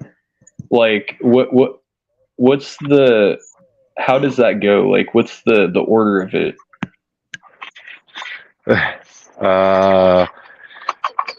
First, the metal has to, or you're talking metal? It depends what substrate you're painting, Bingus. Yeah. You're painting metal? Well, if you're about a fucking, so you have like just a straight up fucking, the whole, saying like the whole fucking Nova is just pure metal at this point, because you just then fucking pulled it down to the metal. Okay. So how would you do it? You have to, like, from there. First, it has to be coated with an etching primer. If you're going back to metal, like bare steel again, clean it all with thinner acetone to remove any grease or whatnot, and then use an etch primer for the best adhesion. Most guys will just put on some fucking any old type of primer. But yeah, etching primer, and then you do your body work on top of that primer. Don't do your body work on bare steel. Is it that gray shit that you spray on top? It can be whatever color that the manufacturer makes. The stuff that I used was like a mustard yellow. Mm-hmm. Yeah. But and then do you have to like do you have to sand that down after? Or? The etch primer, yeah, you'll sand it a bit. Like it'll show you where it spray- needs body work. Like what you'll do is the obvious parts where it needs body work are obvious, but it's the ones that aren't obvious. So on top of that primer, you use what's known as a guide coat. It's basically charcoal dust. You rub that charcoal dust all over it and then give it a light sanding. And anything that's still dark charcoal dust is a low spot, which will need to be filled up or hammered out or whatever. Damn. Yeah, man, it's like depends on what type of finish you want. Do you just want a car to enjoy it? And you don't have to do all that type of stuff, but you want to make it perfect. Well, that's what you'll need to do. Yeah. No, yeah. It is good advice, definitely. I didn't know about the charcoal part. Yeah, you rub it with a charcoal dust, and then when you lightly sand it, any low spots, the charcoal dust will remain. You know, it tells you where it needs to be brought up. Sometimes with just an application of high build primer, they have primers that build up. You know, can fill with the spray itself, depending on how deep the depression is. I don't know. You got a Nova you want to restore? Is that what you're saying? You said what? You got a Nova that you want to restore? No, I was just wondering how to do it because well, I had a truck, but I sold it, so body work sucks, man. You don't want to do that stuff. Yeah, I was using a sponge when I was uneducated, so I was painting with a fucking sponge. It actually came out pretty good, but what were you doing with the sponge? Painting it?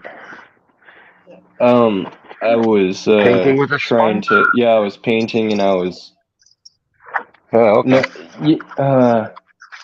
Well, listen, I was painting with the sponge. Painted cars before, so I'm not going to say much. And it came out pretty clean, actually. And then I wet sanded it. Well, I sanded it and then I wet sanded it, and it came out pretty nice. But yeah, you have to watch out for when it starts leaking down and shit the paint. That's the only thing. Watch out for runs. Yeah. Yeah.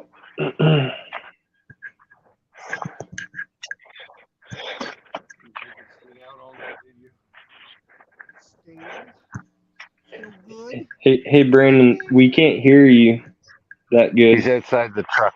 He's outside the truck still, man. Oh. He's taking Sammy out, I think.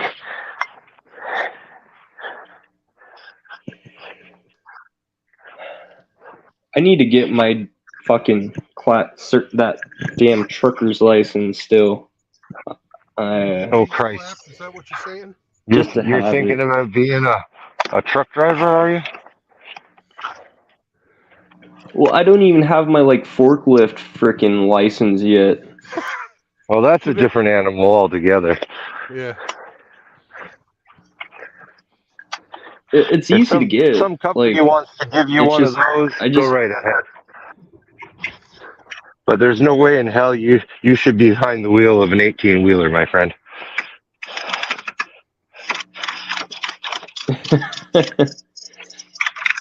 well, I still would get the, certification and stuff. I need Dingus. to get that. What? And Dingus. No, you don't. Dingus, stop. You're fucking in the nah, middle well, of your it's training. good to fucking have. Dingus, No, stop. it's not. You're in the middle of your training. Finish your fucking training.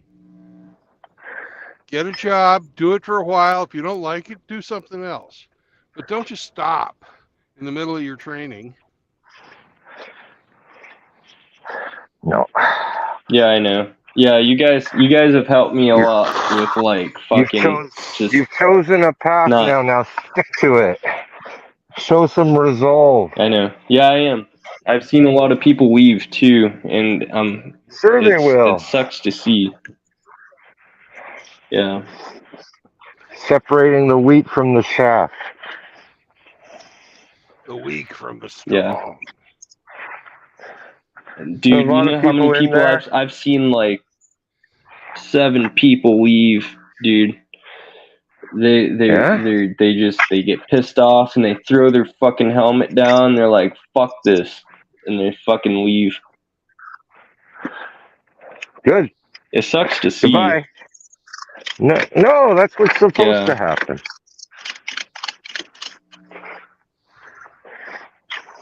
Yeah, it just and my instructor doesn't like seeing it either, and he's just like, "Fuck, dude, I fucking worked with you for fucking months." He's probably paid less when he loses students. No, he gets paid the same amount of money, he told me, but he just he spent his time to explain the low or the high turnout. The high. Yeah, fuck it. They don't want that problem. They want your money. Yeah. Give me your money. There's some big motherfuckers in welding though, dude. in aerospace. Like, dude, like these dudes are big as fuck. They're bigger than me. And I'm pretty big, yo. Like, they got bigger shoulders than I do, and I'm like, God damn. How the fuck? It's just genetics or some shit. I don't know. Like, I'm like humbled. These dudes are big as fuck. Like, if you it's not even from like picking up metal or anything like that. It's just genetics.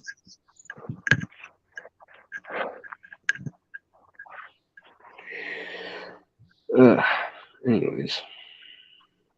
Alright.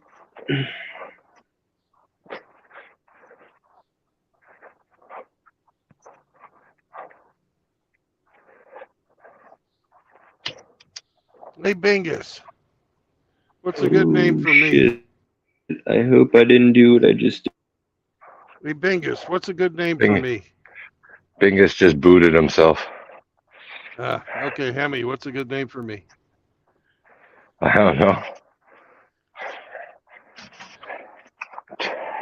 Taco addict.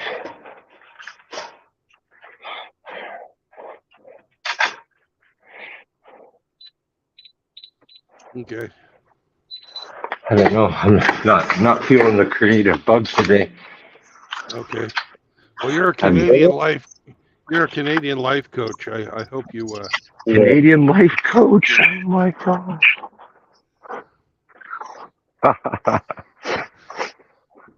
They're taking the license away from the other Canadian life coach, and all he wanted people to do was make their beds. Oh, Jordan.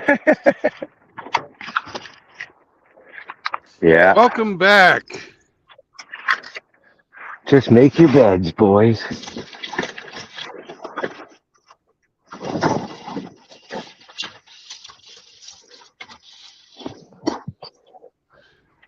All right, I think I'm All back. right. I Good think you are job, man. too. You did it.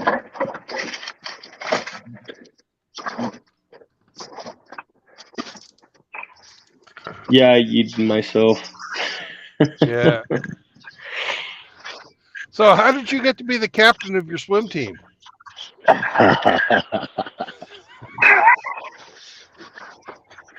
Well, fuck, shit happens.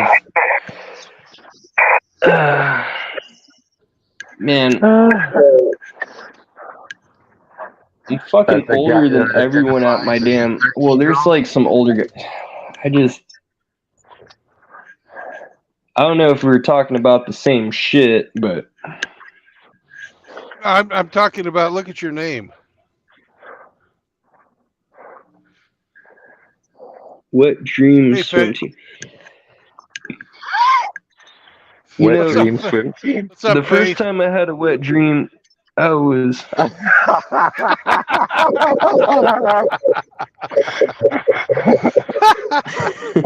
Jesus, finger. No one asked. First time.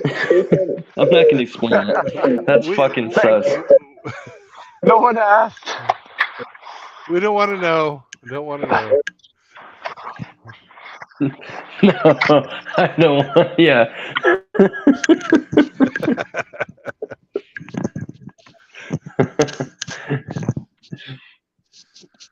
I got 10 more minutes of government enforced fucking non-production time.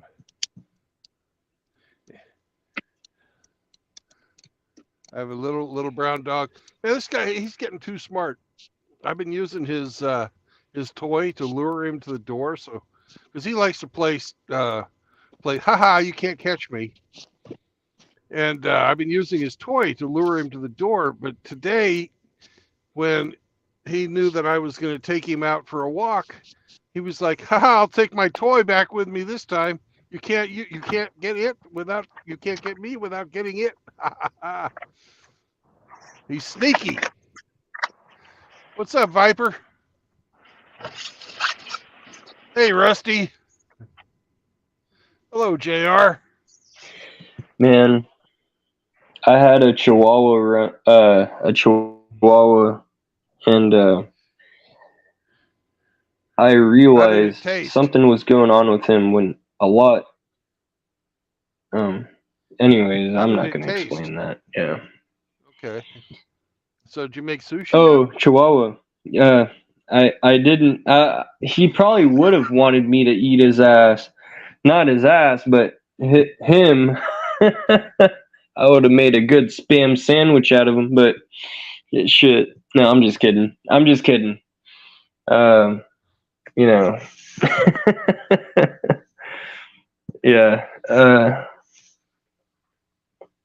Yeah. I don't know.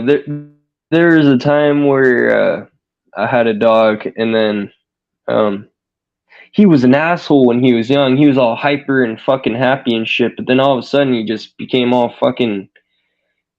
I don't know. He looked at me in a certain way, and I'm wondering what the fuck is going on. But he lived for like years after. But he looks sad, and I'm like looking at him like, what the fuck is going on? And he ended up having pancreatic shit going on, and that's how he died and shit like that. And yeah, he was sad because he was sick. I just wondered for years. Yeah, I was looking at him, and he was struggling with this for years. Yeah, animals are a blessing. I just didn't understand what the fuck was going on, and yeah. But he lived until he was fucking old. Yeah. How about you, Sam? More roller dogs, motherfucker. Yeah, but no more roller dog for you. You're getting fat. I know. Fuck. Oh, I thought you were Who talking you about fucking me. I was like,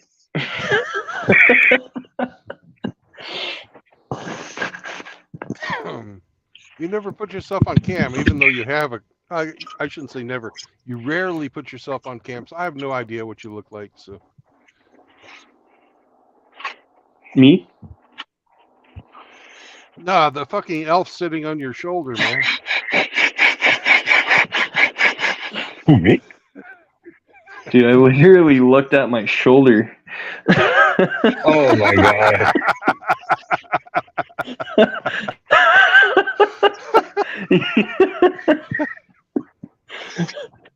Fucking. This guy wants to drive 60,000 fucking pounds down the highway. 80,000, but no. 80,000. Yeah, please, Bingus. No. Dude, I'm not even kidding. We know. Oh, fuck. The innocence of you. How old are you, Bingus? Yeah. 25, right? I just turned 20. No, I just turned 24 about. I still have another about 10 months to go until I turn 25. All right, so your birthday is in November. Got it. No, September. 9 months. Okay. 9 months. 9 months. Yeah. Yep. I can't believe it's already almost the end of January. I'm a 1900s. Yep. I'm a 1900s baby. Day? 1999. Where are we going for Valentine's This chick Day? gave me a fucking. I'll bring you to a fucking Korean barbecue, Hemi. Better not be Cheesecake Factory. I have standards. Fuck the Cheesecake Factory. We're going to fucking Kearney Mesa and we're gonna hang out with all the Asians and have a good fucking Korean barbecue. Some bulgogi. I love me some Korean barbecue. Sure. I like all kinds of food. That shit is good. You put that shit on that fucking little stove they have in the middle of the table. The big old heap of kimchi. Oh. Dude, they serve you like it's fucking Japan over there. What, you have Korean? You guys got to experience that shit. That didn't go too well last time they tried it. They started speaking Korean to me like I was Korean. I'm not Korean.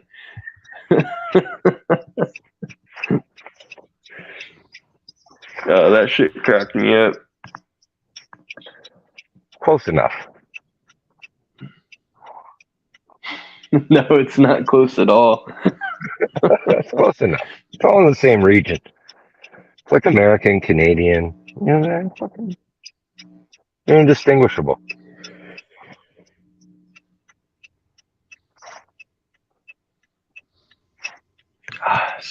Someone's knocking on my fucking door.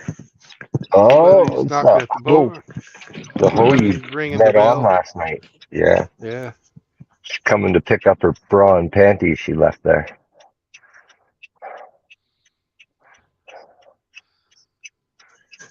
I want some more cunnilingus. You're the father. Oh, wasabi. Wasabi bingus. Dude, you should practice a little bit more restraint. Not doing any of that stuff.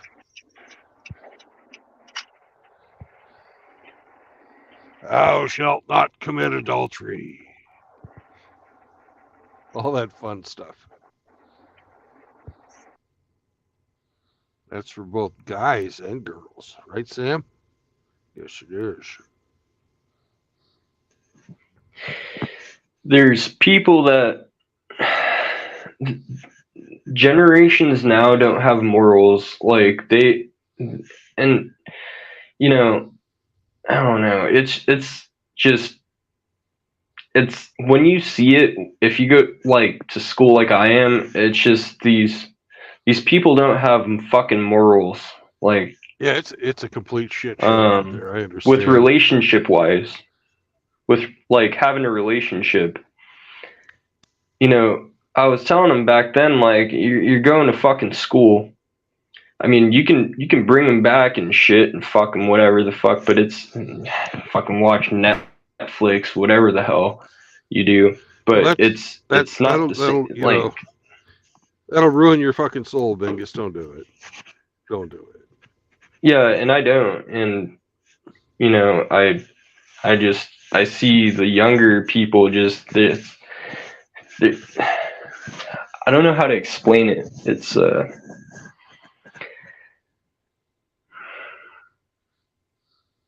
yeah, it's more of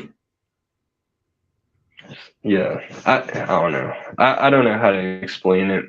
Honestly, I guess it's different for just relationships have no morals nowadays, and they don't value the relationship. No, they only value what they can get out of it. Yeah, and people see how girls see how good I'm doing at school and shit, and they fucking chase me and shit, literally, because I'm fucking getting straight A's. I'm getting whatever the fuck is done. They're fucking chasing me, you know, and I don't dig that shit. Like I could see what the fuck they're doing, you know. Like I'm getting shit accomplished, and they're like, oh, you know. But I don't dig that shit. I'd rather just, you know, I'd rather live a simple life and fucking do what I need to do. We have done our government forced non-productive time. Time to get going again. The dog has been dewatered. We'll do the tug test because I love doing the tug test. Back up. Go forward. Are you talking about checking for STDs or the Indian girl walks into? Whenever you stop at a truck, stop, it's always wise to do the tug test to make sure nobody's played a little joke on you, because there's some people out here that think it's funny to pull your fucking kingpin. Oh, I got you. Watch you drop a trailer. That ain't never gonna happen to me. Mm-hmm. There's this one time I was in a Salton Sea or Salton, yeah, I forgot what. Anyways, I put a fucking crowbar. I was trying to pull this truck out of the mud, so we got this it was like a Spider fucking Polaris looking ass fucking vehicle. Had like 400 and something horsepower. So I put a crowbar and I put the fucking I put the crowbar inside where the fucking trailer hitch is, right?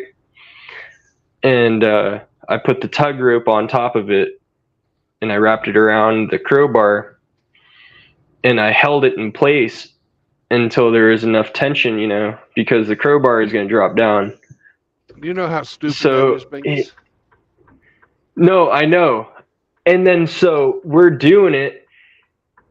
Well, this is when I'm like younger. So we put the tug rope on top of the crow. Well, I did, because this is my idea. Hey, hang on a second, Bingus. Bingus, are you ready to sing? Yeah. Okay. and a 1 and a 2 and a 1, 2, 3, 4. Moist, moist, moist, moist, moist, moist, Outlaw moist. moist, Moist, moist, moist, moist, moist, moist, Outlaw moist, moist, moist, moist, moist, moist, moist, sing, moist. bing, yes, sing, moist, And he moist, likes moist, moist, moist, moist, moist, moist, moist, moist, moist, moist, moist, moist, moist, moist, moist, moist, moist. moist. He likes green jolly big women. Oh my Moist. god. Morning, Outlaw. Hey, what's up, guys? Morning, Raw. What's up, man? It's just a beautiful day in paradise. Stayed up too long, man. You did. Yeah. Well, I hope you made a lot of money on OnlyFans. Oh shit.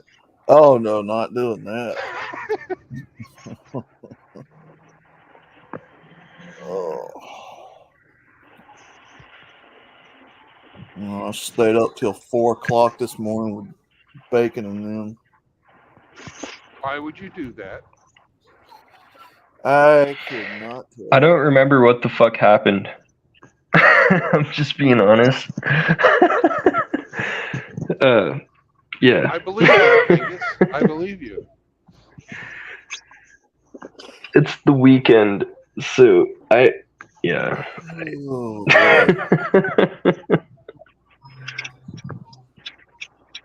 Oh, that shit, man.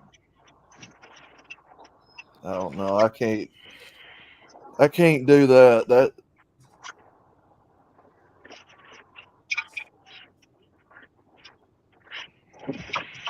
What's up, Brother Sonic?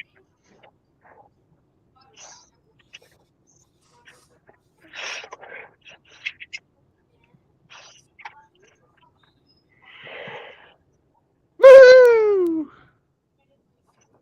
Got a full tank. Oil tanker. Nobody dropped a log in the fucking filling station today, so it was good.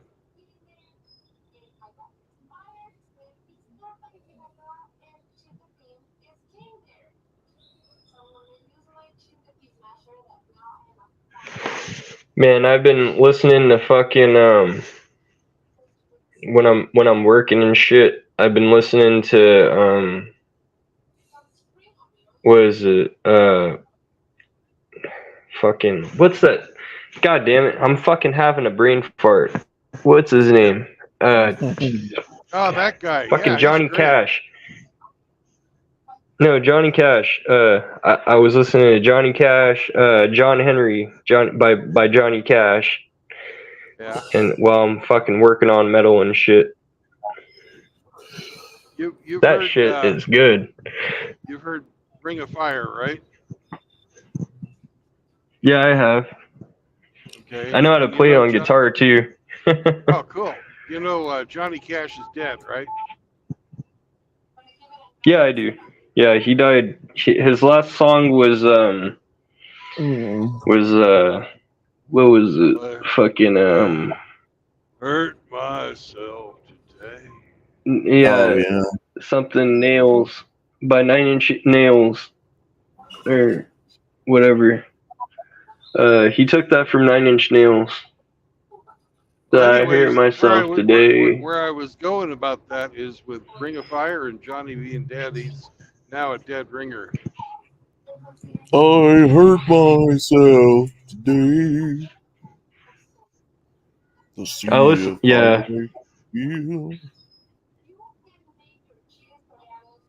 What's up, JR?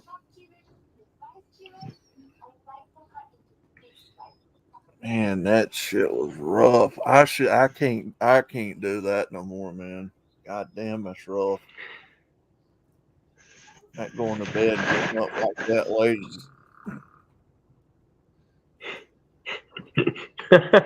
My roommates were like, dude, you fucking snore.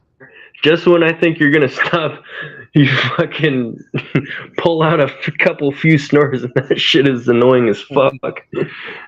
I'll be like, and then all of a sudden I'm like,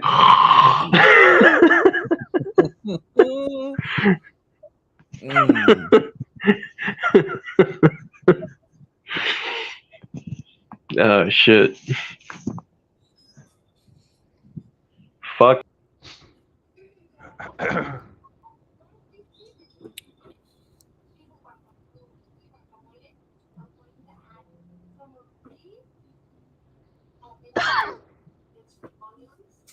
And it's worse when you got to get up and piss. How bad is it?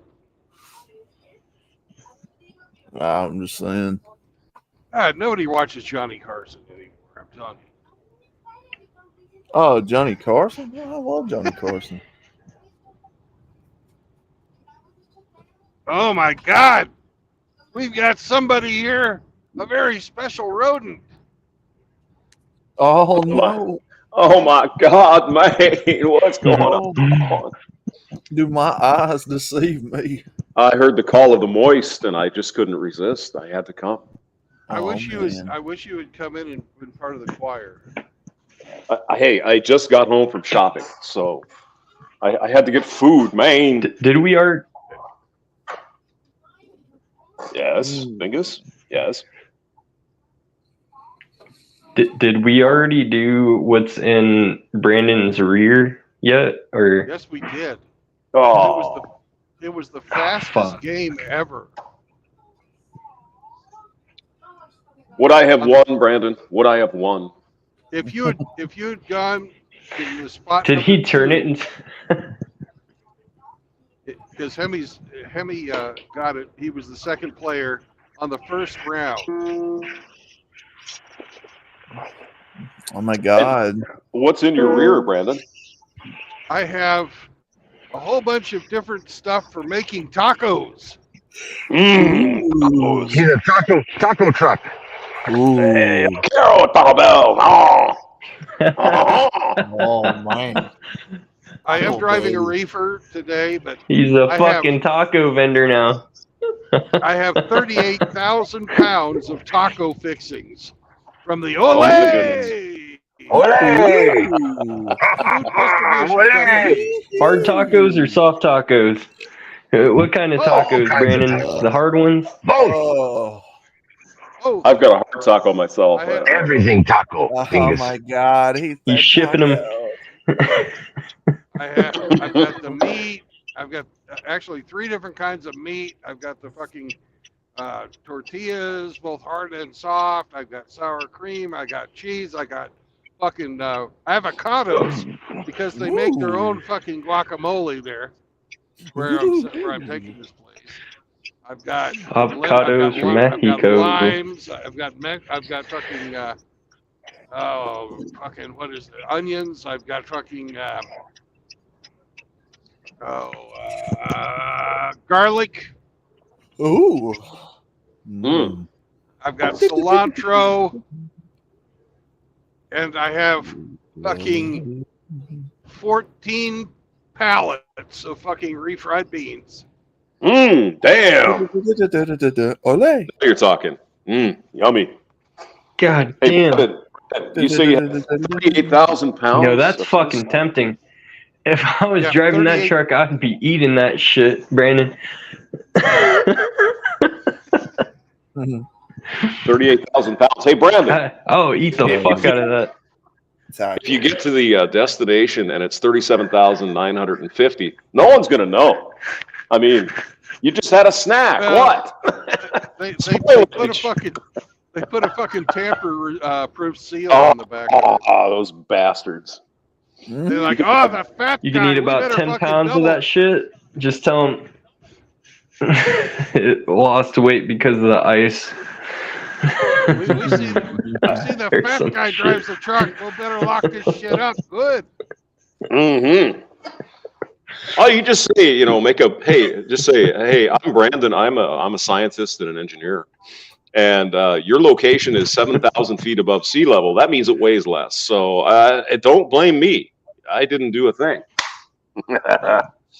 There are ways. There are ways.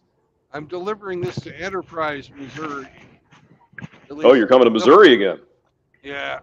They're probably going to have me drop the trailer in Joplin, though. Oh, okay. Because it doesn't deliver till Monday.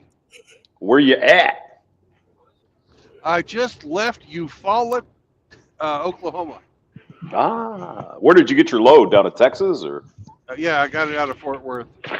Oh, cool. Well, good to hear you have something in your rear that you would really enjoy this time. Mm. Oh yeah, man. And did you see today's thumbnail? I think Outlaws. that's how Hemi got it. Hemi got it because it shows me having sex with a taco or humping a taco.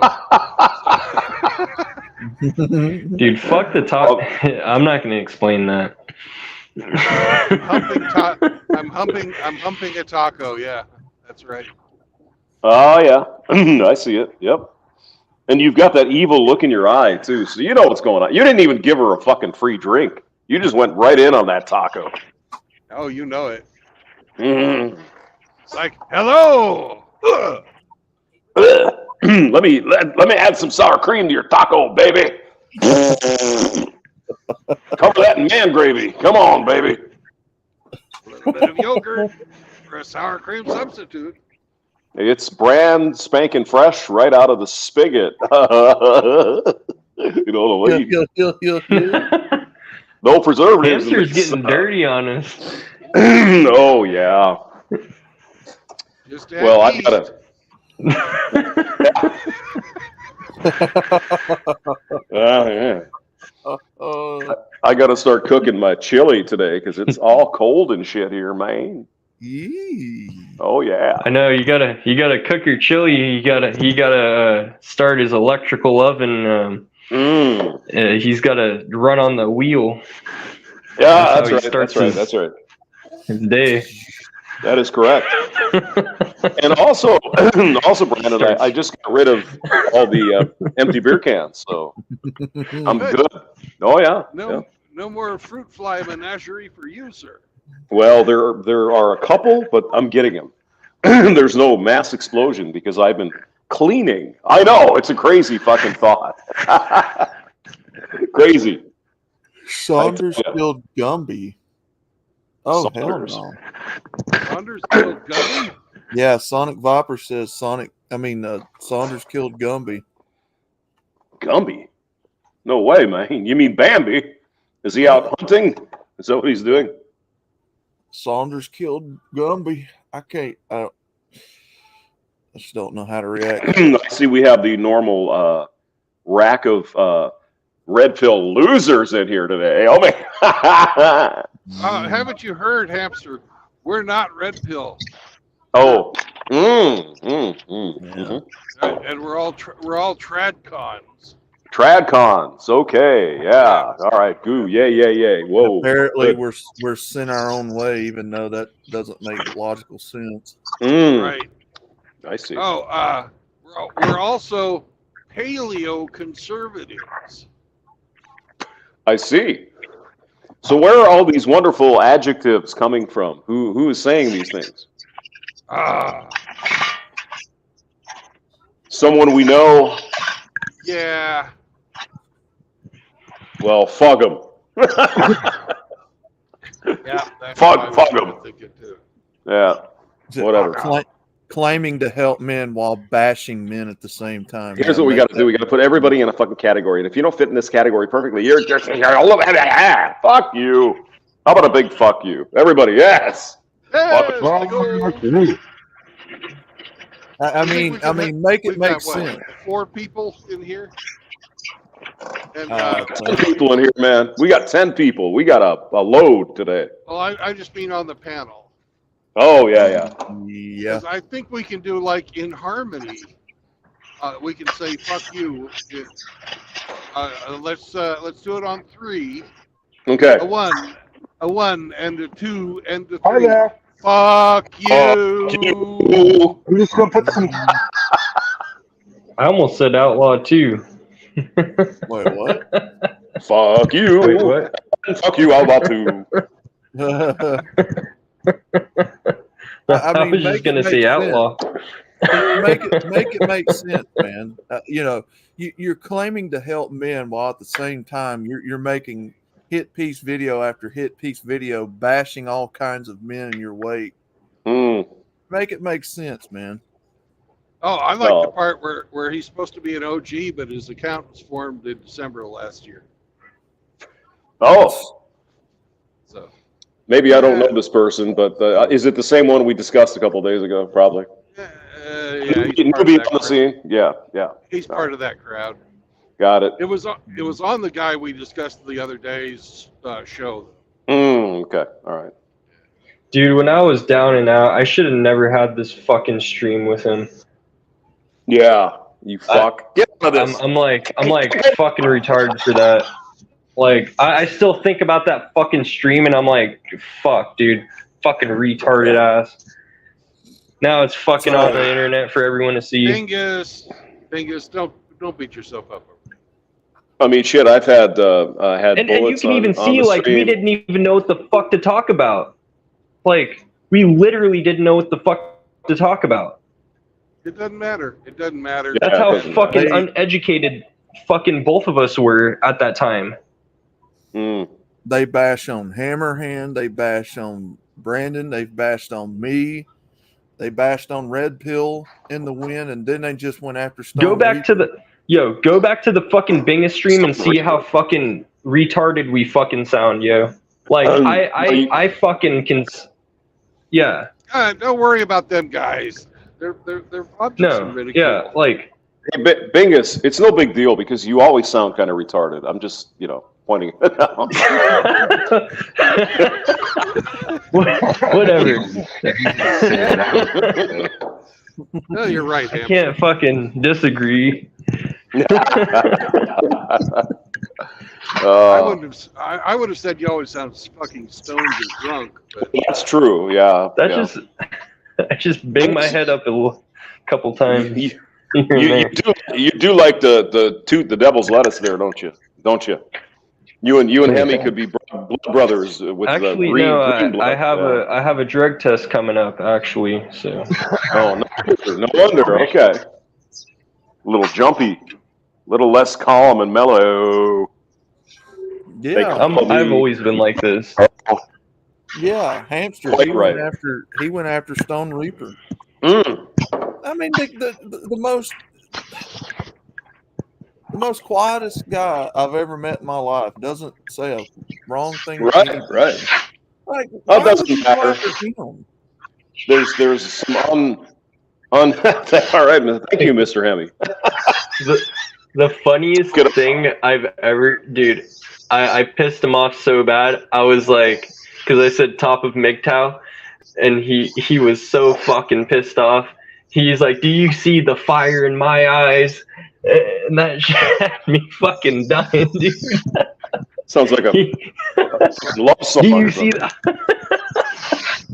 You sure he wasn't hitting on you? And then he ended the stream. Don't you see the fire in my eyes for you, MGTOW Outlaw? Don't you see it? Matches the fire in his pants. I've got a throbbing boner just to see the fire in your eyes. You big bald son, you. Oh my god. Oh my god. That's what gets him going. Just say top of MGTOW. He'll start fucking, start a whole fucking rant.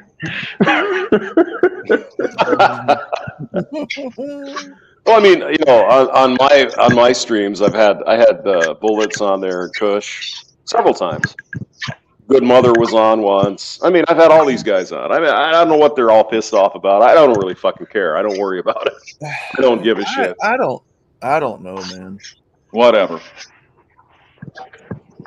I mean, people can have their own opinion. They don't like the hamster anymore. That's whatever.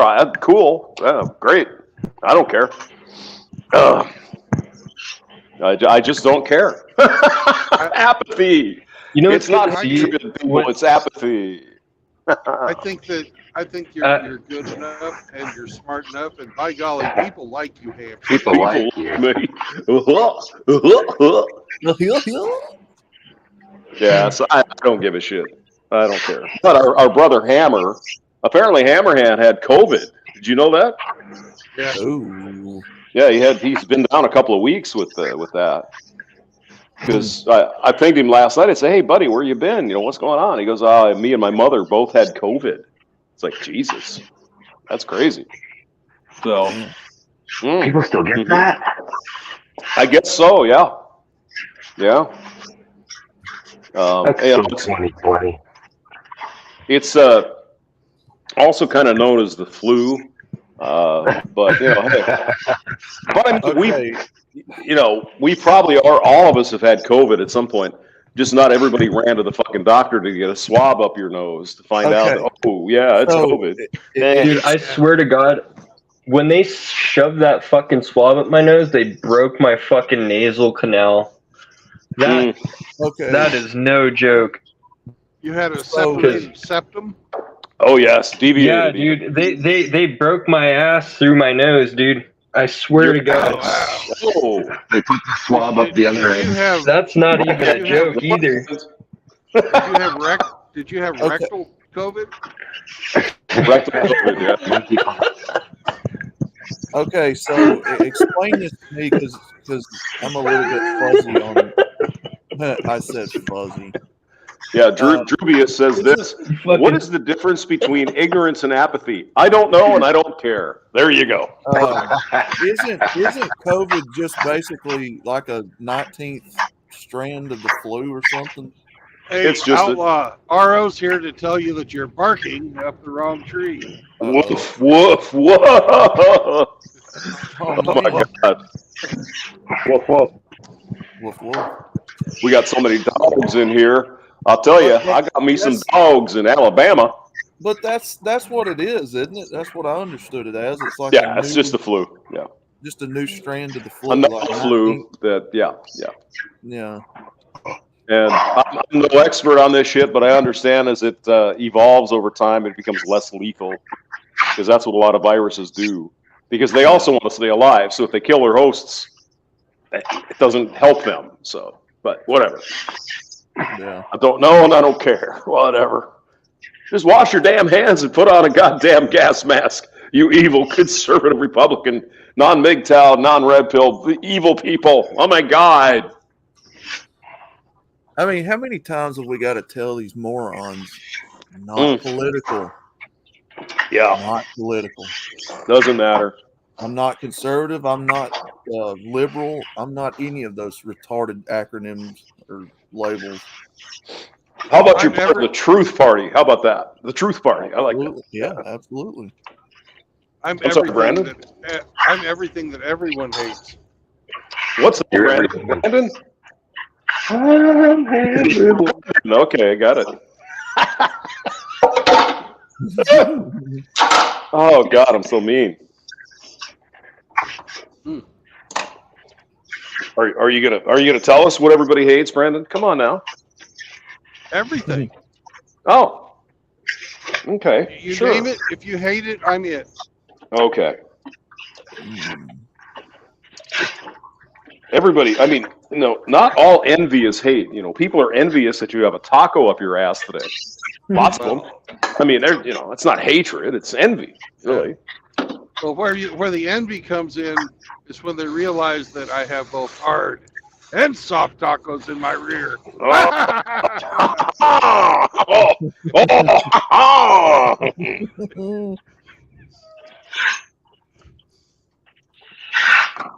Oh, Christ Almighty! Hey now, do not take the Lord's name in vain, you evil, you big whatever. Oh no! Don't do it, man. Oh no! Jesus himself gonna come down and fix your ways, son. Amen.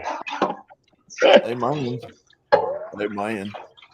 Jesus is gonna come to you in a dream and say, "Oh man, you're a sinner. You're going to hell." Yeah, unless you buy Brandon True Blood tacos all the time. No.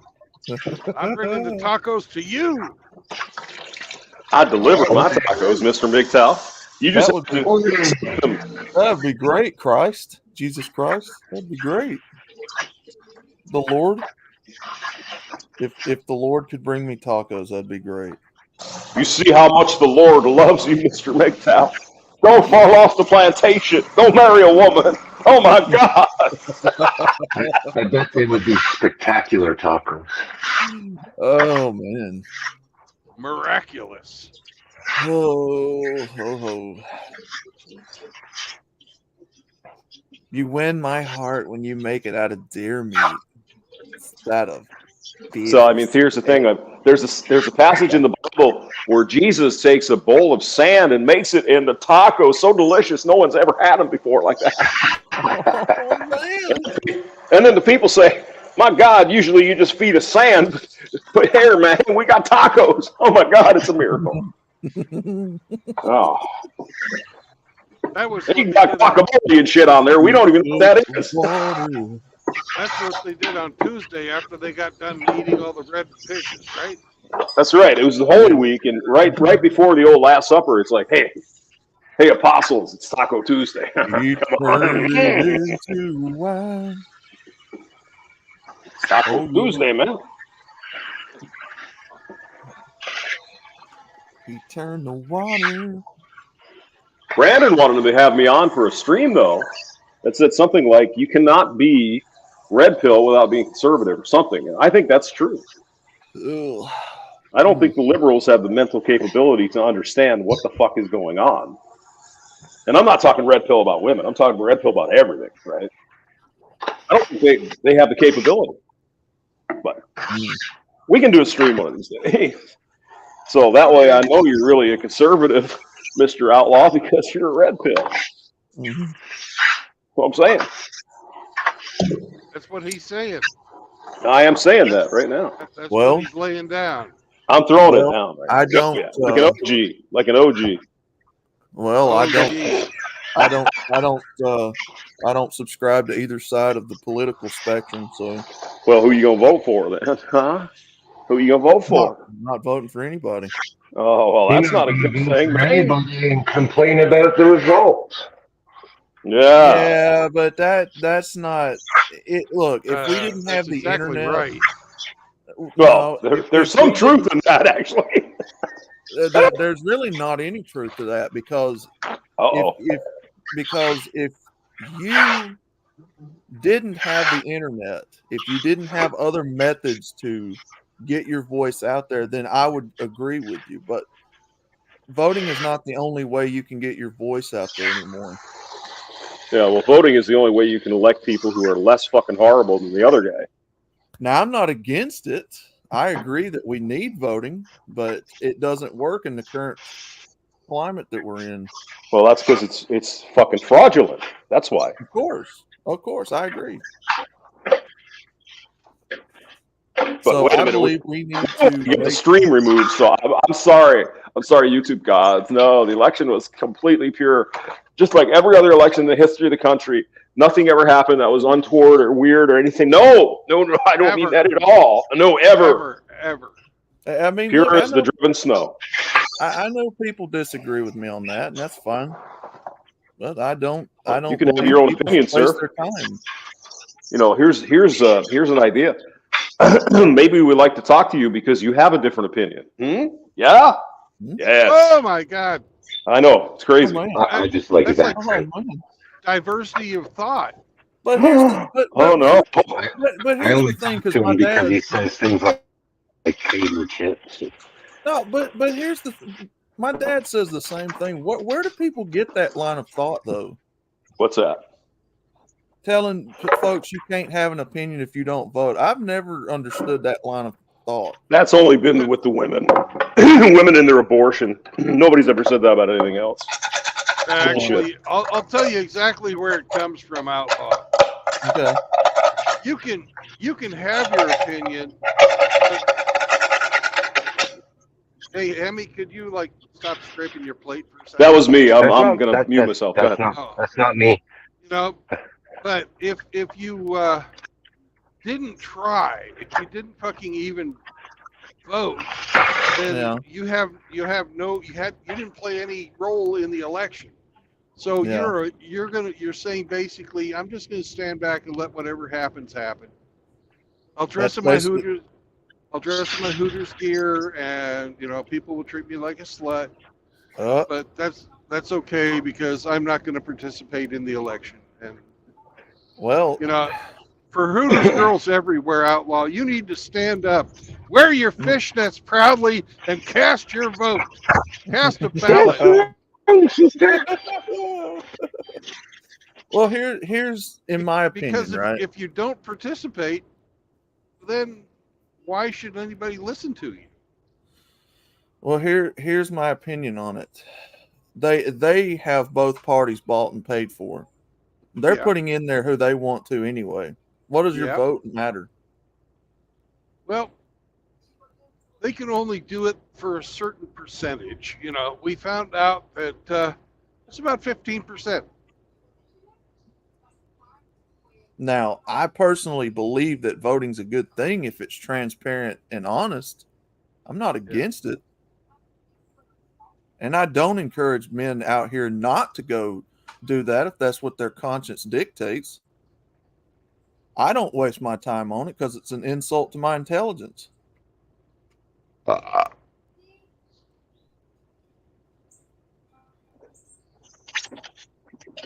I think we need to bring voting back to a point to where it's fair, honest, transparent. I think we're to a point where we need fucking paper ballots with your fucking thumbprint on it, like they do in Iraq. Yeah, I agree with that. You know, that would work. Well, I mean, it's thumbprints, and then I think they get one of their fingers dyed purple, right? At least that's what I remember seeing on the news anyway. So, yeah. You know, it's to that point. I don't fucking trust the electronics. I don't trust the mail-in. Nope. You know, you. Exactly. All it can be manipulated. I mean, look at Colorado. Colorado, my beloved former state. They went to all mail-in ballots several years ago. Well, look what happened to the state. That's interesting. I wonder if there's any connection. They're all fucking communists. Goddamn governments, governors are communists. Secretary of State's a communist. The fucking legislature's communist. Crazy, isn't it? Yeah, crazy. Communisto. I just don't know how that's even possible, man. Is Mr. Hemi? Are you fixing to go kill somebody? What are you doing? I'm sharpening my knives. Stop it. Oh, I have to cut up my onions. Then I'm gonna cry when I do that because reason and shit. Oh yeah. Results. I know your hair. Yeah, RO. You gonna say anything? You're just gonna sit there. Come on now. We're waiting. Wolf. Come and join this conversation. Join the men on this. He's a judo. No, judo is over.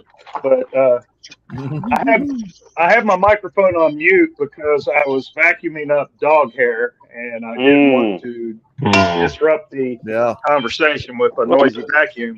Mr. Hemi never bothers with that kind of thing. Come on now. Mr. Hemi fucking does car repairs and shit.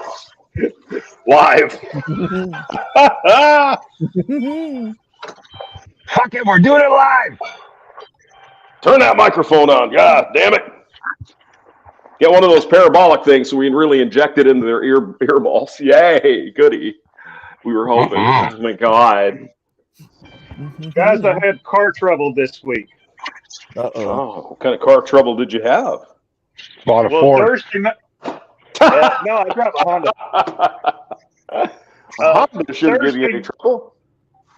Thursday night, I had just dropped my son off at his mom's house, and I was driving home. And I was going maybe 45, 50, and I hit a significantly deep pothole, and it flattened my driver's side front tire. And so this is a dark street, no street lights, single lane, moderately busy. So I threw on my hazards. I pulled out the little donut spare. Did any men come and aid a damsel in distress? Nobody even slowed down. I knew that was coming. I knew that was coming. Hey, was there a bunch of other potholes around? I dropped my son off from judo just 20 minutes ago. So I was driving the same street in the daylight, and I was looking, and I found the one that I hit, and I went, yeah, this street sucks. Have to So, find a Take, detour. take a photograph of it with a measuring tape for scale and send it to the fucking town with the bill for your new tire. There you go. Hey, RO, was there a bunch of other potholes there too? There's some other in the general vicinity. Yes. So it was a pit field. Pitfield. Yeah. That's an inside joke, I guess. Yes, it is. So, anywho's, I pick my son up. We get some Chick-fil-A for breakfast and go to. Yum. It's not breakfast. Hamster approved. Yes. Child abuse. No, man, they have great breakfast. It's good. You shut your judgmental whore mouth right now, Canadian. But anyway, this is not just Timmy's, man. We're civilized down here in the South. I take him to judo and I actually drop him off. You know, the first half hour is just stretching and warm up shit, nothing to really watch. And I said, son, I'm going to take this rig to the tire shop and see what I got to do. I'll be back. He said, that's cool, Dad. So I go to the place I've been going to, family-owned business for like since 2004. I've been going. They never turned me away, helped me out with anything I needed. And I said, man, I explained what happened. I said, it's in the trunk. I don't know if it can be salvaged or not. It was dark. I haven't looked at it since. Just tell me what I need. And they look at it. It's like, yeah, you split the sidewall. And your other front tire has a bulge on the sidewall, which I had previously seen. Here we go. And I'm like, yeah, 2 new tires, right? You got them in stock? He said, yeah, about 160 each. I'm like, all right, cool. And you should probably think about an alignment. And I'm like, you're right. I should. Let's do that too. So 2 new tires and alignment, which was needed. It was significantly out of alignment. My bank account is $400 something bucks lighter than it was when I woke up this morning. Well, you shouldn't you shouldn't run around town with a significant bulge showing. Yes. Only significant bulge he's ever had. We got bulge policing up in here. I can't believe it.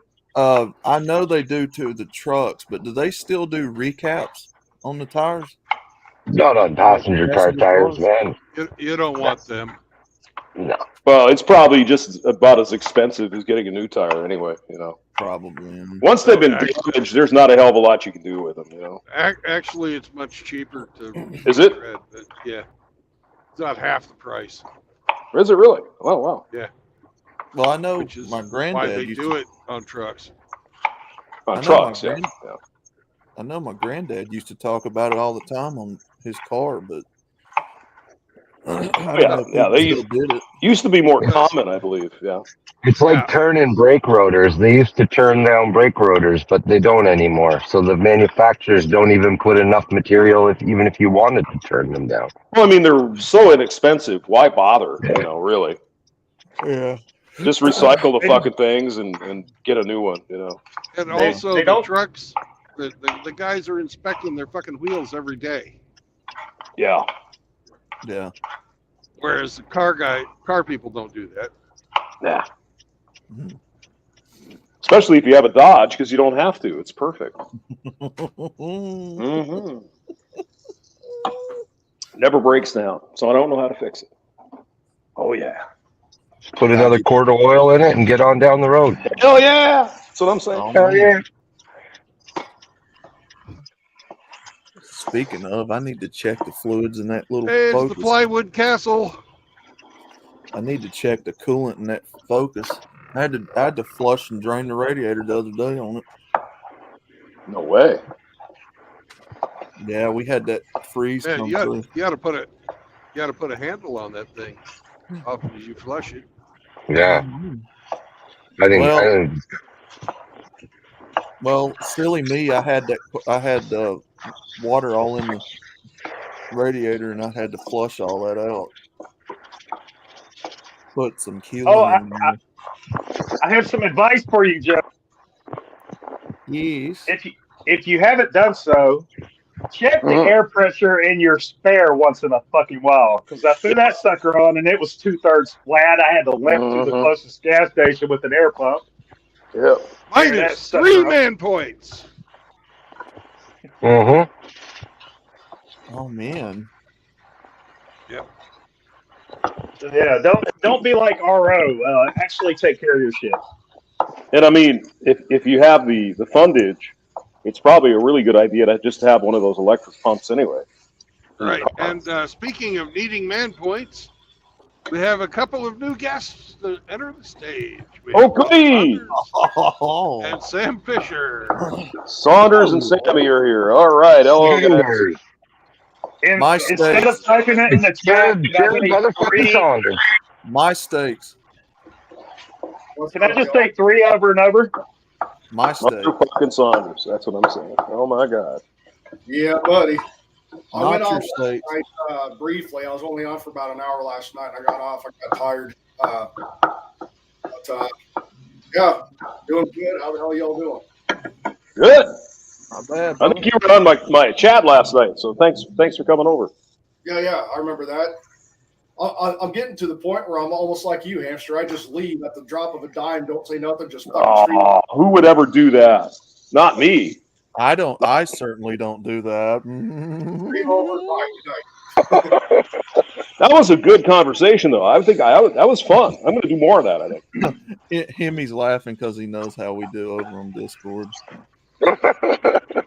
We do it every time, man. Discord. I think Discord's going bankrupt, I think. That's what I heard. I don't know.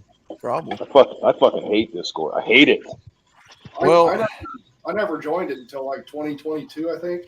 And there's just like 2 channels, if you will, that I pay attention to, because it's just another thing. It's like another part-time job to have all these different social medias. Well, So- they're trying to convince me that Gilded is way better than Discord, Well- but to me it's the same thing. It's pretty much the same thing. It's more gaming orientated. Red Pill Rhino invited me to his server, and I went there like once, and I never went back. So, Well, I just don't like that Discord invades your computer and basically fucking takes over. I don't like that. Well, I don't like that. they do eavesdrop on your conversations too. Hell yeah, they do. Get out of here, man. That's right. Yeah. it's just another one to add to the fucking top of the shit pile. If you got a cell phone, you're already tracked. I mean, smart TVs now, and your laptop and all that shit, you tracked anywhere. I mean, and it's the same thing I told Rhino and them. I'm like, how do y'all know Gilded's not compromised? It's an internet forum too. Well, if they're trying to make money, they're tracking you. There's no question about that. Yeah. They want to know, they want to get ads or whatever the fuck they're doing. I don't know if Discord does ads or not. But I can tell you for sure. On my phone. Saying. Yes, sir. There's an old saying. If it's free, you're the product. There you go. Yes, sir. Interesting. I mean, Brandon is he's a wise taco lover. Oh, yeah.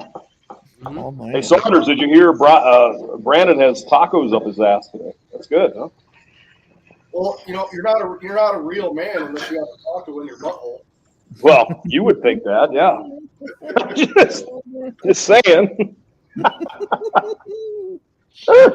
Oh man. What would we do without us giving each other shit? I'm not sure we could survive without that. Well, I wouldn't survive, man. That's all it ever is. It's fucking trolling Saunders. Hey, have you talked to Godfather yet of Ramadi? I've talked to him many times, but not recently. You guys are kind of similar in a way, both veterans and all that. He's an interesting guy. Yeah, likes to drink a lot, just like you. And you. And me. And you. I don't drink every day. And you. I don't drink every day. Everybody gets a car. Everybody, you get a car. You get a car. Hey. Hamster cracks open beer every day. I don't do that. Oh, I don't. Not every day, just mostly, kind of. Most days. And you. Yeah. And you. Everybody gets a car. Brother Sam. You hear that sweet smelling soup there? You hear it? I heard you found a gun for me, Godfather brother. just showed up. Hey, you guys are going to talk shit about me. At least let me join the conversation. Welcome, Oh, sir. man. Good to see you. There wasn't no shit talking yet. Now the shit talking can start. Now you guys Now are it can both in the begin. building. Now it's going to be a bunch of horseshit. We already know Hey, that. hamster. Yeah. Listen. Yes, sir. Torpedoes away. There you go. Yes, sir. Yay! Let's Fire celebrate. torpedo tube 1. Yay! Hey, hamster, what the hell happened last night? What the hell happened? What do you mean? Your stream just went dead. Oh, it didn't happen. It's in your imagination. It would never happen on my stream. That's just what happens, man. Do you want me to hear? You want me to be honest? Completely honest? I hadn't had anything to eat all day, and my fucking shit was done in the oven, and I just said, "Fuck it, I'm going. I gotta go." No, That's what happened. I mean, you were letting the chat go, and guys kept asking, "Well, what happened to hamster? What happened to hamster?" And then you pop in a couple of times. He's like, "No, man, I'm still here. I'm just listening. Keep going." And you said something about you were making dinner. Mm-hmm. And then all of a sudden, mid conversation, mainstream. I mean, it just dropped, and it was another video started playing that had nothing to do with your channel. I mean, I could have lied and said, my computer fritzed out and I had to go jack my chicken or whatever. I was so fucking hungry. I had to just go eat. I couldn't stand it. So You're fine, brother. You're fine. No, brother. I mean, you got to eat. You got to eat. I thought that was a good format, though. That was an interesting conversation, I thought. What do you guys think? It was good. Hamster's therapy couch. Yeah, No, hamster's therapy. Lord Jim, I like listening to him talk. Yeah. Oh yeah. What was the other guy? Who was the other guy? There was one guy that he kept pinging me in my email. Like War Thunder or something, Warhammer. War like Skull. Yeah. War Skull. Yeah. Gentlemen, I want to a little bit interrupt you. Bill. Oh my God! Hello. Do we play today D&D or you visit? Yes, we're going to play D&D today. But I thought we had a couple more minutes. D&D? Who's nerding out with D&D? Brandon. It's a Saturday deal. So, yep. No shit. Every Saturday at 12:30 Central Time we play. No shit. I And wouldn't it's shit time to you. play. You're my favorite turd. Okay. Well, hey, gentlemen, you have a wonderful time playing D&D, and we'll talk to y'all later. Hey, all right, bye. Hey, bro. Come back on. You want to talk on your channel? Good luck in your game. I hope you get lots of points. We're not Later, playing guys. first edition. There's no more fucking points, man. Later, guys. Be safe. Later. I'm going, man. I wouldn't play first edition anyway because it's too much fucking micromanagement. Well, I don't know how to play D&D, so I guess I'm gonna talk to you gentlemen later too. Then. Okay. Bye. Have a good Y'all one. don't have to leave. Weirdos. Is it time for us to fuck off, Brandon? Yeah, pretty much. Okay, I'm going to fuck off, but before I do, I want to roll Magic Missile. All right. Well, what level are you? I'm level 1. Okay. You just pissed off whoever you shot your magic missile at. Yay! I won the game. Since you've only got 4 hit points, you're dead. Okay. Right up. All right. Have a good time. All you gentlemen be well, and we'll holler at you later. Bye.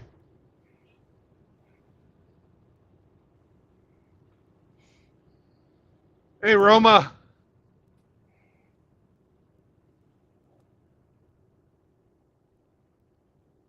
And bye-bye, Bingus. I know you're not paying attention. There we go.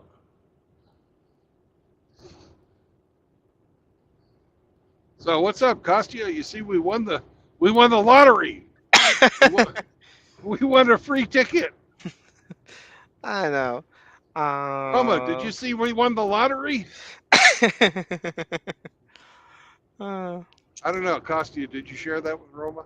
No. I'm too busy. I'm study all day study, and Yeah, ready on. a likely excuse. Roma, You got to watch Costi if we ever really win any money instead of just a free ticket. He'd be too busy to let you know. Yep.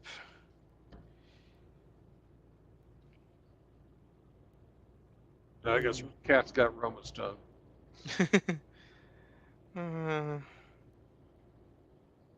Where are you, man? I'm coming up to some shithole in Oklahoma.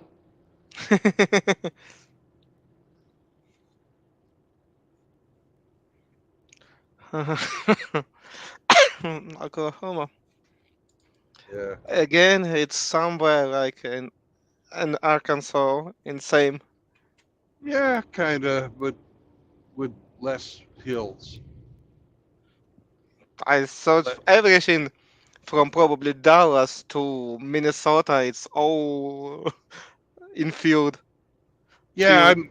it's out on we're out on the Great Plains. But Oh, Arkansas. sorry. Sorry, guys. I was talking to you for some time when I noticed my microphone is muted. Okay. Yeah, like hardware one. It's okay. No. It was better that way. Yeah, my. Oh, that's nice to hear. Yeah, my congratulations on the jackpot. Jackpot in one more play. Well, at least the first step to jackpot. Immediately, it's one first step from what? Yeah, one to the billion. I heard statistics works like that. You first you just lose, then you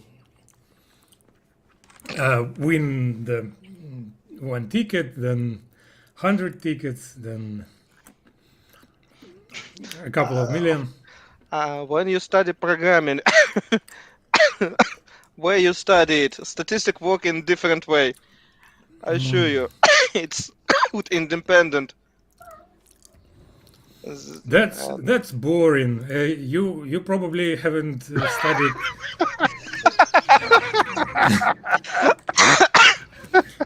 You probably haven't studied like gender neutral statistics or something. It's for like the last years of curriculum. I see. It's statistic for unicorns and all alternative people. Yeah. Basically. Unicorn believer and so on and so far. I see. Flat earther and so on. Well, hello, Glenn. Hello. Hello. Glenn. How we doing? We were talking about our big winning in the lottery. Ah. Okay. Yeah. We won a free ticket. Okay. Well. Celebration. Yep. Yay. Possibly. Multi-step process. That could be a winning ticket you won. Oh yeah. That's what I was telling them, but they pretend that statistic doesn't work this way. Well, yeah. I understand odds are very long against it. You have better chance of being struck by lightning. However, it's not impossible. Yep. Anyway, where you at today? Some shithole in Oklahoma. Oklahoma. Oh, goody. Much less sunny than the last time. Mm-hmm. Not the Gulf of Mexico, for No. sure. No.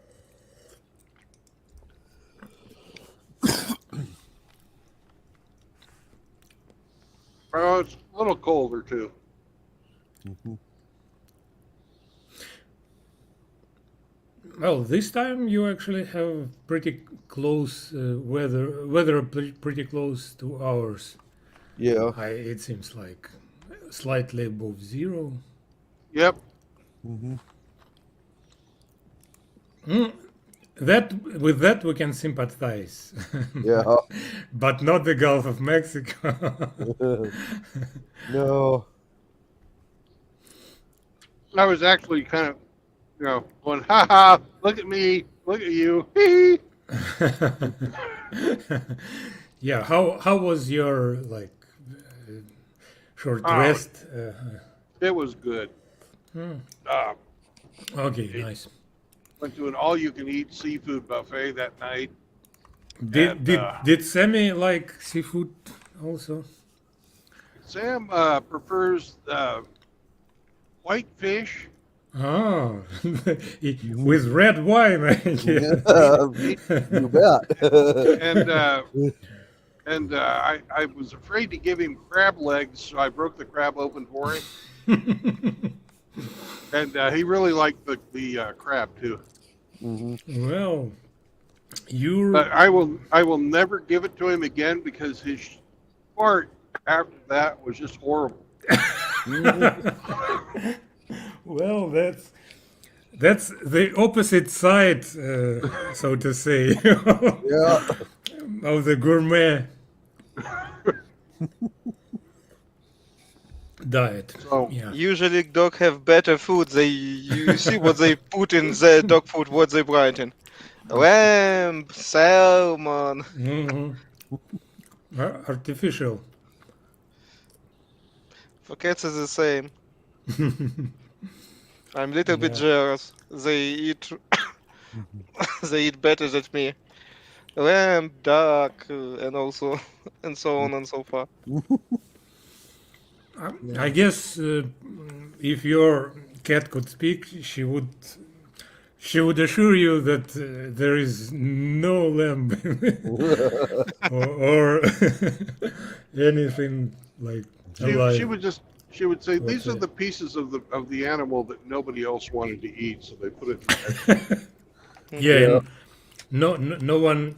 It's unknown to the science, basically.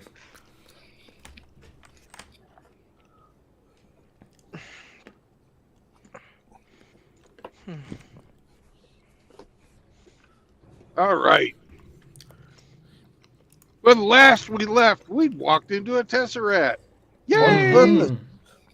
Yeah, very, very I would say bravely, but Or greedily, as the case Yeah. may be. Yeah, You're that's- doing this for financial gain. Actually, I thought it'd be kind of fun. That too. Well, so far,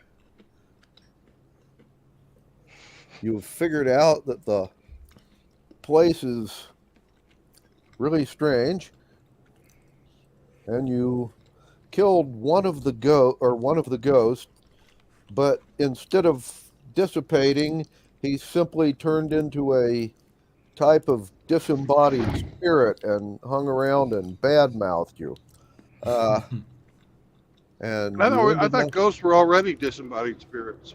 They are, but they're disembodied spirits that have abilities to do things like become corporeal, do a chilling touch and suck hit points away from you. Here, this guy is pretty much unable to do anything interesting or fun other than just kind of hang Talk out like a smack. mist. Well, I guess we can take a little bit of bad mouthing, but Yeah. will it? Not too much. Not too much because we're sensitive. Oh yeah, some of us. And he tried to lead you to the master's quarters, and you ended up in the attic.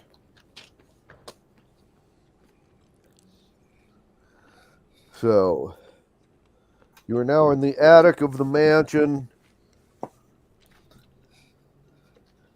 Let's search it. Mm-hmm. Yeah. Let's investigate the attic. Okay.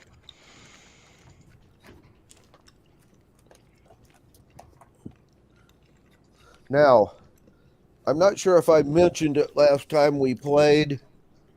This place is a big place. the exterior dimensions were 150 feet. yeah, square or cubed or whatever. Once you got inside, hallways are extra wide, so are the staircases, and this place has like 20-foot high ceilings Oh. in all the hallways and rooms. But I'm wondering, how does a cubic building have an attic? We are unsure. Yeah, you can stick anything extra in the fourth dimension. Yep. But maybe we Anyway, should somehow. give us investigation checks to look around.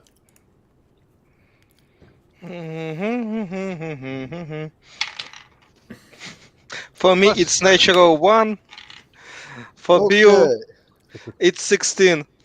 Plus 7. Oh. I not touch something strange. Okay. Yeah, And for me it's 11 with pluses. Oh, and Constantine, could you roll a 20-sider twice for me and tell me what you rolled? 10 and 16. Thank you. okay, well, your clerics rolled an 11 and a 21, respectively. That's with pluses added in. And your 2 dwarven thieves rolled with pluses a 17 and a 22. I got the highest. Yeah. Well, it's a dusty room. There are 3 different, and it's also huge. The room itself is about 40 feet square with a high ceiling. And aside from the door you just came in, there are 3 other doors, one on each wall. And in the room itself, there are 3 large piles of, well, stuff, boxes, crates,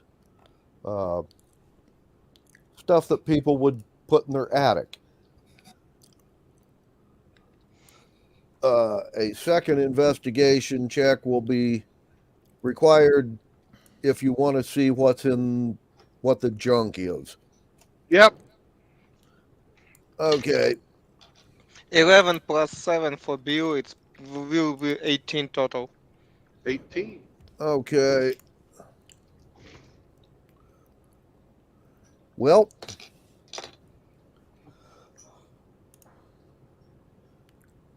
there are boxes full of old clothing and shoes, all of which, by the way, are accented with jewels of different kinds.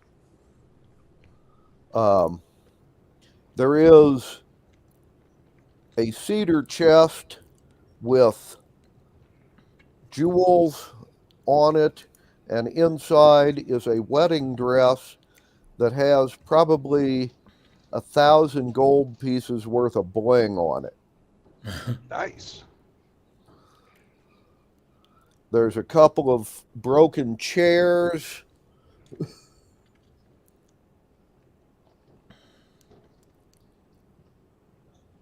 Six what look like family portraits of someone, people you don't know. 2 of them are human families. One's a hobbit. The other 3 are dwarven family portraits. They are crated up and just kind of on the pile. In addition to that, there are a half dozen, well, boxes of jewelry up in the attic. This jewelry runs anywhere from 25 gold pieces an item to 60 gold pieces an item. None of them are magic. There's also about a dozen boxes of letters, correspondence, old journals, things of this nature.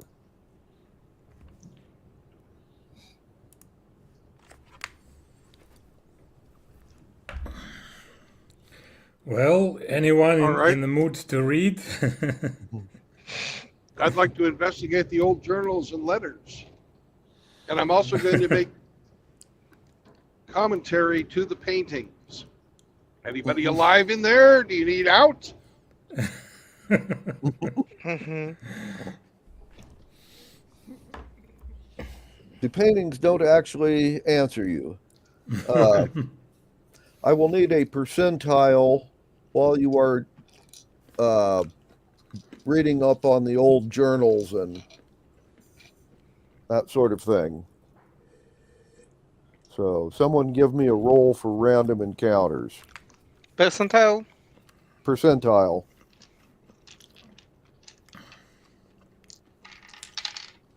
$73. Okay. Well,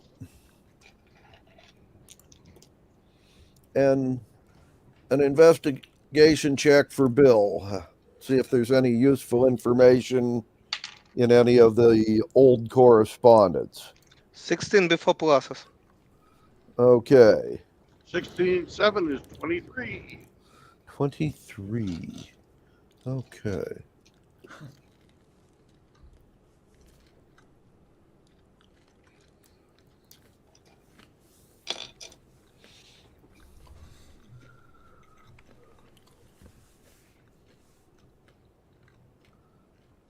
Well,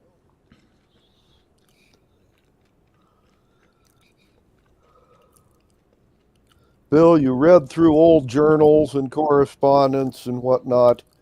You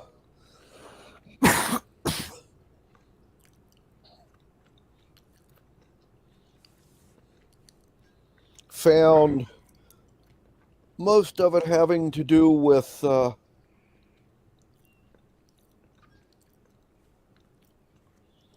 orders for jewelry from different kings or emperors that wanted custom stuff. A lot of orders from elves, by the way.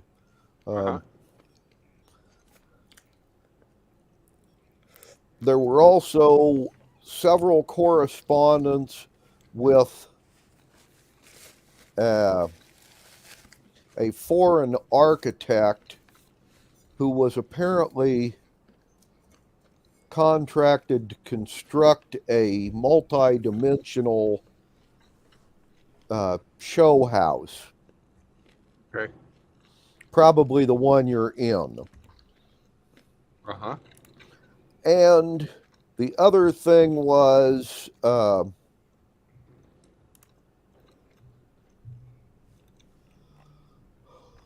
in one of the old journals, the guy devoted, probably 10 or 15 pages to a subject. Okay, everything in the journals mostly has to do with jewels and jewelry making. The guy was obsessed with it.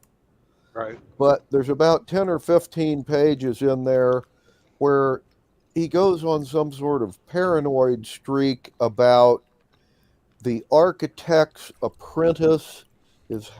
He suspects this kid of having an affair with one of his concubines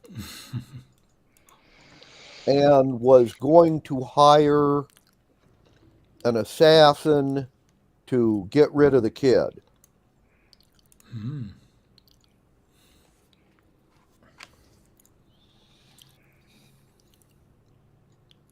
Okay. But there's nothing in here about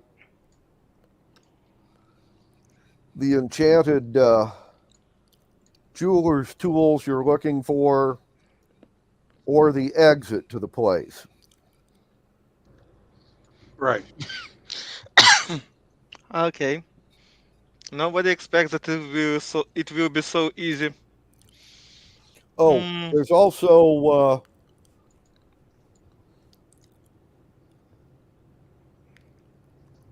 some business ledgers on the top of the pile of documents about hiring extra caterers for some sort of large gala and sending out hundreds of invitations for guests for that weekend.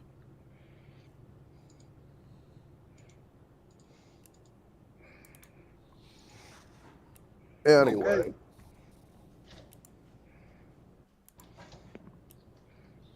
Seems like we might have an Eleanor Rigby type of situation going on there. Mm-hmm. Yep. Very dramatic. Now, all of these documents deal with things that happened before the Tesseract got strange. And and people couldn't leave. So all of these are dated before those events. Okay.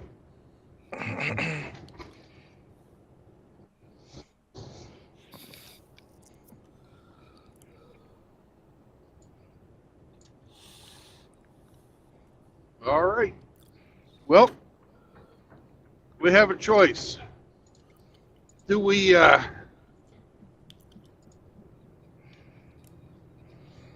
excuse me while I adjust something here on the truck? Okay. Do we take what loot we value, put it on a tensor floating disk? We know how to get back to the hallway, we think, but we haven't tried it. And we still have that option that just disrupt You guys, Central Tesseract to stop that nonsense to going. do you want to, start stockpiling a loot pile in the central hallway, or do we risk fucking destroying the Tesseract and losing everything? Okay, let's start with first option. If we not figure out a better solution, uh, let's reserve it like plan not B, but like plan C or D Okay. or whatever. Yeah. Okay. So I'm unsure what you want to do. What? I want to dismount that machine that in center of that stuff that produce all that nonsense. Okay. So my question to you then is door 1, door 2, or door 3? From left to right, door 1. One. Why just? Okay.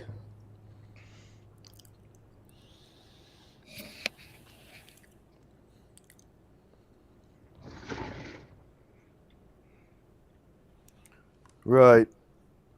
Well, then.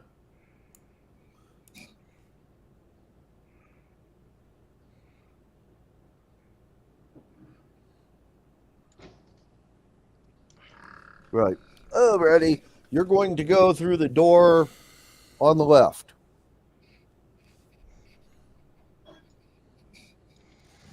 Yep.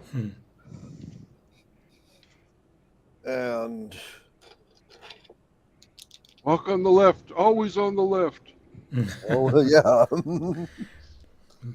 Maybe we should throw a die. Mm-hmm. And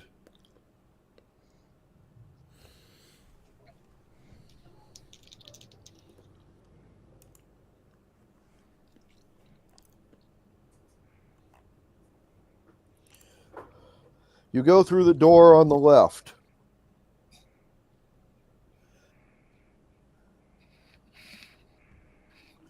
And you will find yourself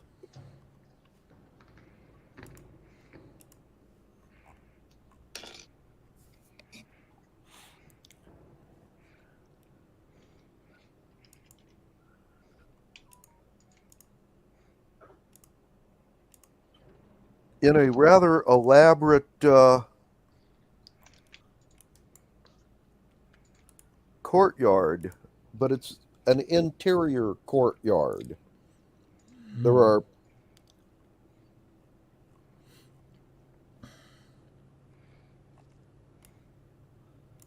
there's quite literally a large room with a massive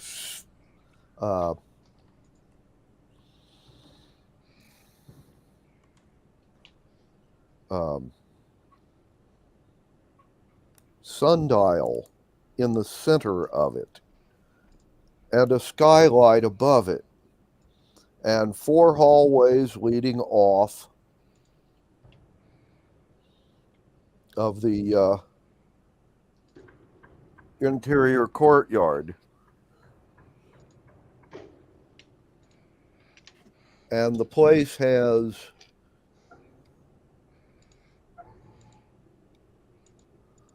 benches around the perimeter that seem to be made out of gold and jewels. This room is about 20 feet square with a 20-foot ceiling to the skylight. Perception check, please, from somebody. Even with my pluses, it's something about 11. Okay. I have 19 before pluses, but I don't have pluses at all. Okay. The skylight is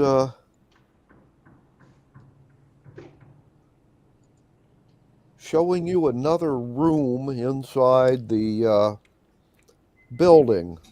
It looks like a rather elaborate bedroom suite. And the skylight is looking into the ceiling of it. So you can actually look up and see the upside down room that's above you. The bedroom is deserted at the moment and covered with dust, but very richly decorated. The room you're in is also very dusty, and since the skylight is showing an interior room, the sundial isn't, going to be much help in telling the time.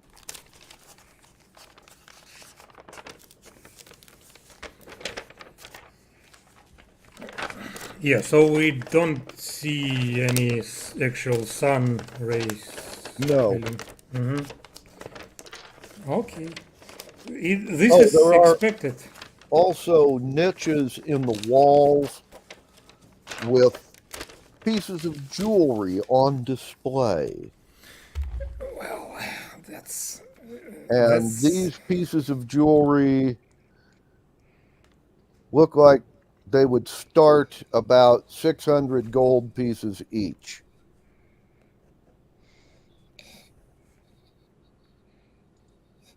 This seems to be some sort of puzzle. Let's see if we can figure out what the puzzle is. Seems so. By the way, your dwarves go and look at the jewelry on display. They assure you that each and every one of these little niches is trapped. They have not disarmed the traps yet, but they want you to be aware that they're there. Okay. However, the sundial does not appear to be trapped.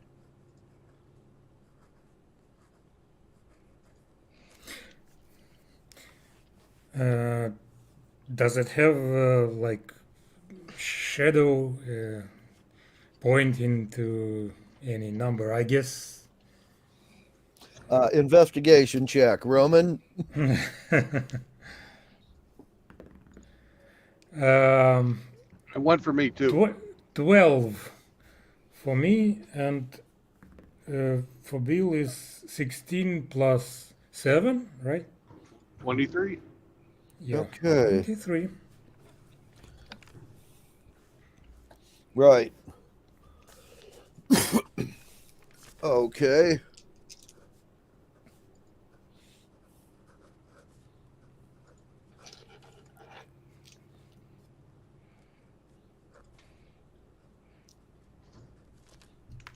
I didn't hear that. I'm checking on something. Okay. Your clerics are looking things over as well and doing an investigation check. And they haven't come up with anything. Your dwarven thieves looked around and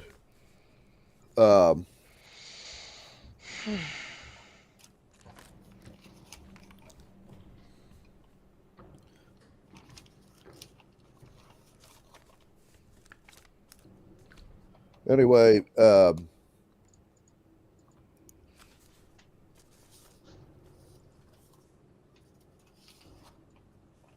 Dern didn't get anything. Vana, on the other hand, said, if there's skylights, this used to be the top. Jewelers love natural lighting. Down one or another of these hallways has got to be where the old dude has the enchanted jeweler's kit, because one of them's going to lead to his workshop.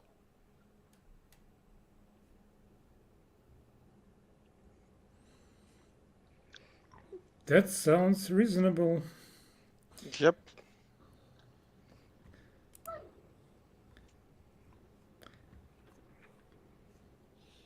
Main question, can we get out from that? Okay, let's go. Who can hear? And you will see. Well, you had 4 hallways to choose from. Like previous time, from left to right? Or you want to roll a dice? No, let's bring out my compass. Okay. Does my compass show direction in here? As a matter of fact, no. Okay. Looking at the spins freely. I'm sorry. Are those exits basically doorways? Are they like in one of the walls, or they like in each wall? Each wall has a doorway leading. So one of them is the one that we came through. Yes, one's the one you came through. Okay. All right. We're looking at the sundial. If jewelers like natural light, the south would be the best place for a workshop because it would receive the most sun. Right. So let's take the hallway to the south of the sundial. Gotcha. Okay. Can we determine where the south Well, is? actually, yes, because sundials are always aligned with the sun. Okay. You know, and you have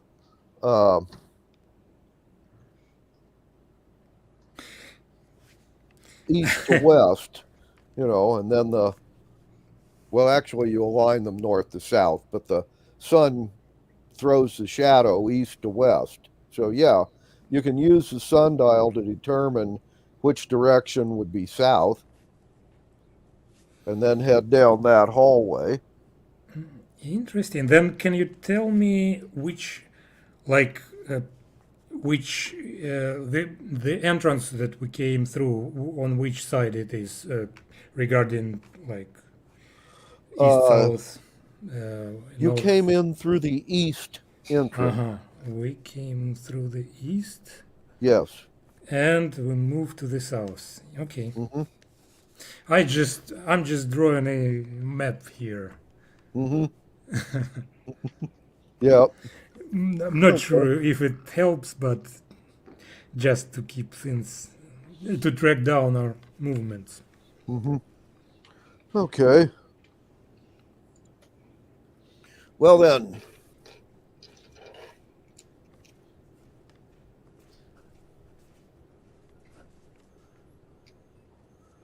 You will open the door. It leads to a hallway. This hallway has 6 doors leading off left to right, and then a large, really elaborate door at the far end.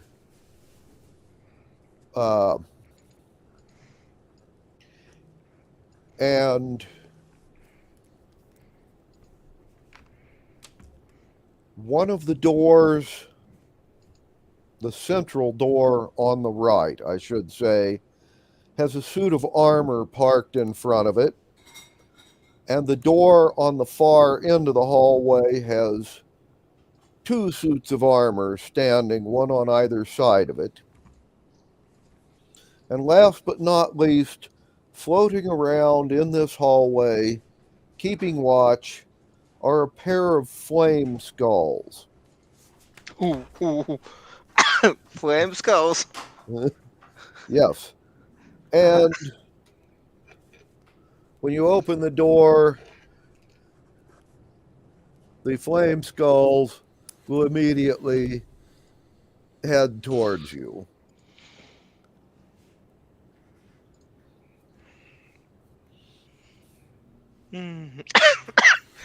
I guess we don't have much choice. Yep. Probably it will be initiative. Yes, this would probably be a good time to roll initiative. Bill, 7 plus 4, it's 11 probably. No, plus 3. Plus 3, then 10. My 12 plus 4, it's 16. Yeah, I have 11. Okay, 16, 11 for you. Alrighty. And oh, that's real pathetic. Before pluses, I'm rolling for the clerics. One rolled a 2, and I thought, can't get much worse than that. And then I rolled again for the second guy. It was a 1. So, even with pluses, they're not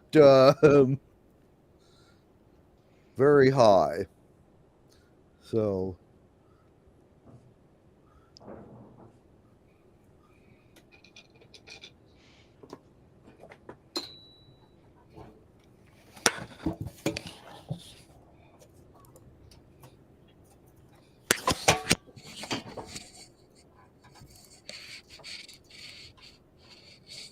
and I'm dropping my dice.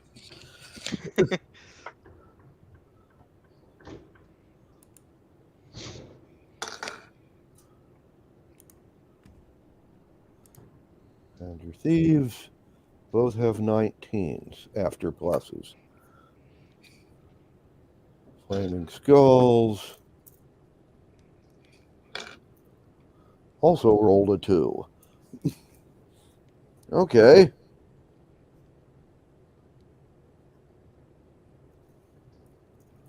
So it will be your Dwarven Thieves, then Constantine, then Roman, then Bill, then your Clerics, and then the Flame Skulls.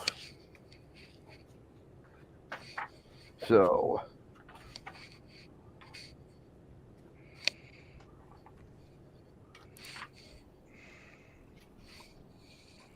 just a sec here. I will look up Flame Skulls.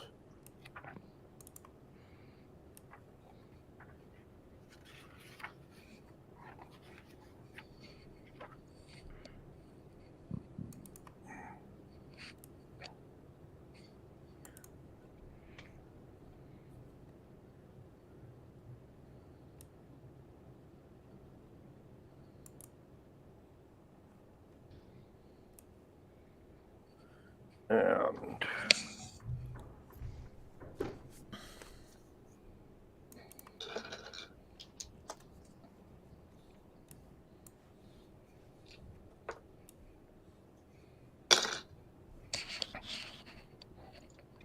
right.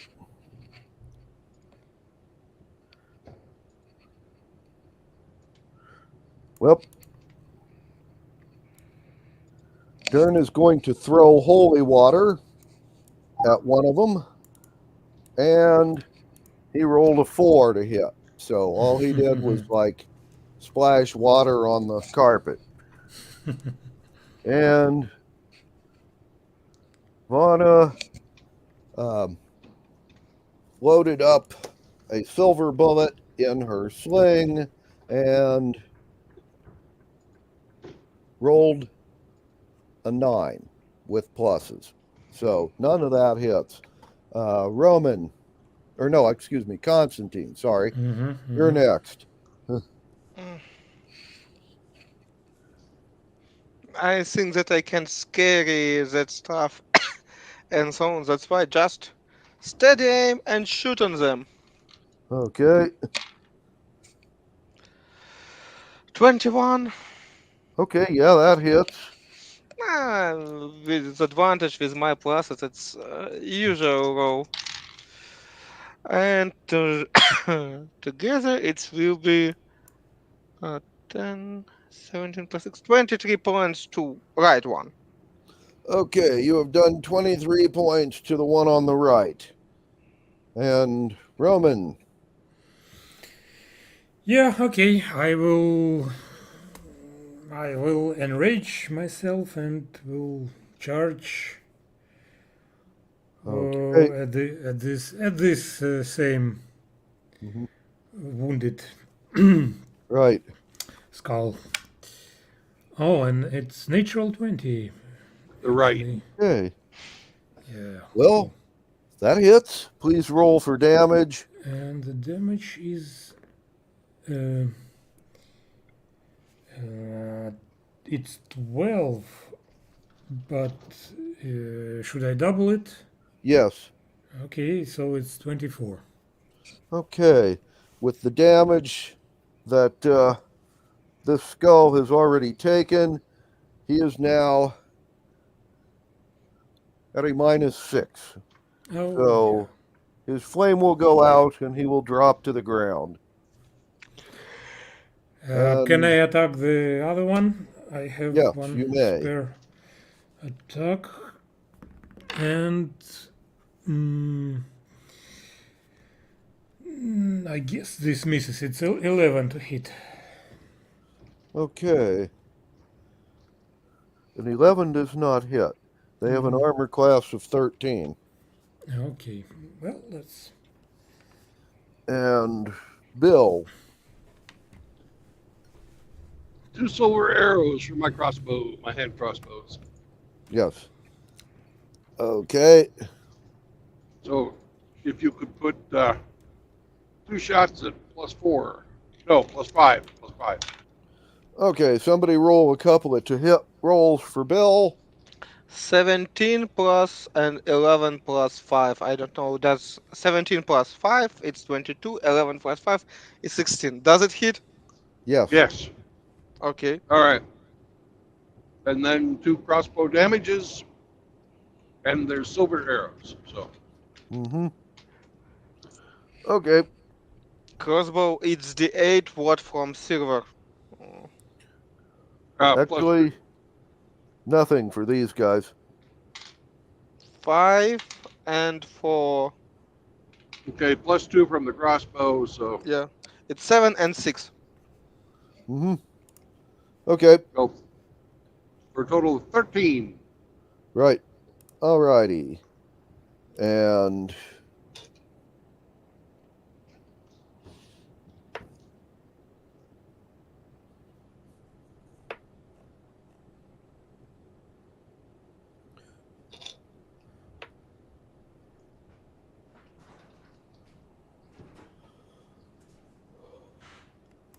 one of your clerics has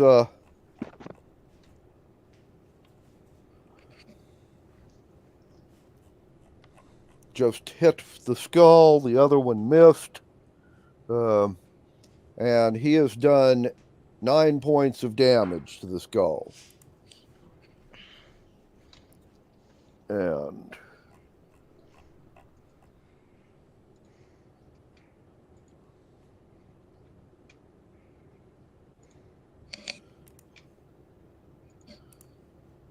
the Flame Skull, who by the way is now very low on hit points but still around, has decided to respond by sending a fireball at you.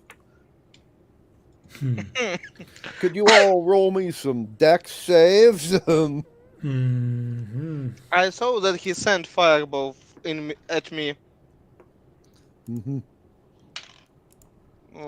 My dex save 5 plus 3 proficiency, 4, 7, 11. It was enough or not enough? That's not enough.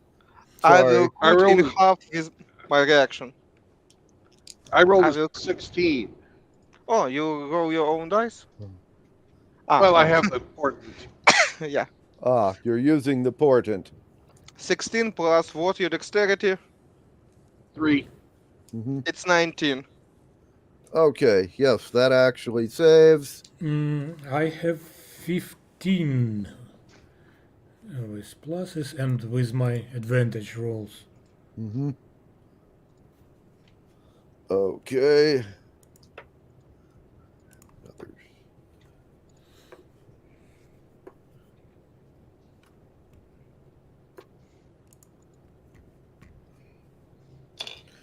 Okay, so your clerics made their saves.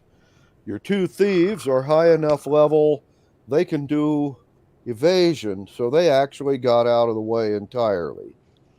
I with evasion just cut in half because I.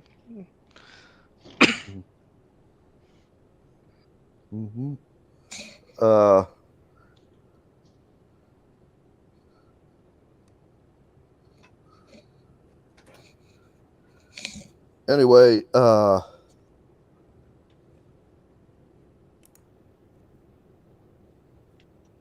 they're high enough level to do evasion. There's also a rogue skill called Uncanny Dodge, which you get half damage, which can be done as a bonus action. Anyway,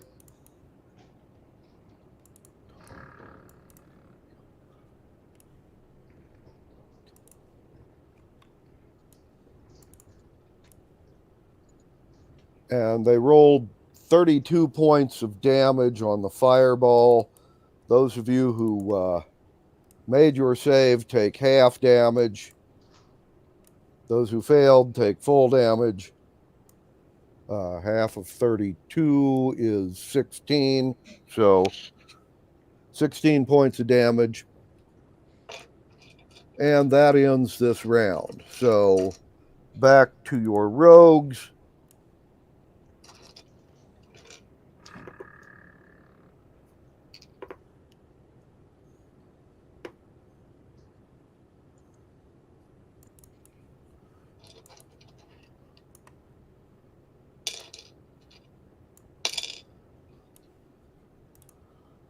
And Dern has stabbed the remaining one with his +1 dagger and did 23 points of damage. So it is now out of hit points. And your clerics will come up and pour holy water on the 2 dead skulls so they won't be able to regenerate and come back later.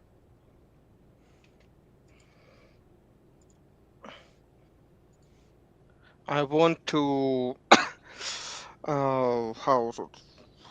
in stealth come to the 2 set of armor and look on them that's not traps, not activation stuff, nothing like that in front of us. because I'm not sure that it's not just set of armor, not some golems or something like that, or some magical activated beings that will attack us later. Stealth roll 15 plus 8, it's 23. Sleight of hand for traps 13 plus what? Same 8, it's 21. Okay. Um,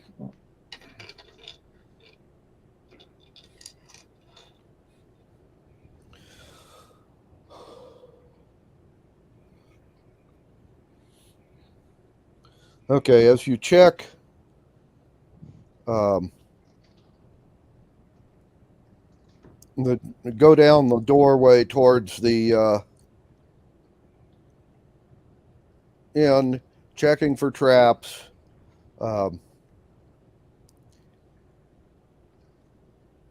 There are no traps in this hallway. The doors are locked. And when you get to the middle door on the right, the suit of armor is, by the way, haunted. So when you step up to it, there will be these glowing red eyes show up in the empty suit of armor, and he will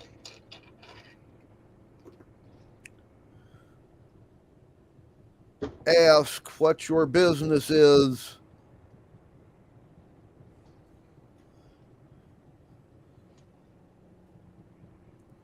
At the lady of the house's chamber.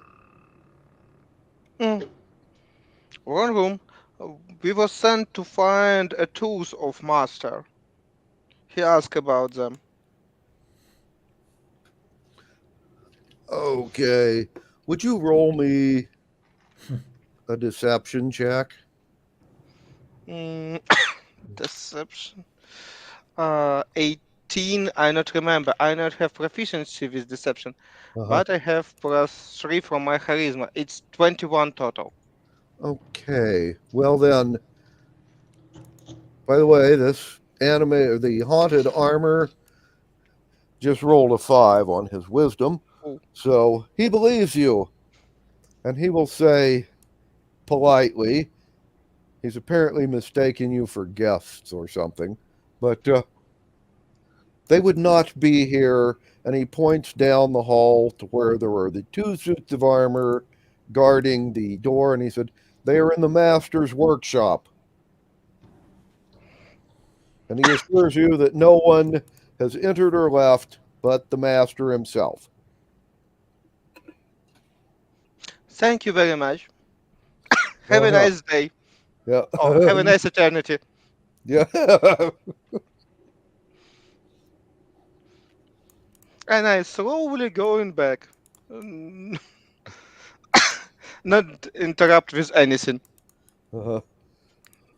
All hear what they say.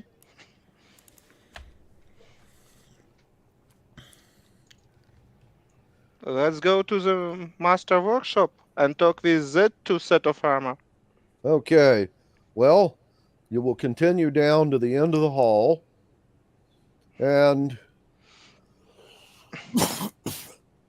both of these suits of armor will have glowing red eyes that light up when you approach, and they will say or ask you what your business is.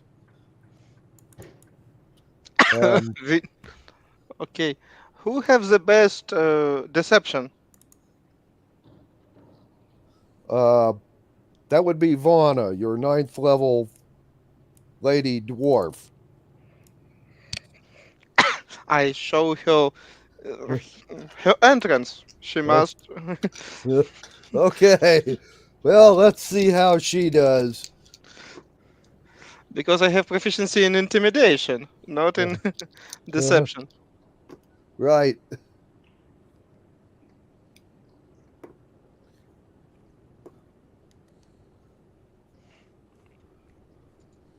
Okay.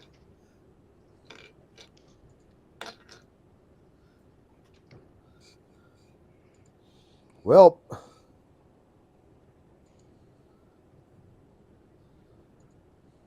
she has started into this long, elaborate explanation about how you guys were sent by one of the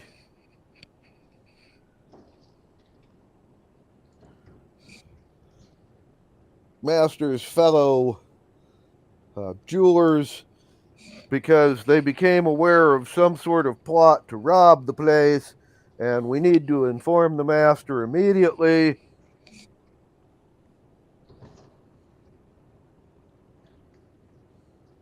And both of these haunted armors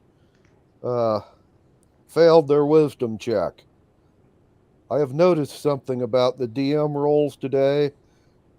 None of the DM wisdom checks have succeeded so far today.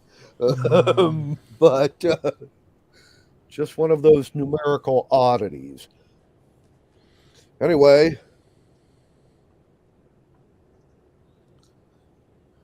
the suit of armor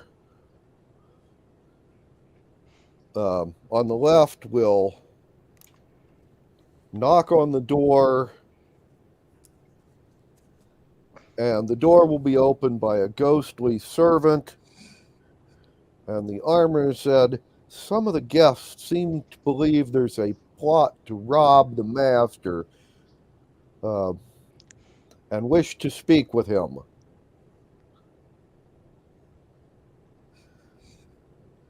And the servant asks you to wait, goes back inside, and then opens the door again and says to you guys, please come in. Let's go.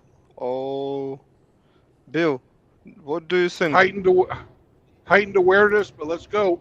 We have to play it out. Okay. We're Well stuck then. with this because of that lie. So let's go. Yeah. It's better than fight. Yeah. Anyway,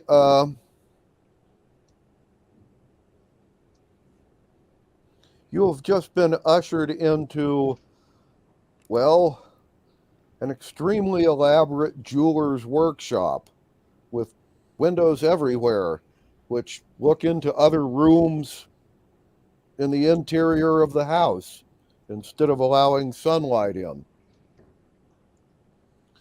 And sitting on a jeweled throne in front of a jeweled workbench is a lich. Wearing very rich but rotting clothing. And he's talking to a human who, by the way, doesn't look dead. This guy, the human, is dressed in what were fine clothes that are now very old and worn, and it looks as though he hasn't combed his hair or beard in a couple of 100 years.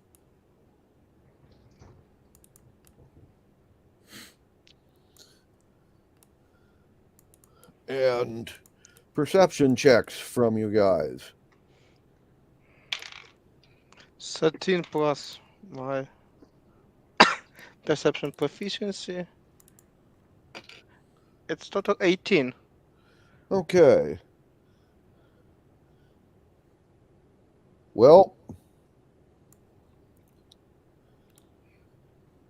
you can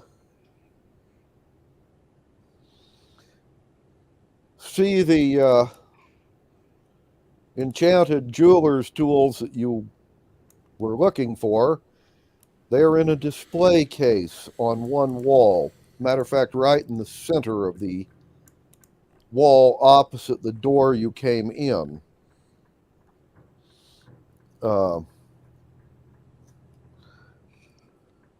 And the Lich, at this point in time, is going to turn and say, the guards told us that you have knowledge of a plot. And while these guys are talking, I have an investigation check I would like to do. Okay. Very discreetly. I Oh. would like to look around for a soul object. In this case, it's probably Yeah. going to be a big jewel or something. Mm-hmm. Okay. Well, if we could do a stealthy investigation check for Bill, whoever wants to roll it. Natural 20. Yeah. Okay. That makes it 27. At 27. Okay. And I Well, want to investigate too. I want to look like on that guy with beard and Leech. Who of them is much more looking like jeweler what we want to see from the portrait and all that stuff? Because I'm not sure who is who here. It's 18 with okay. Well,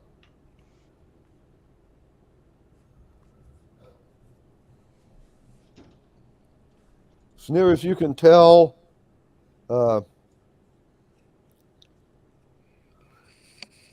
Lich is the jeweler, Mm. and the other fellow is probably one of the party guests that was invited.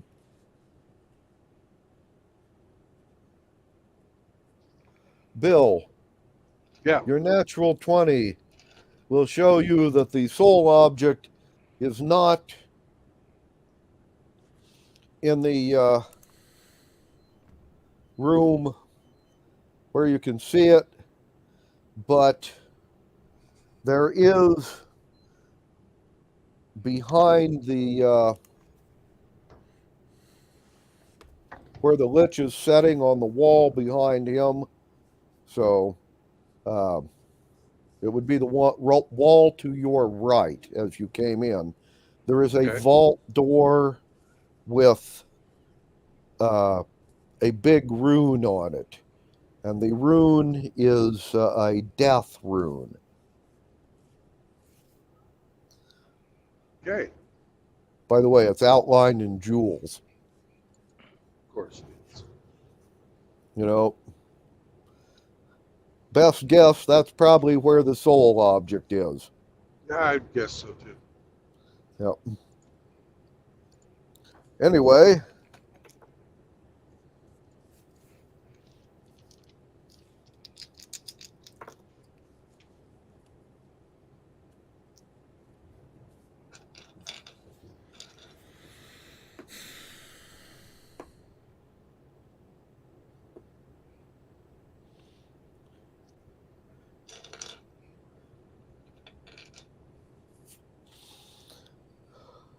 Anyway, the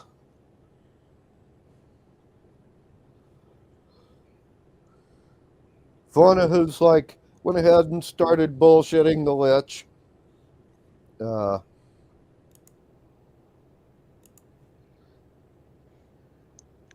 I And want to. he has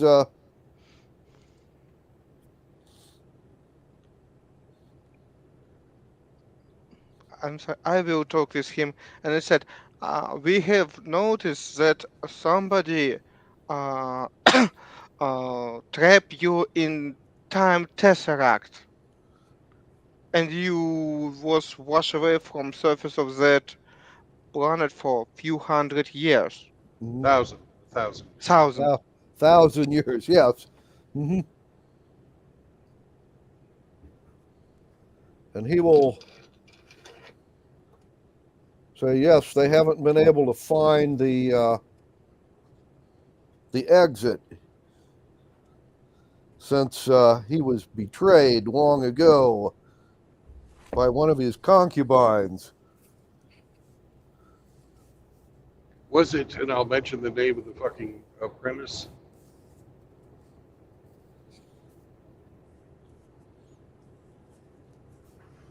apparently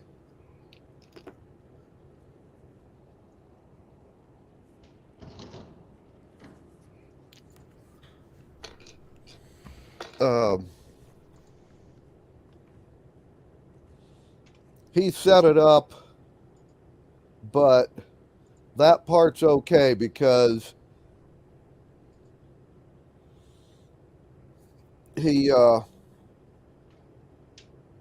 hired assassins and they killed the guy. But apparently, his concubine then stole his most valuable jewel and left the Tesseract and somehow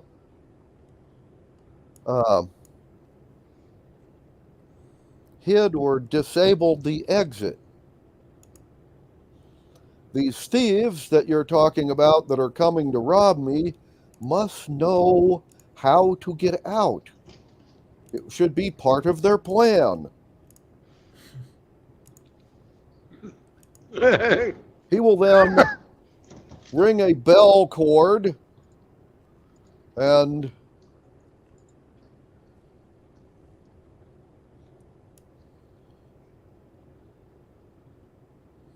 summon, well, ghostly servants.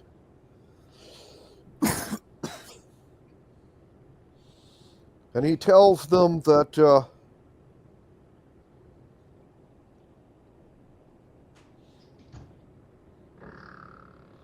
that these guys are to be considered, waving towards you, or to be considered honored guests.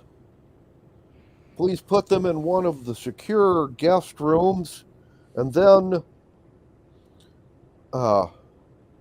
release all of the zombies and ghouls from the dungeons and have them kill all living people in the dungeon or in the Tesseract. Thus, the thieves will be taken care of. The Lich tells you to go with these servants. They will take you to a safe room, and you can stay there until he has dealt with the problem. And then he will, have a celebration in your honor. Well, there's only one problem with your plan. Mm-hmm. And what is that? If the thieves are killed, how are they going to get out and show you how to get out? Oh, that's no problem. We will just spirit rack them after they're dead and put them to questions by ghostly torture until they tell us. Actually, they're much easier to deal with when they're dead than when they're alive. And then he'll laugh about that. Glenn, Yes. I want to stealthy go to that recognized by Bill jewelry. 15 plus my expertise and proficiency plus 10, it's 24. And I want to stealthy stole that jewelry. Mm-hmm. And for that I need one more sleight of hand, like I understand. Advantage, disadvantage, or you not give me such opportunity?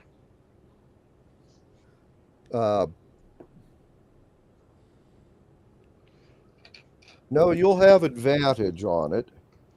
Okay.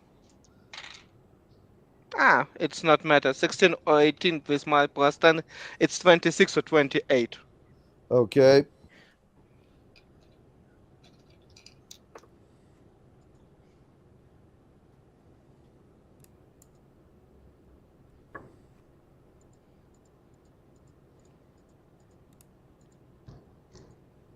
Okay, well.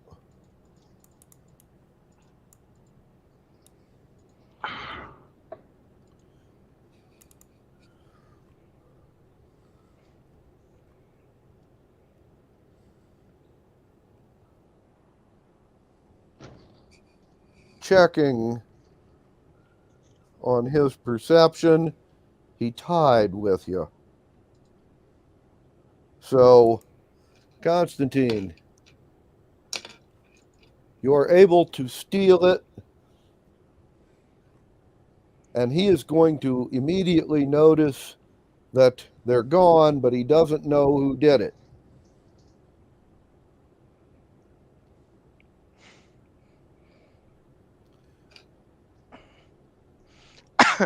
And I want to ask, how many people don't understand Kenny language, Sith language? Our Siths, somebody have? Bill, do you know that language of Sith? What your No, I don't know that. Okay. I don't know. Do we want to attack and kill him now, or we want to wait till later? Now, because we're in very bad position. If whole dungeon go against us, and two he just won without anybody.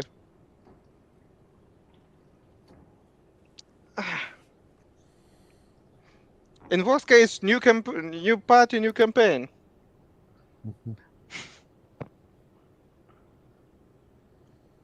Anyway, okay, are you going to sneak attack him? Sneak attack him. Okay. Well then, give us your sneak attack.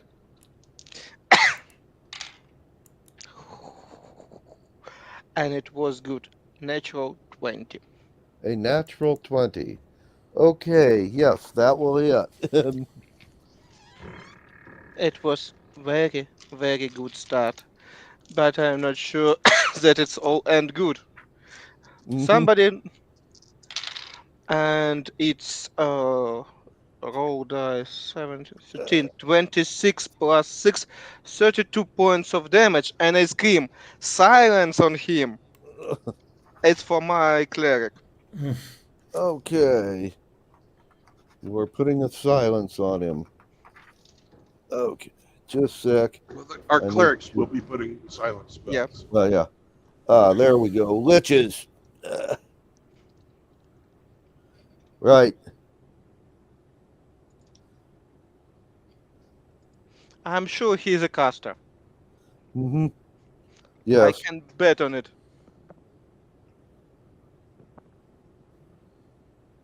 Right.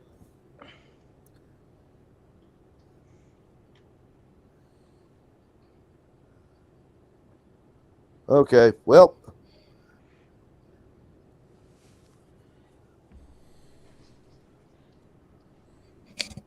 And you rolled a nat 20, so what was your damage on him? You get to double it. It was damage was 13. I double it. It's 26 with 6. It's my process. Okay. It's 32 total. 32 total. Okay. And at this point in time, you have done a surprise attack and hit him. I will need initiative from everybody for the next.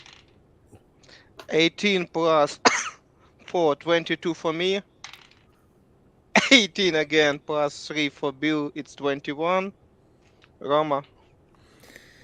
I'm sorry. Well, it's 8 for me.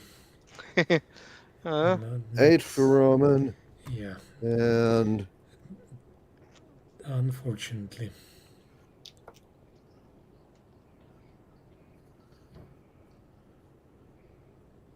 $10 for your clerics. Oh. 22 and 19 respectively for your dwarves. Oh, it's good. It's really, really good. And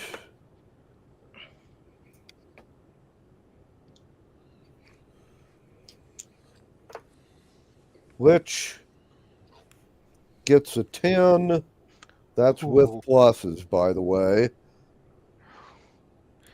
We have chance on silence. We have chance on silence. And the ghostly servants that came when he summoned them got a 19. There are 2 of those guys at the moment. Okay.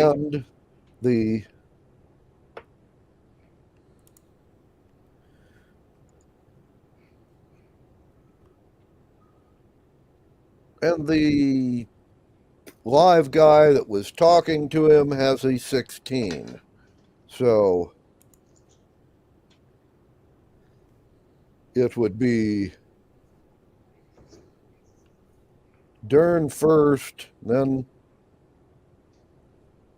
or no, it would be Constantine, then Dern, then Bill, then the ghosts, and then Vana, and the live people, your clerics, and Roman, then the Lich, in that order. So that's kind of complicated. Pardon me if I space something off in the middle of this, okay? But Constantine, you are up. Steady aim and second shot. Uh-huh. It's not so best, and with advantage is 2 14. That means 22. Does it hit? Yes. This guy has a 17 armor class, so gotta have 17 or better to hit him. 10 plus 6, 16 points of damage. Okay. And then Dern's action.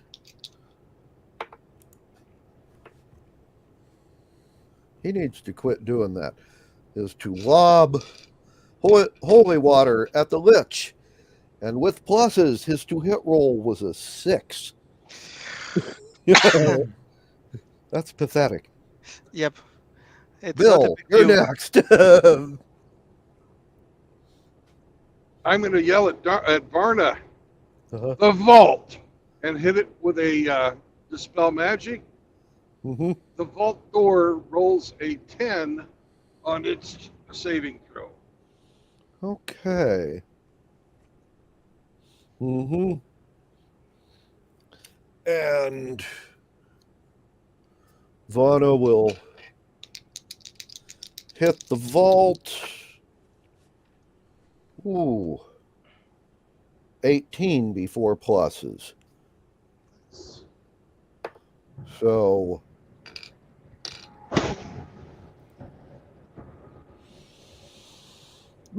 yes, she is able to open the vault door this round. Next would be ghostly servants. And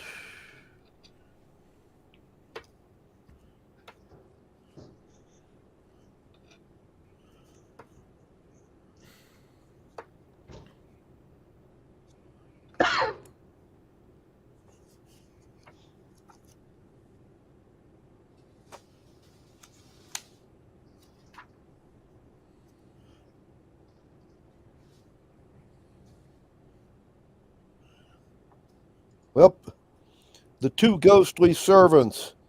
One of them has attempted to do a withering touch on Constantine and missed. And the other one attempts to do a withering touch on Bill and misses. Okay.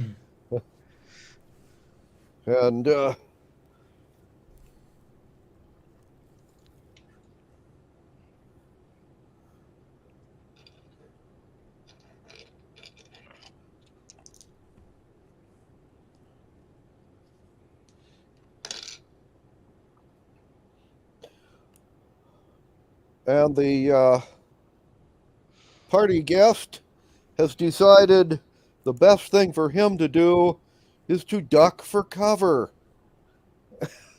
And wise decision. He has dived behind one of the display cases in the room.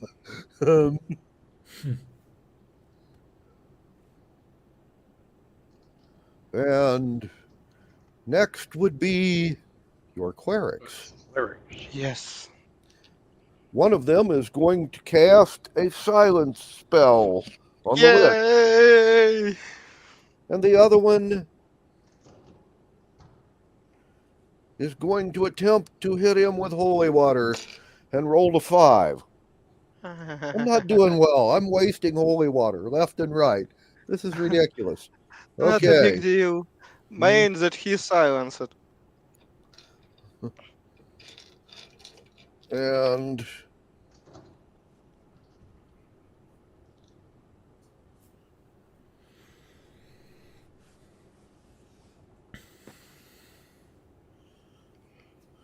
target must. Okay, that's not going to succeed. That's a saving throw. The Lich has moved away from his throne over to where Vana has opened the vault and hit her with a paralyzing touch. She has failed her saving throw miserably, rolled a 1, by the way. So,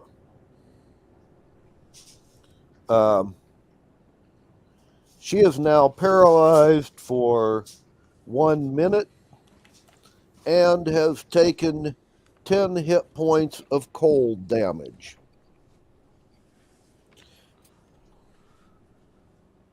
And last but not least, Roman, you're up. Yay! I am charging. Yeah, I guess. The main guy. What do you think? Main, kill Yeah, him. okay. Till we not dismantle that. All other stuff is smaller. He just neutralized one of our thieves for a minute. Okay. So, 15 plus 6, 21 to hit. Okay, 21 will hit. And the damage is 11. Not very good. Okay, but you've done him 11 points of damage. Yeah, that's the next attack. Okay. 20. Okay, that hits. Pluses, and damage is 15. Okay. So you have done him 15 more hit points of damage. Yeah. Okay, and that would end this round. So, Constantine, back to you. I not do anything except trying to kill that bastard. Good that I have advantage. 11 plus 17. It must hit. Okay, yes, that will hit. But it was close. 18 plus 6, 24 points of damage. Okay. You have just done him 24 more points of damage. And Vana is paralyzed, so she don't get an action.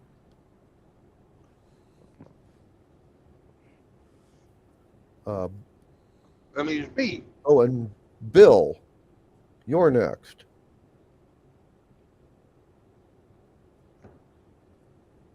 I'm going to step into the vault. It's big enough you can walk around in there, right? Yes. Okay. I'm going to step into the vault, pull the door shut behind me, and hit it with the wizard's lock. You're locking yourself in the vault. Gotcha. Yep. Okay.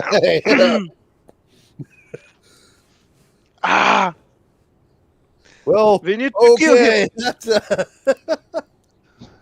Okay. Next would The be soul object is in here. I'm going to destroy the soul object, but I can't do that and fight him at the same time. gotcha. Yep. Soul object in my hand, in my bag because I stole it. Mm-hmm. No, it's not. Okay. You stole something, but it wasn't the soul object. Okay.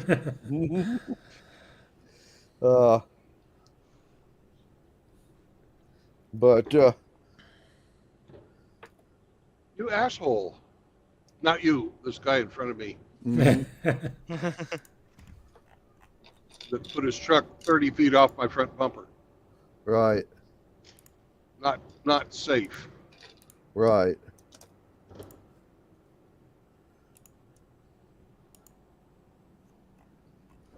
And he should know better. He's a trucker. Oh yeah. Okay, Dern is going to step up and with his +1 dagger backstab the Lich, and he is going to do 27 points of damage. I don't know how. Next thing would be the ghostly servants. Constantine, the one that tried to hit you, rolled a 2 before pluses, so that's a miss. Okay.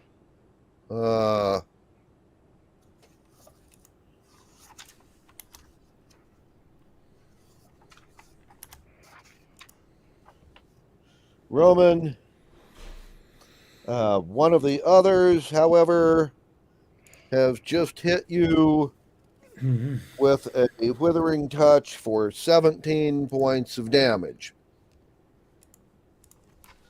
And Okay, that's unpleasant. next after that,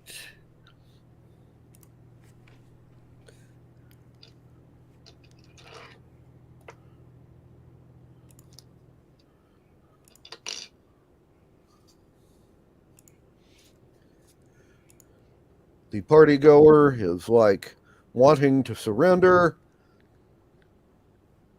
claiming he is just an innocent, like, scholar.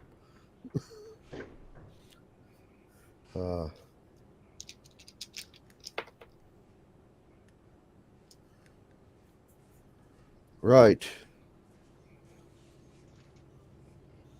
Lich has just done a natural 20 on a second paralyzing touch on Dern.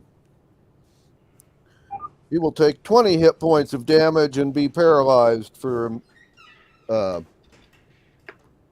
minute. A minute. Mm-hmm.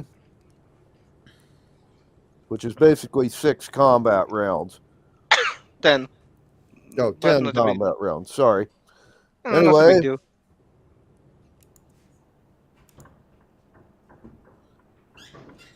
and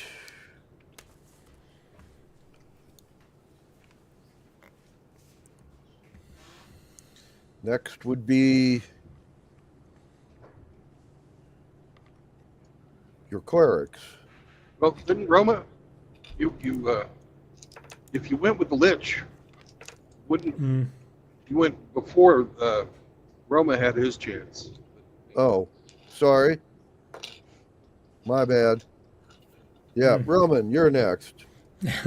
Okay. I told you it's confusing. Yeah, slightly. Well, you did have the clerics correct. They go before Roma, but yeah, Slightly confusing. Okay, 11 plus 6, 17. that will hit. Okay, great. Oh, nice. It's 18 points of damage. Alrighty, then you've done him another 18 points of damage. Yeah. Your second hit? And the second is 22 to hit. And damage is 15. Okay. So you've done him and another 15 on that. Mhm. Okay, and your clerics, by the way, both hit him this time, but they rolled sucky on damage. They only did 8 total. And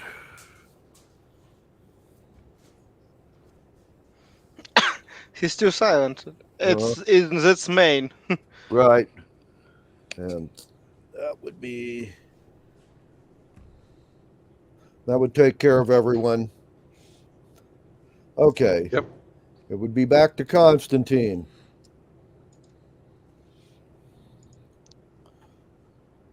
So It's how it's look like. He's damaged. He's still alive, or what? yes, he's still, although he is getting very low on hit points now. Okay, again, steady aim. Mhm. Oh, yep. One more natural 20. Shoot it with advantage is a huge deal. Uh-huh. 5 plus 5, 10, 17. Double. It's 34 plus 6. It's 40 points of damage. You know, he only had about 22 points left. So he's right around minus 23, 24 hit points now. So he has been killed. And his soul object in the vault will start regenerating a new body. Bill, what you stole was the fake soul object that he left out to fool people. Unfortunately, but we have Bill inside that place, and 2 ghosts. What we need to deal with? Oh.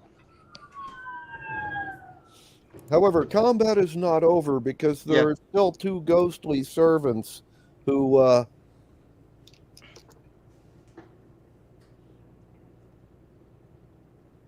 But it's my turn. Yep. Yeah. But it is your turn now. So I should see the soul object activate. yes, you do. I'm gonna hit it with a shatter. It's a jewel. It's a jewel, right? Actually, it's a jeweled coffin, but yes. Okay, I'm gonna hit it with a shatter. Okay.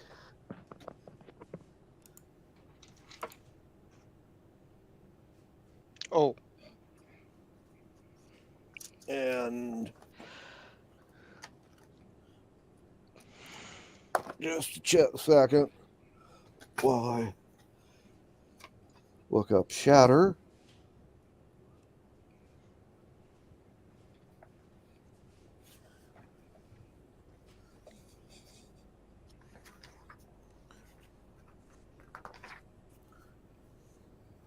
Here we go.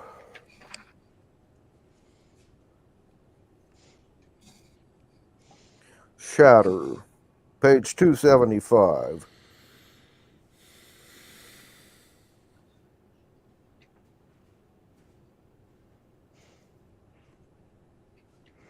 They have disadvantage on a saving throw. Okay.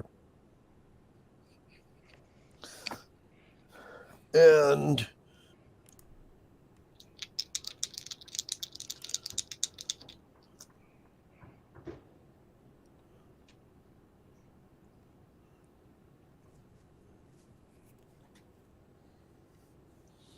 Bill.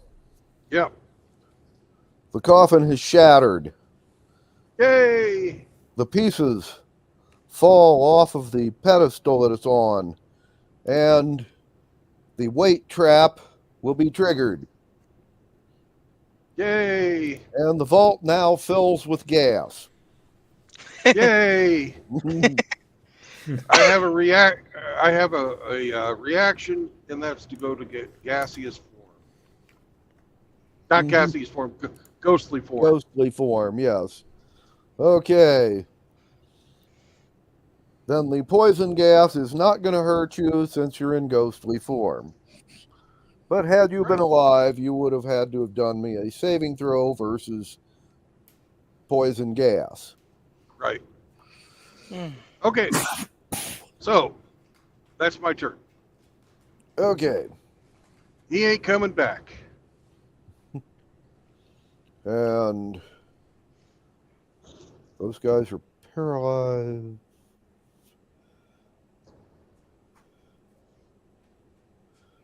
Ghosts would be next. Yep. Yep.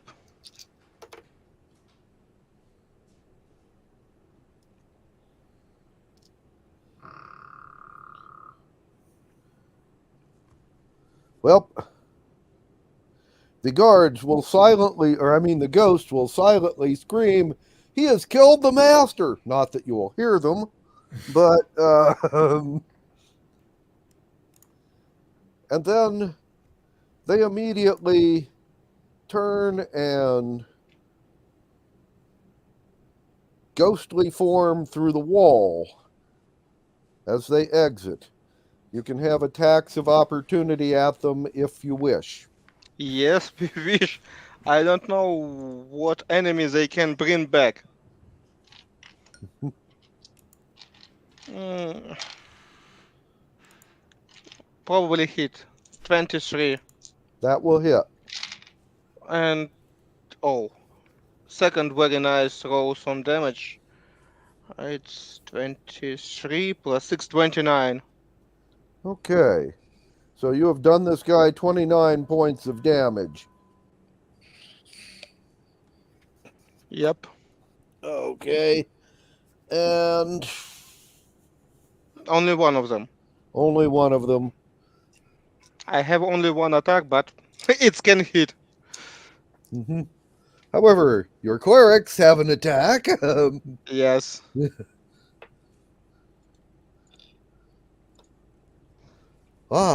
But they roll absolute minimum damage. That sucks. Roman, you can have an attack of opportunity at the ghosts as they are leaving. Yeah, I do. 18. That hits. And damage is 17. Mm-hmm. Okay. And the second attack. Mm-hmm. Same one or the other one? Same. Okay. Another 18 to hit, and damage is 16. Okay.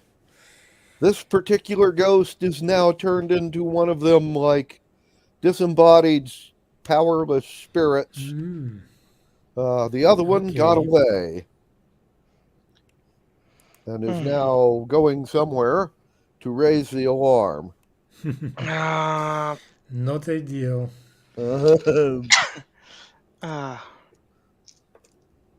Okay. And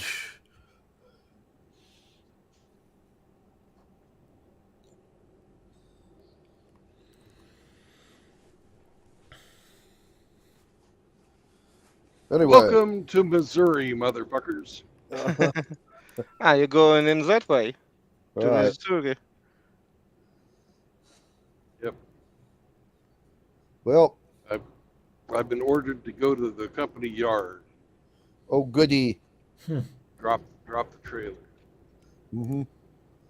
Get the truck fixed. Right. Well,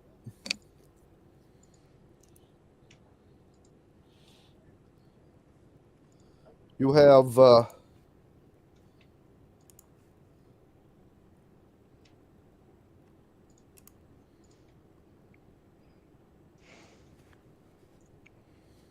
successfully taken care of the Lich and destroyed his soul object. And you have found the enchanted jeweler's tools, but you still haven't found the exit.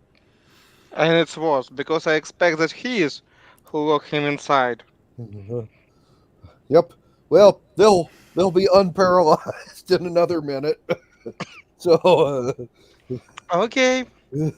They'll No, be but we back have up on their feet. 2 clerics who can do speak with dead on this asshole. Right. And it's not help. He didn't know. Well, he told us he didn't know, but well, he's Yeah. kind of an evil undead. Yep. Yeah. We can always check. If we not have enough, I will go and block the door just in case. Okay. Cheers with something.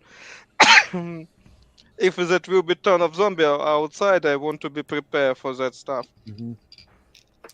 Well, And it's loot actually the a good place. thing you did because the servant that left is telling the haunted armor out in the hallway that you just murdered the boss, and they just tried to come in the door that you bolted. Okay, the clerics will be casting Speak with Dead on the Lich. I will loot the place. First, it's enchanted jewelry tools. And maybe something interesting here. Some spells, scrolls, potions, all that stuff. Well, they've only got 3 questions. First question being the exit, and he actually doesn't know. So, How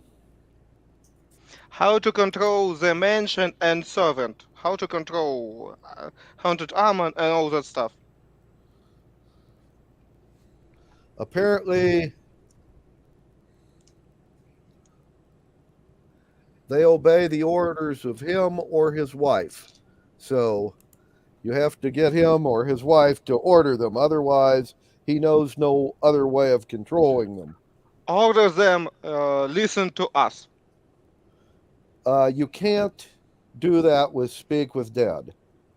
All you can do is ask 3 questions, and he is compelled to answer them. But you can't make him do things. Okay. Just answer Where is questions. his wife? His wife? Yes.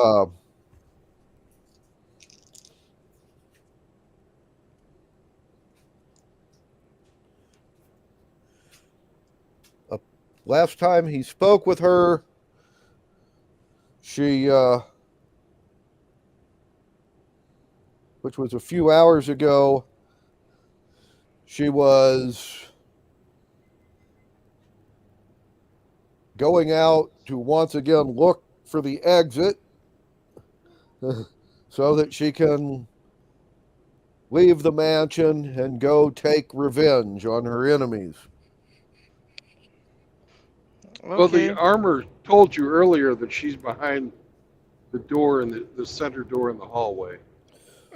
I don't know. Maybe they have another stuff. Maybe she's dead. I will talk with a guest, with that guy with the beard. I want to ask him, is his wife Lich too?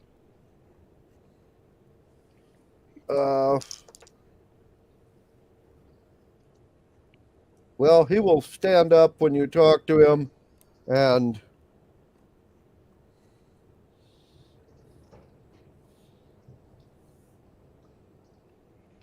he will reach out with his hand and poke you with his finger, and then say, he's speaking common, but he has a very, very odd accent. Much like, somebody talking in the same language you speak, but using idioms and inflections from 400 or 500 years ago. That sort of thing. And he will tell you that he is just a scholar, and he was invited to to the mansion by, pointing over towards the dead lich, by him when he was still alive. They wanted me as a consultant because I know everything. How go outside from the Tesseract? And he'll look at you and say,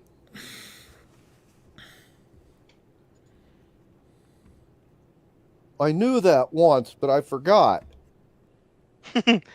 Intimidation.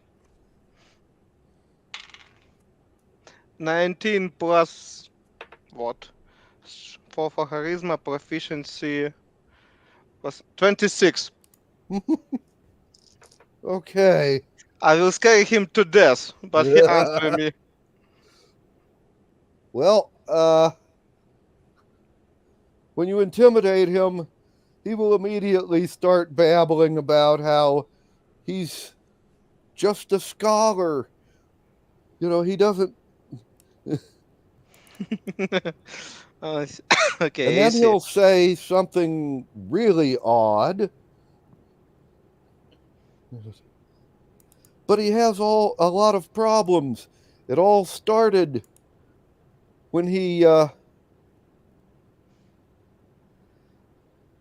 released the genie from the bottle and forced it to grant his wish.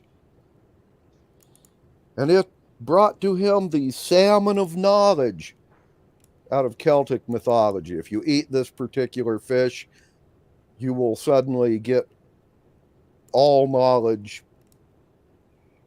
You'll know everything. Anyway, apparently the genie brought him this salmon and prepared it. And he ate the salmon and he knew everything. But unfortunately, the genie tricked him. He had a lemon sauce of forgetfulness on the side. So he knew everything and then he forgot all of it. Followed by him going off on a rant for several minutes about how treacherous the djinn and genie folk are. And then he'll stop halfway through it and look at you and say, what was I talking about? I've forgotten. Yeah, not much help. All right, I'm inside the vault. I'm inside the vault still. I'm going to inspect the vault to see what I can find and not touch anything, even in ghostly form. Give us an investigation roll.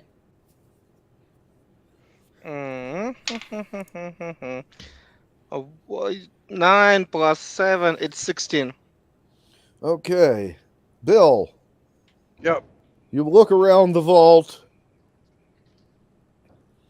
You find lots of treasure, including the set of enchanted jeweler's tools that are on display out in the case in the next room. Interesting.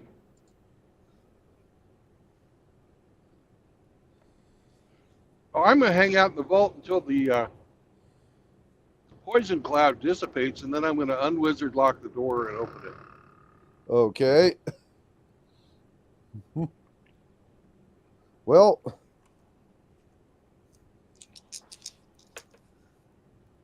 you will find the guys talking to the scholar.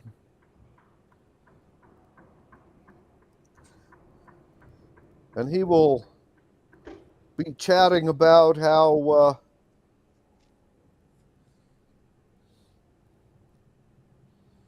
the dead lich invited him to the party and was using all kinds of tricks to try and get him to remember things, and he would then tell him stuff about famous jewels or tricks of jewelry making that he didn't know. Or sometimes he did, and sometimes this guy forgot him before he could tell him. And then something destabilized the Tesseract and they couldn't get out. And he's been, well, doing consulting work and trying not to be eaten by ghouls and such like that for a good 800 years. Interesting. If we kill you and speak with that, would it Anyway, help? the clerics will mention it's been 1,000. The guy says, "Oh damn! Did I forget about 200 years somewhere?" Oh, that is so annoying. Okay. Okay, I will leave him for a little bit longer and reinforce the door just in case. Little bit more. Okay.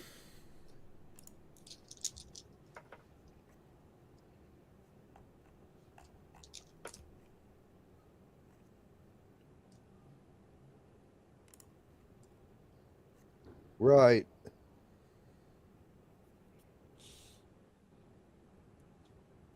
He really doesn't tell you anything useful. He babbles a lot, but he loses his train of thought very easily.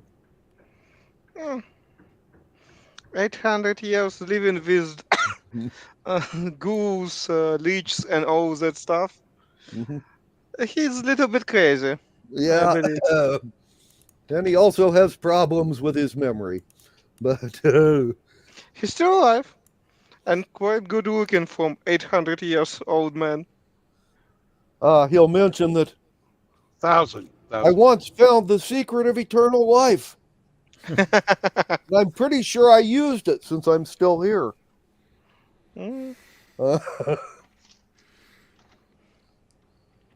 Okay.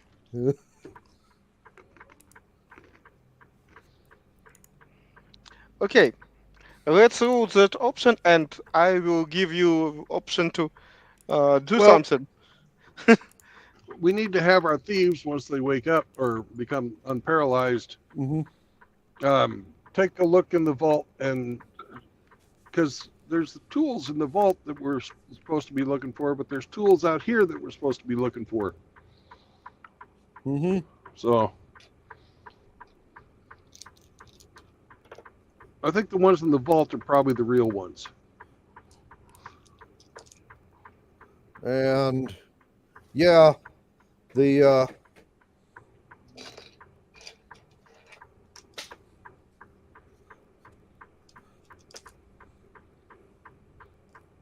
well, your thieves get unparalyzed. They look around. They'll tell you that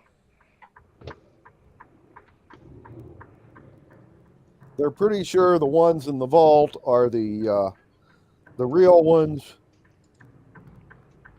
But just to be on the safe side, they untrapped and picked the locks on both of them.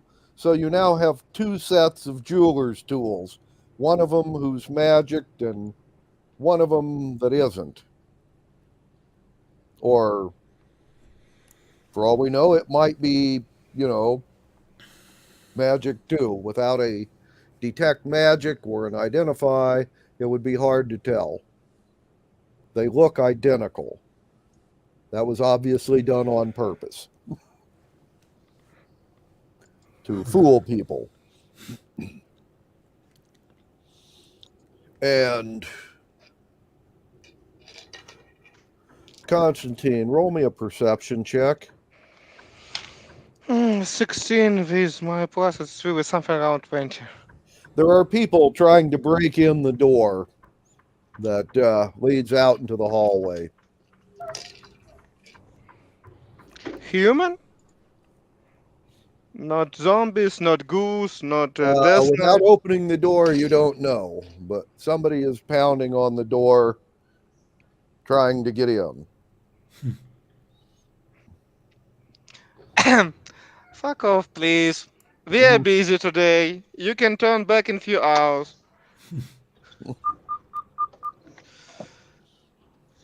All right. Just a second. I've got to open the gate here at the yard. Sam, Okay. chill out.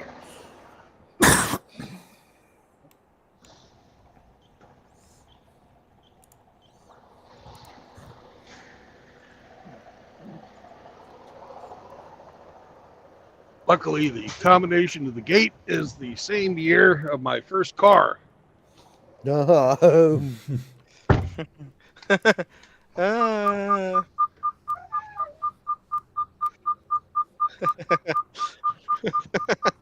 I hope at least it begins from 90. Yeah. Mhm. I'm not going to say it out loud on the internet. Right. Sure.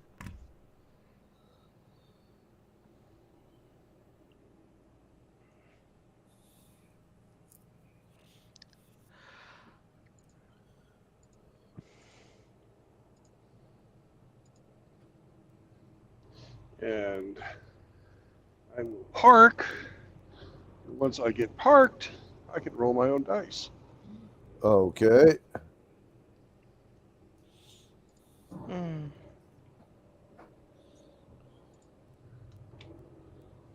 Actually, we're not going to back in. We can back out. We're not in a fucking crowded parking lot. We're going to pull in forward.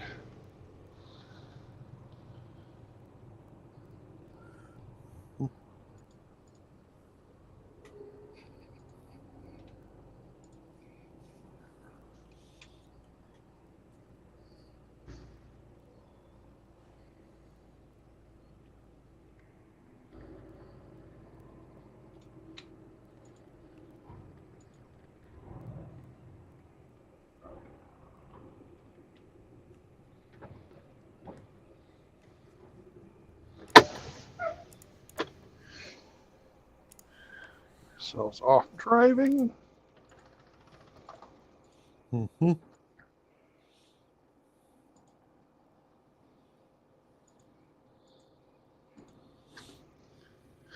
And I'm going to take the dog to go pee-pee, but I can take you guys with me. Oh, goody. Yes. If I can drive, Okay. I can walk. Mhm. All right. Because Sammy is saying, hey, the little brown dog, he needs to go right now. Let's go. All righty. Well,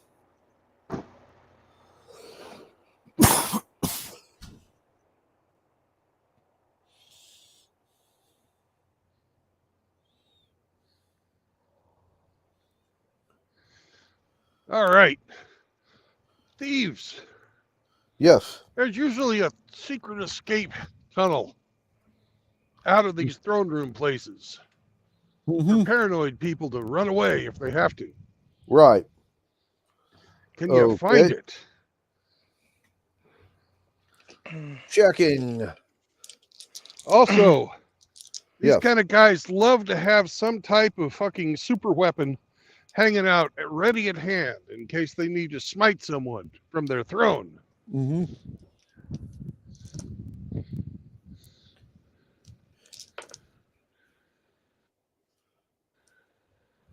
Okay.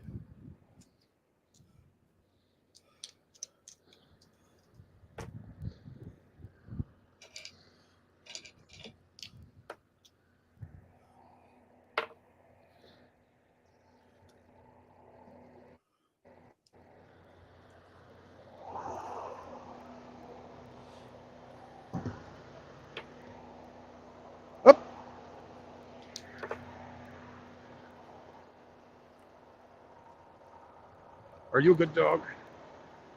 You are? Okay. Guard the truck. I'll be back in just a minute, Sam. Mhm. If anybody comes, you bite him. You bite him in the balls. Good boy.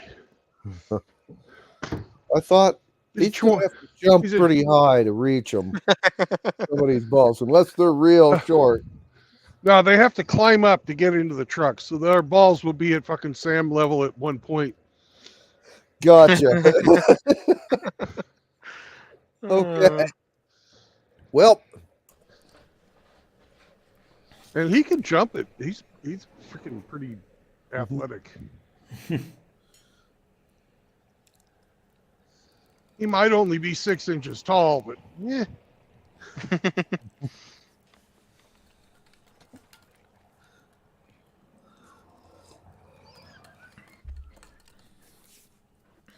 Hello. Yep. Okay. Well, the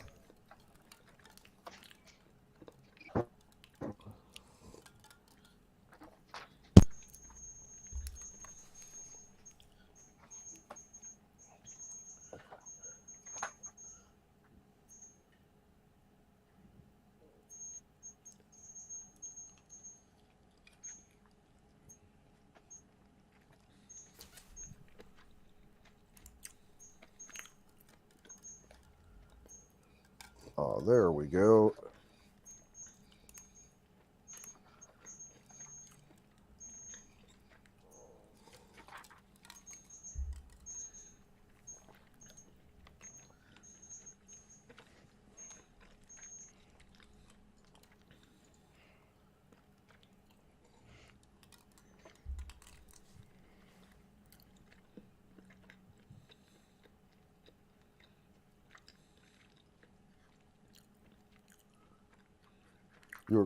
Your thieves are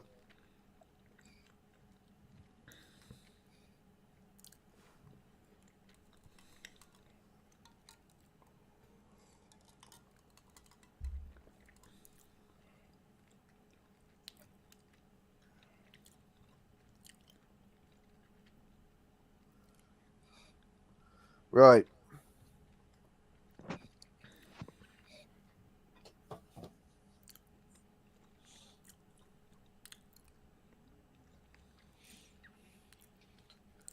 And Bill,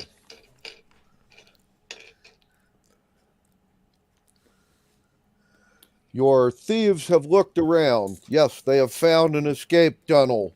It's not actually in the throne room, it's in the vault.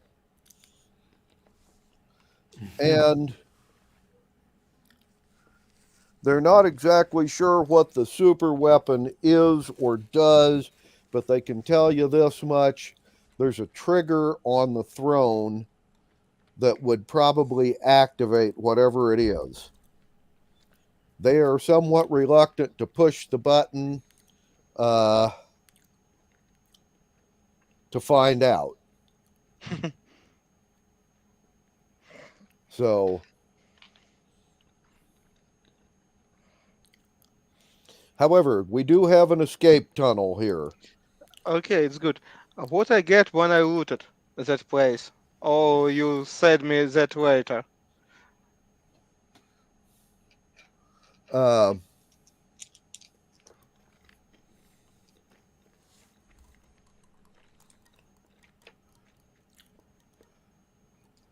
roll me a 20-sider.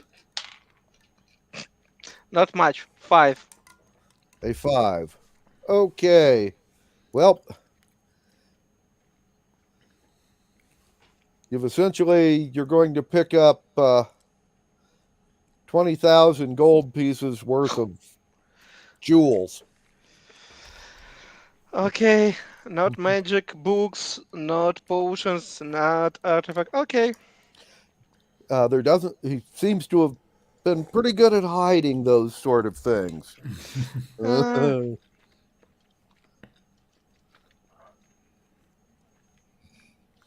Anyway, do you wish to take the secret tunnel? Probably. Okay. Well,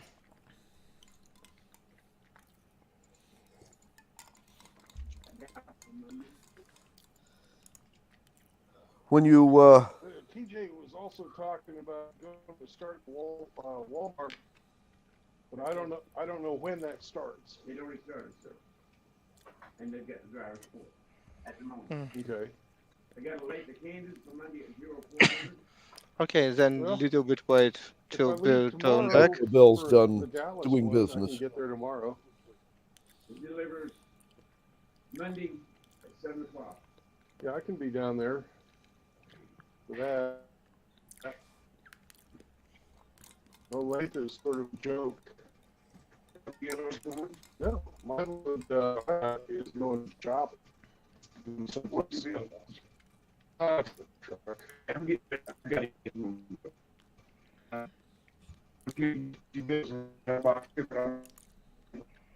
Okay. Make you load here real quick.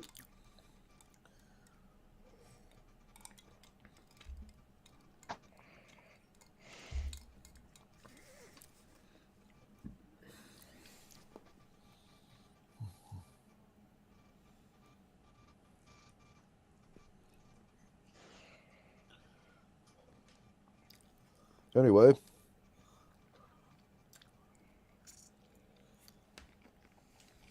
Bill seems to have just dropped out.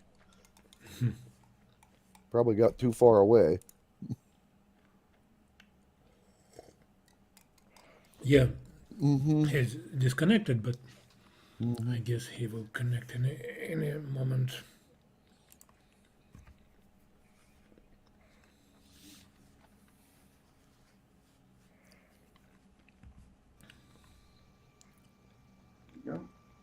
You know if there's anybody still over in the shop? They're normally here till 4:30 or 5 on Saturdays. Okay, because the trailer I'm driving right now, it's got low tire tread. It's pretty darn close to not being legal. I don't know. Up to them to make calls. And you're in 504, right?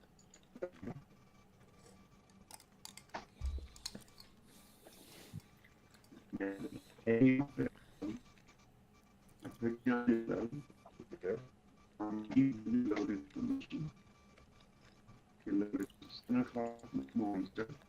Right. I gave you 2 lines. Yep. Everybody, Yes, sir.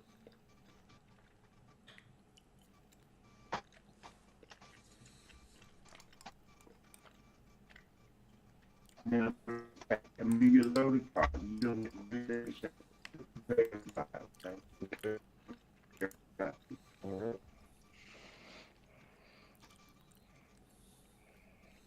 So the T call.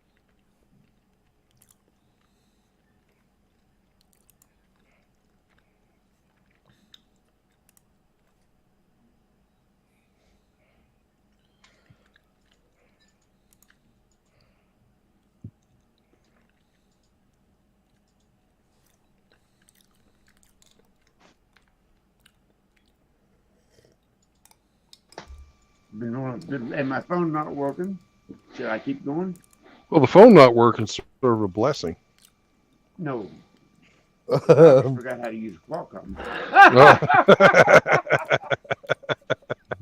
All right. Appreciate them. Don't forget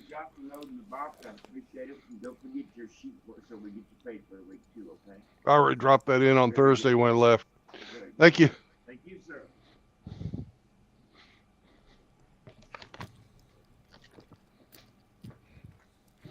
Sorry about that, guys. No problem. It's business. It happens. Yeah. Okay. In your absence, they were able to pick up 20,000 worth of like gemstones and find the guy's escape tunnel. Whatever his Yay. super weapon is, they can't tell you, the thieves, but they can tell you he's got a button on his throne that triggers it. Okay. Without triggering it, they're not real sure what it is.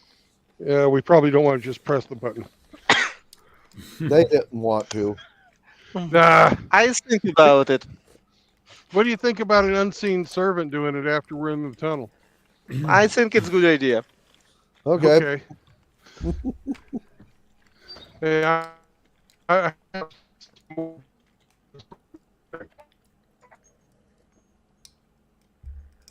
Sorry, didn't catch that.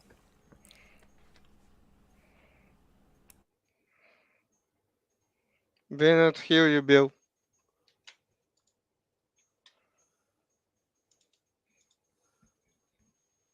Obviously, wherever he is, reception sucks. Yep.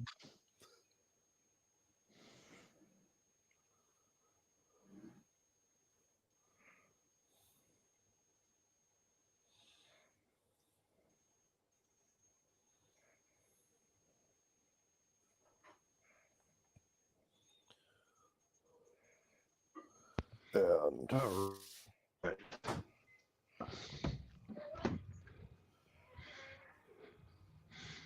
right, I'm back. Okay. Well,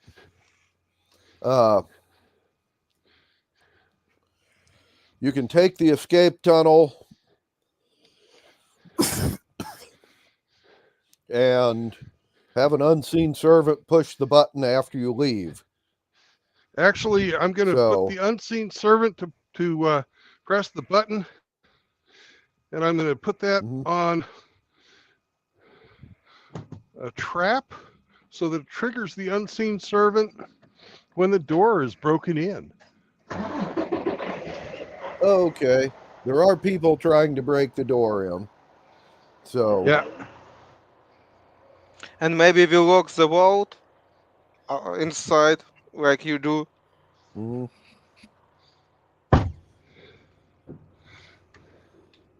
All right.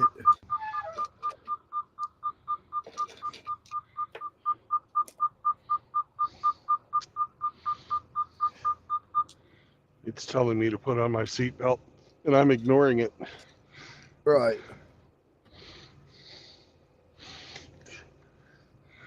Because I don't care about my truck's feelings. Mm-hmm. Right. Okay. Well,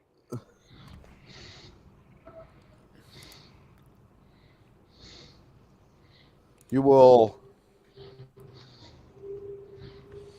head down the escape tunnel and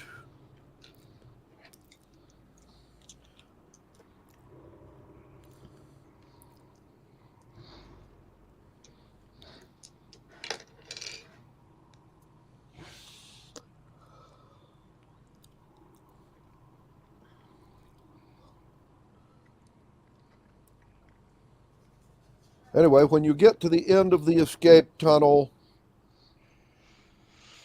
a secret door will open and you will enter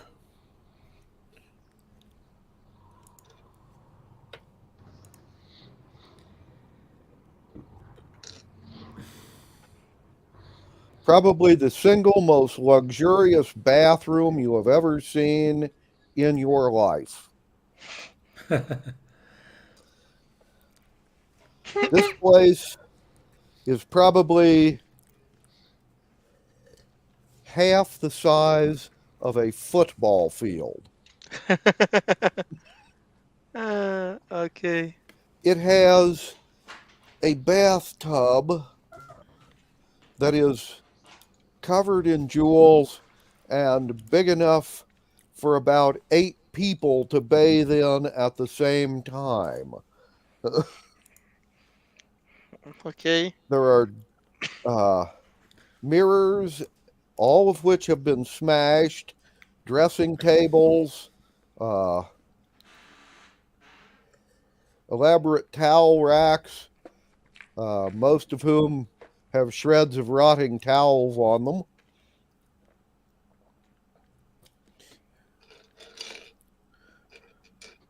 And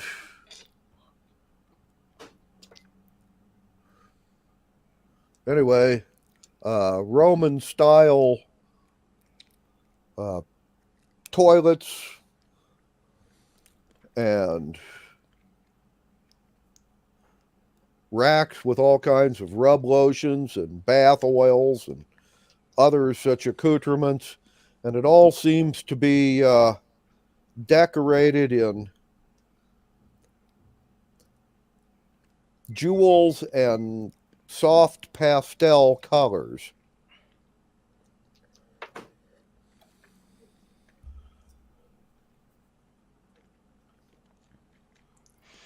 I want to check that. Oh, Bill, we lose Bill again. Yeah. I want to check that somebody use it, that we have wet, that's all not covered does, that I really use, because I not think so that Leech really needs that stuff. Maybe somebody alive use it. I want to just check it. Okay. Investigation roll. 12, I not have. Well, I have. I don't know. It's for perception.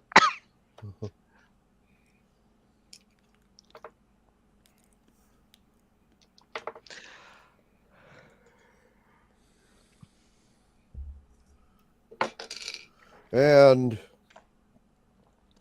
the old partygoer will immediately go over to one of the commodes and say, "Oh, it's been forever since I found a bathroom in this place. I think they keep moving them around or something." And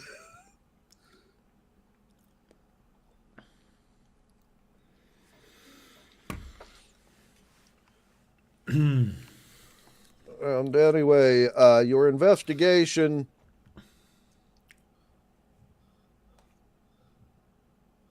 you will note that this is obviously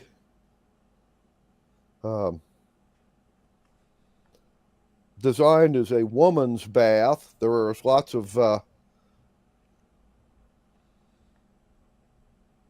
makeup items and whatnot, hair care.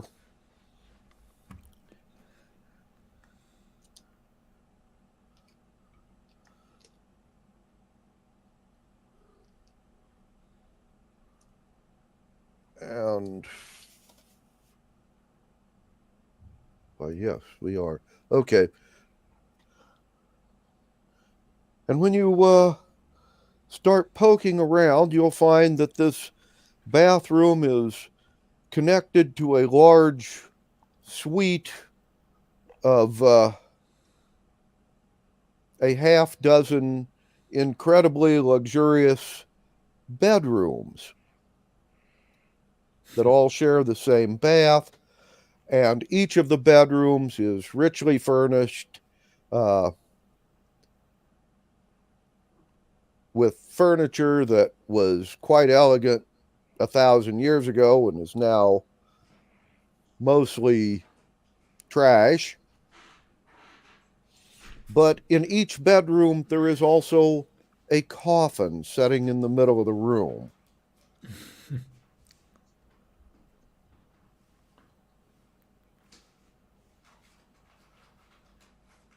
And my rolls have indicated the time you have spent screwing around into this mansion, you have just reached sundown, about the time you're poking around, because the coffins are going to start opening on their own. And I think we ought to wait till Bill is back. All right. Sorry about that. I'm back again. Okay. In your absence, you guys have investigated, gone down the tunnel. It ended up in probably the largest and most luxurious bathroom you've ever seen. Your party guest immediately took advantage of the fact that it was a bathroom to take a piss, saying it had been just about forever since he'd found a bathroom. They keep moving them around in this place. Bathroom has jeweled tub big enough for 8 people to bathe in at once, covered in jewels, makeup stations, lots of mirrors, all of which have been broken. And further investigation shows that this bathroom leads to a suite of 6 bedrooms, luxuriously furnished, and each bedroom also has a coffin in the middle of the room. And you've been poking around in this place long enough that the sun is going down in the outside world. And all of these coffins are now starting to open on their own. What I expect? Who can be wife of the lich? Of course, vampire. Mm-hmm. Mm. Mm-hmm. Mm. Anyway, Please, can you please make please me hold that batch of holy water? Well, your thieves and your clerics each started with 10, and the clerics have used 5 out of the 20 that they had to start with, and your clerics have used 6, each of them also having 10. So you got 29 bottles of holy water with the party at the moment. I want to have one badge full of holy water. I don't know how much it costs. I know that it will cost a lot, but I don't care. Actually, the clerics just hand you one, say, "Here, it's on the house." Yeah. Okay. You will have advantage on the vampire spawn coming out of the coffin. The first round. Please, as soon as they know you're there, combat is going to start. So now would be a great time to roll initiative again. 8 plus 4, 12. A 12. Okay. Bill, would you roll your own dice? Not just yet. I'm parking. Okay. And For tight. Bill, it will be 5 plus 3, 8. An 8 for Bill. Okay. Roman. I have 20. A 20. Yeah. Okay. And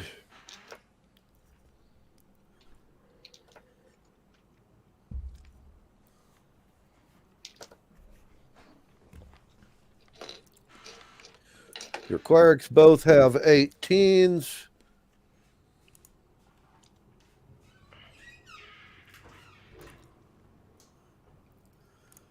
Your thieves have a 20 and a 17.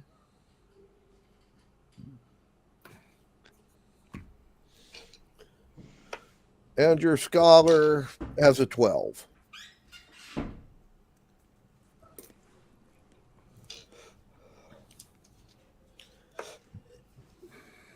And the vampires have a 14.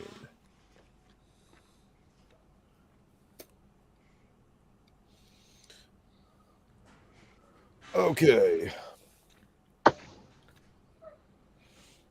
So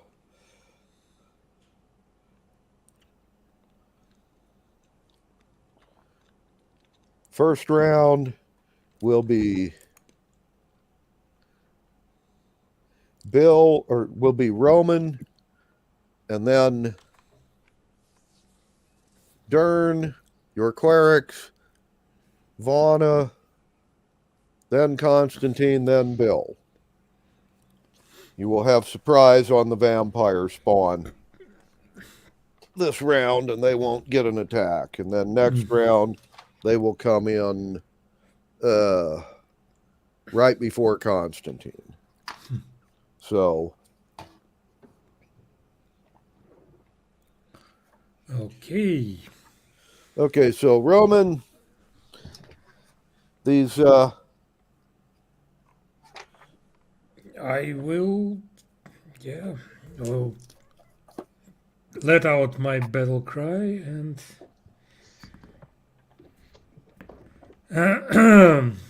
what will be the first?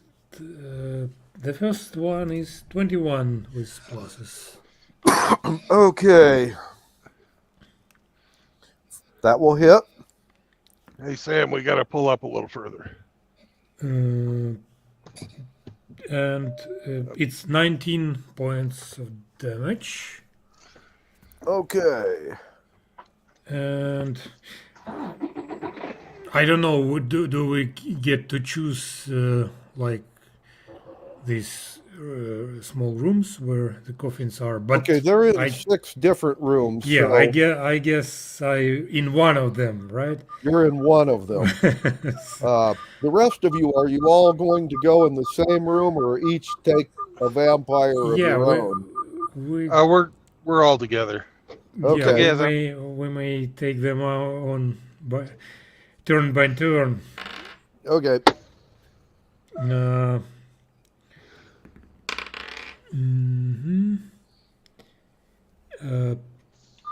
It's 17 plus 6, 23, and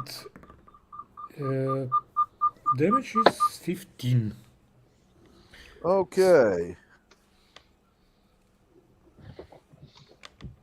So, yeah, 19 plus 15.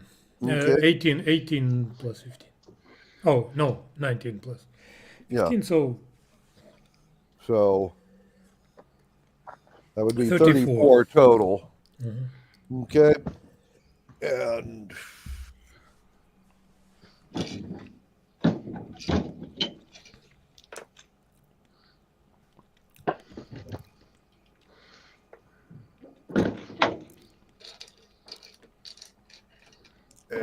Dern is going to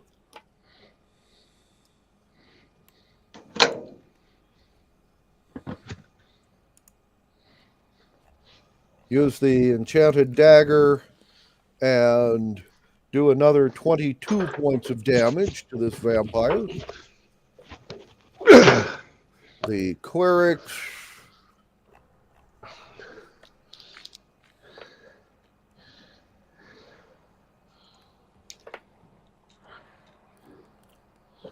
are each going to hit the vampire with holy water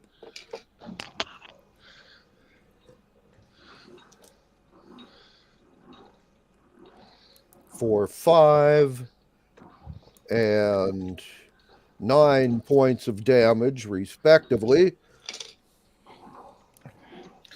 And they will stop it from regenerating this round because they have used holy water.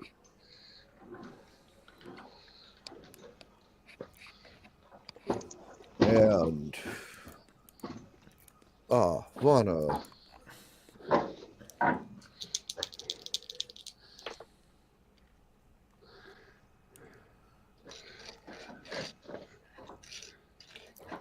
Is going to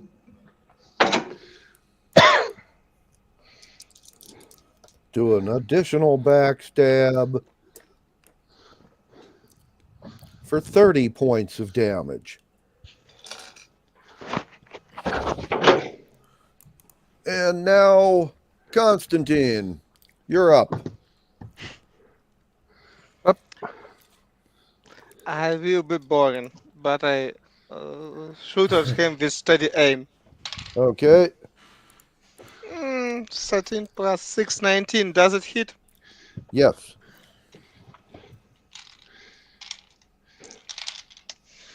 Mm, 10, 16, 23, 29 points of damage. Well, I'll be damned. Between the lot of you, you have taken this vampire down to -3 hit points. And Okay. it's not going to regenerate.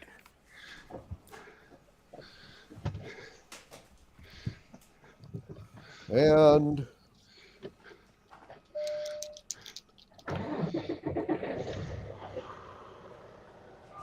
you will, however, hear the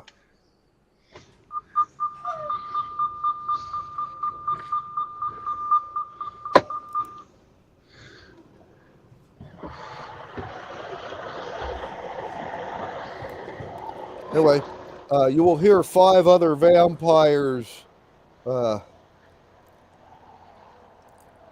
climb out of their coffins and yell, "Food!" Circle, defense, cleric and rogue inside circle, outside everybody else. We will make them food.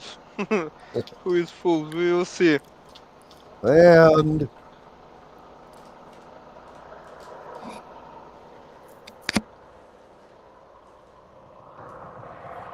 The vampires will rush out of their bedrooms and head for the one you're in. By using double movement, one of the 5 is close enough to appear at the doorway of this bedroom at the end of the round.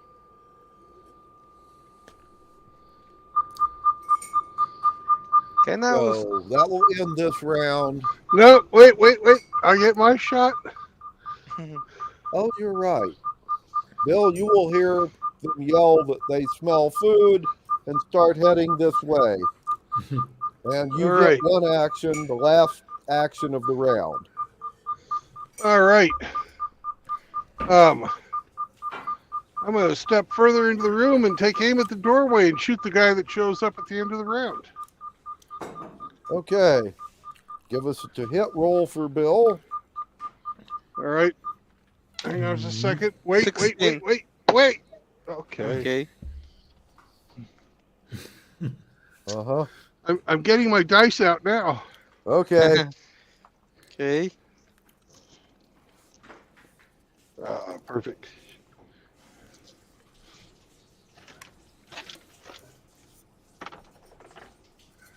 Natural 20. Okay, that hits. This is silver tipped arrow. All my shots will be silver tipped arrows. Okay. And the second shot is a 7 plus 4 makes it 11. I don't think that is. No, it does not. All right. Let's see if I can find an 8-sider now. Oh, good. There it is. 4 plus 2 is 6. Doubled is 12. Okay. So you've done 12 points of damage. And he's got a silver arrow sticking in him. Mm-hmm. She has a silver arrow sticking in her. Yes. Mm-hmm. Okay, and that ends this round then. Okay. So next round would be Roman. Okay, I will start. I haven't. I maybe missed. Is this guy in this coffin still alive or No. But there's one coming through the door that Bill just shot. Yeah, wonderful. I will rush to him. Yeah, block the door, Roma. Yeah. You can stay in the door. We will do all the job from outside. Regretfully, I rolled natural 1 for my first attack. Okay. Happens. Mm-hmm. Yeah, but second one is 23. Okay, the second one hits. And it's 19 points of damage. Okay. Well, then Dern rolls next.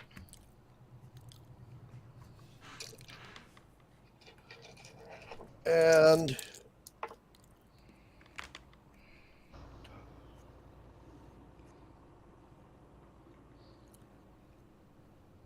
does 17 hit points of damage with the backstab.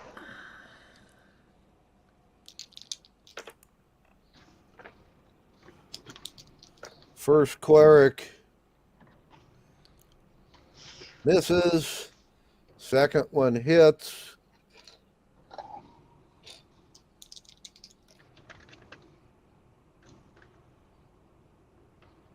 Does 14 hit points of holy water damage.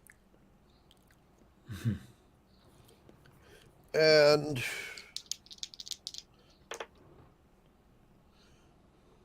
Vana rolls natural 20.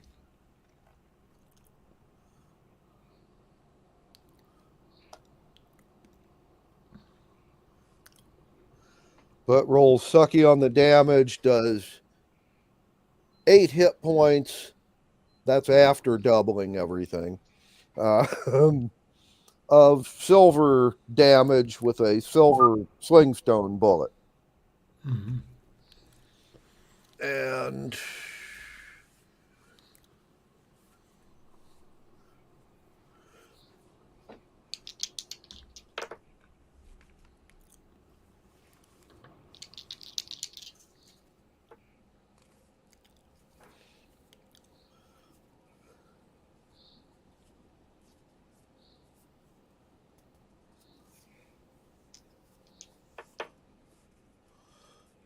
vampire in the doorway misses Roman with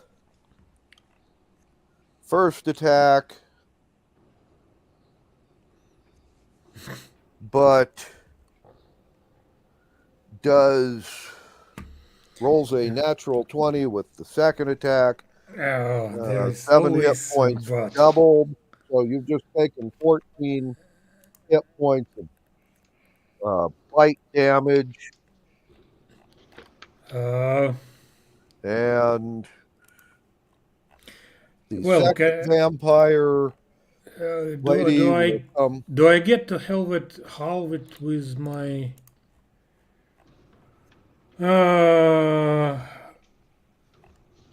totem spirit damage resistance? Is it magical damage or?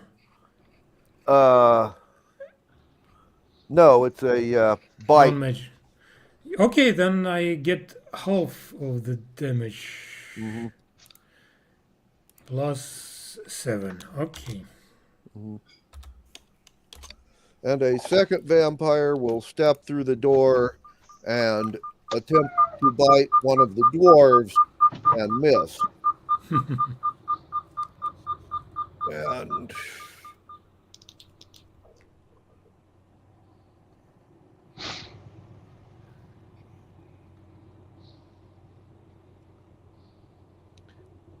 And your scholar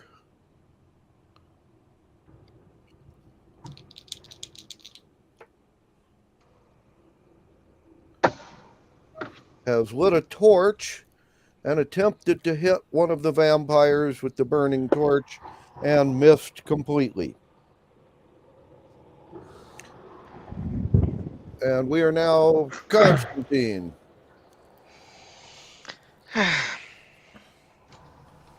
Stupid creature. 17, does it hit? Yes. Okay. 7 plus 8, 15, 21. Okay. You've done 21 points of damage. That was the one that was already wounded. Yep. The Okay. entrance already, yeah. Mm-hmm. All right. And Bill. All right. All right. At the wounded one, 2 more silver arrows. Mm-hmm. First is a 12 plus 4, makes that a 16. Okay. Yes, that will hit. Okay, and the second arrow is a 19, which also will hit. So, first arrow does 6 points. Mm-hmm. Second arrow does 5 points. Gotcha. All righty. And that will end this round. So, Roman, back to you. Hey. There are 2 vampires in the doorway, one of whom is wounded. And Yeah, I start with the wounded one. Mm-hmm. And it's with pluses 20 to hit. Okay, that hits. And it's again 19 points of damage. Okay. Is he still alive? I guess so. Oh, yes. Mm-hmm. Oh, these guys have lots of hit points. That's a shame. It's natural 19. Okay, 19. Yeah, so it's 25 to hit, Mm-hmm. and 15 points of damage. Okay, another 15 hit points of damage. So, right. And next would be Dern.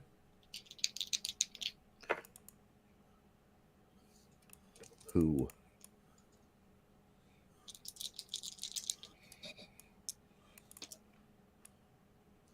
does 21 points of damage on this time around.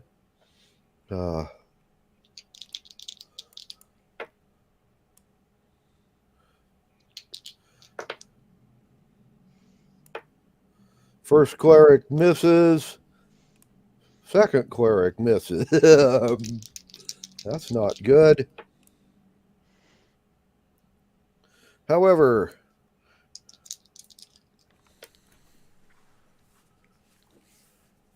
Vana hits this one with a dose of holy water for another 10 hit points of damage and stops it from regenerating, which would have given it some of its hit points back. And that brings us to our party goer, who actually connects this round and does 6 points of damage to the unwounded one. And since we're using fire, it doesn't get to regenerate this round either. And Constantine. Oh, I'm sorry. The vampires get an attack, and then you. Okay. First vampire will attack Roman with a 13. That does not hit.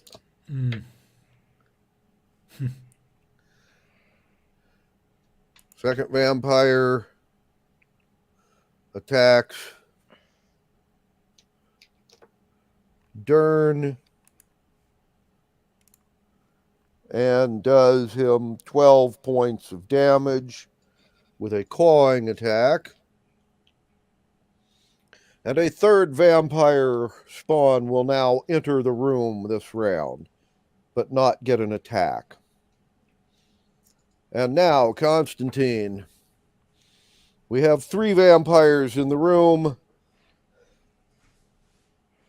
one of whom is wounded pretty good, one that's only barely wounded, and one that's unhurt. I will want to finish that one that wounded. Okay. 19, it's probably, before plus, it's probably hit. Oh, yes. 10, 15, 21 again. Okay. So you've done another 21 points of damage. And Bill. All right. I'm going to cast grease on the floor at the entryway.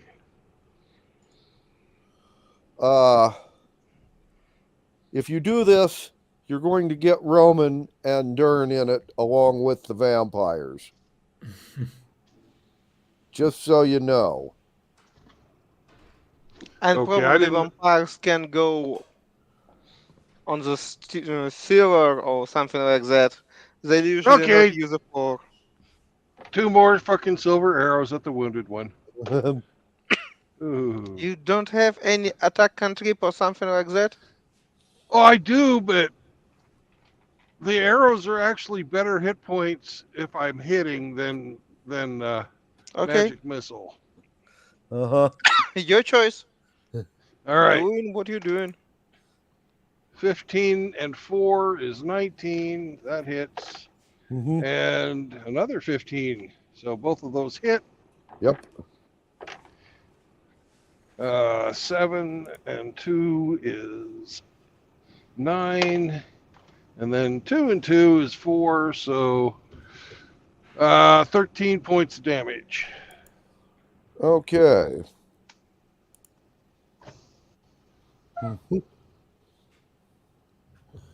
All my And good spells would take you guys out as well. So, Fireball. yep. nah, we're going to pass on the fireball at the moment. Yep. Ah, I just thought of something that's not offensive that I'm going to do next time. Okay. Well, Roman, back to you. Mm-hmm. So, Yeah. So this wounded one is dead or still alive? no, we're still up and about, although we're not doing well. We have 3 before us. Okay, well, let's finally finish him. At least try. It's 22 to hit. That hits. And it's 16 points of damage. Okay. And the next is 17 to hit. That also hits. Oh, good. And it's 15 points of damage. You have just finished off the second one out of this bunch. Okay. Hey, nice. 4 more to go. Yeah. Yeah, this is okay. harder. And, okay, and Dern is going to stick the vampire for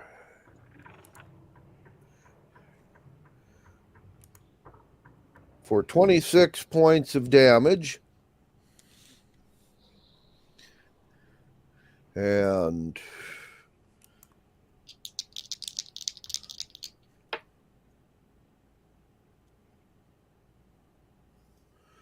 first cleric rolls a natural 20. Yay, first cleric. And does 11 points, double, 22 points of damage to the next vampire. Second cleric rolls a 19 to hit. Okay.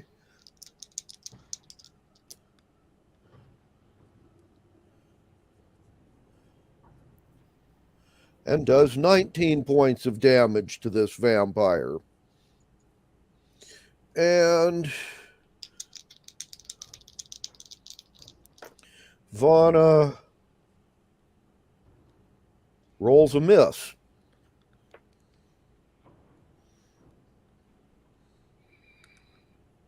And party goer. All right.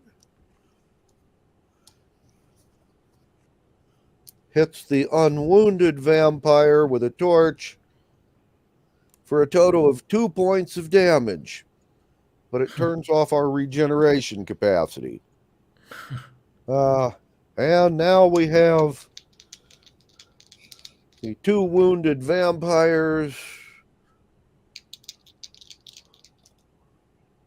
One of whom has attacked one of the clerics and missed. And the other has hit Roman with clawing attacks and done you 12 points of damage. Oh, Jesus. And It's again non-magical, so... Yep. So... And now we are down to Constantine. All shenanigans what I can do I already done. That's why I just hit another one, most wounded, what I can see. And it's 7% 21 points of damage. Okay. And Bill, you have you have 2 wounded vampires, but one of them is only down 2 hit points. All right. Well, the more wounded one gets 2 more arrows. 17, that'll hit. And then 9 plus 4 is 13. Does that hit? No, you got to have a 15 or better to hit these guys. Okay. Well, good thing I did max damage. So it takes 10 points of damage. Okay. And that ends this round. So Roman, back to you. Okay. Continue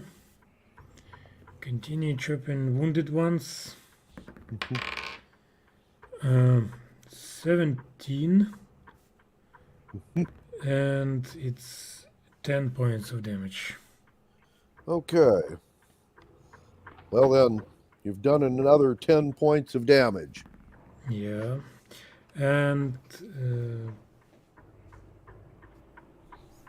25. Okay, that hits. And let me see. It's 19. So you've done us 19 more. Okay. And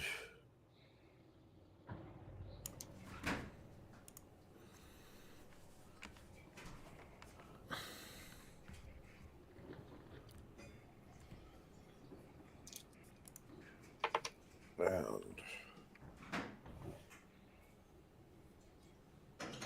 12, 14. And Dern will do it another 12 points of damage, which takes this one to 0. The second vampire that's still in the doorway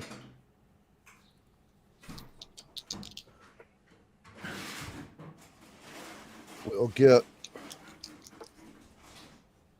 13 points of damage from your first cleric.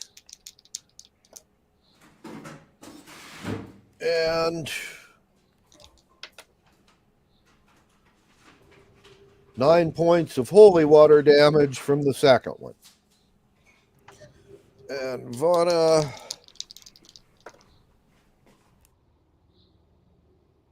is going to roll another miss. And your party goer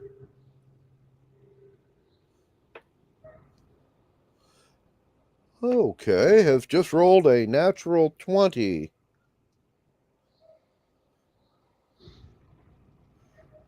And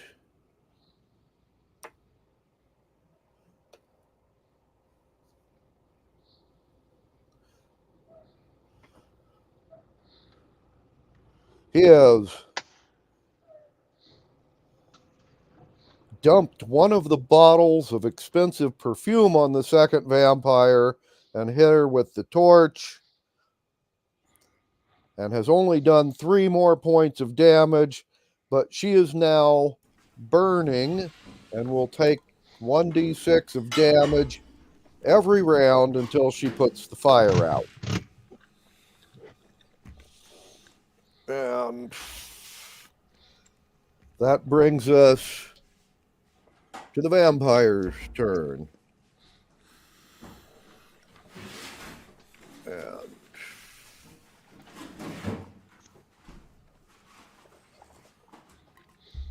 one has just done 14 points of clawing attack on your party goer. And the other is going to spend her action putting out the fire. And Constantine, you're next. One of them busy to take out fire. As usual. 10, 13, 19 points of damage. Okay. And Bill.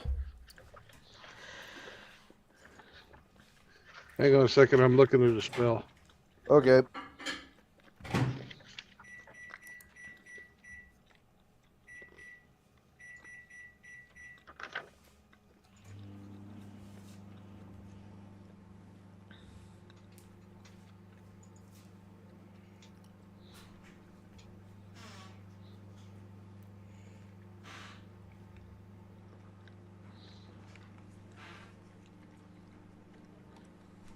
All right. I'm going to hit Roma with a haste spell.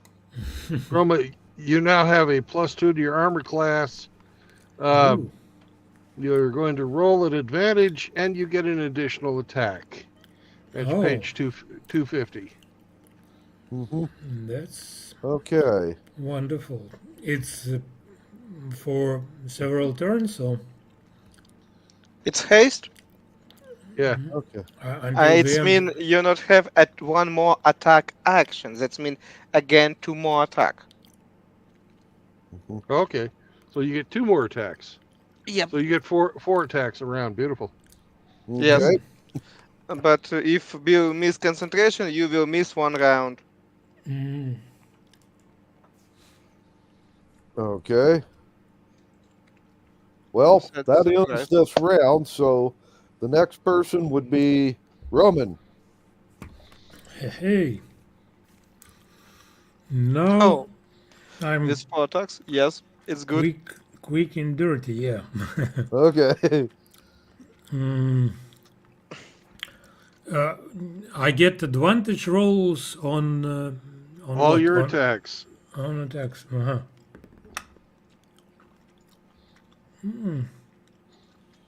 It's 15 to hit. That will hit just barely. Oh, okay. And this is 17 points of damage. Okay. And your second attack? Second attack is 16. That will hit. And it's 13 damage. Okay. And now it's 15. So 21. That hits. And it's 15 or better hits one of these guys. Yeah. And it's 17. Okay. 17 damage. Mm-hmm.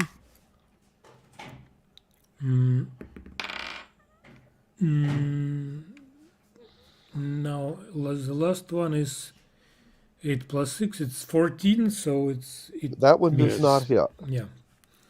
Okay. So well, yeah, 3 or 4 attacks. And hey, that's better than Meatloaf did. Mm-hmm.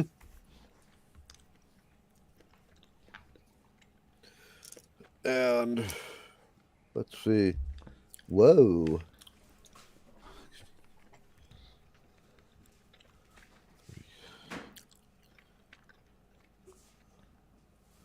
Dern has just rolled max damage on his backstab. Combined with the damage this creature has already taken, that takes it out. So clerics are going to attack the next vampire. First one misses. Second one hits.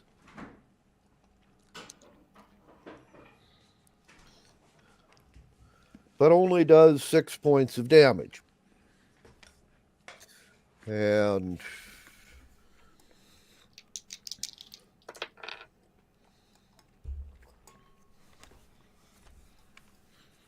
Vana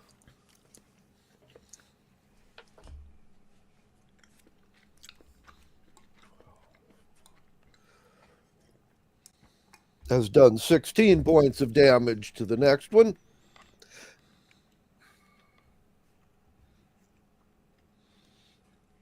And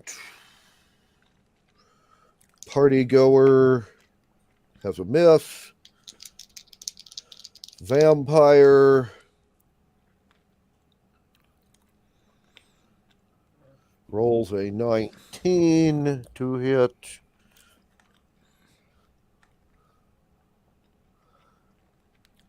And does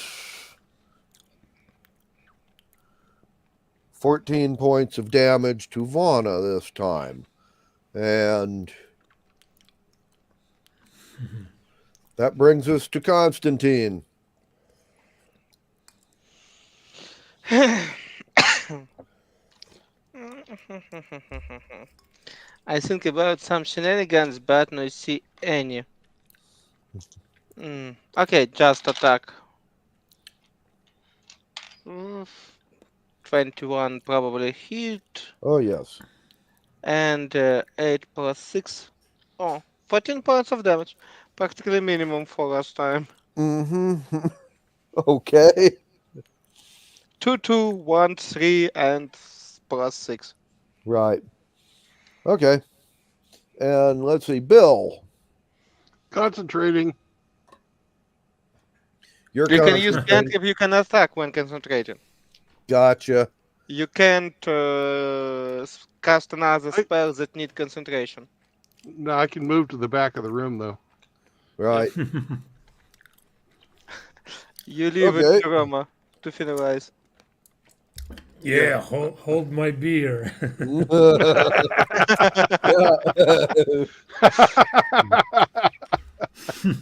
Okay. Mm-hmm. Okay, well then, Roman, there's one vampire in the room living anyway, or not dead anyhow, Yeah. in the room with you. Undead.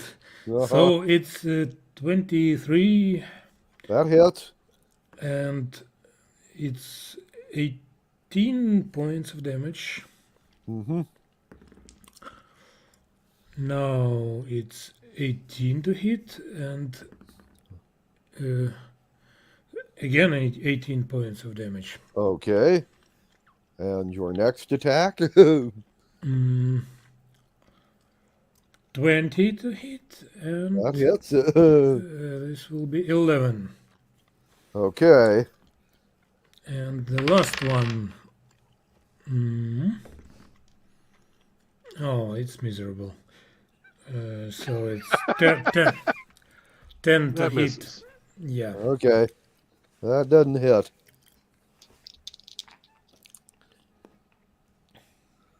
And yep, Dern is going to roll a miss.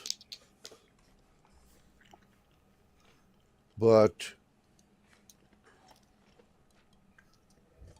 first cleric does 15 points of damage. Second one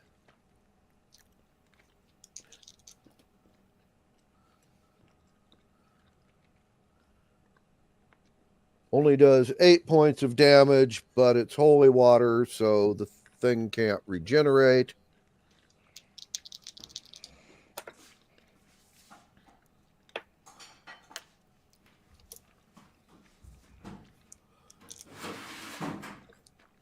And Vana is going to get a backstab for 31 points of damage.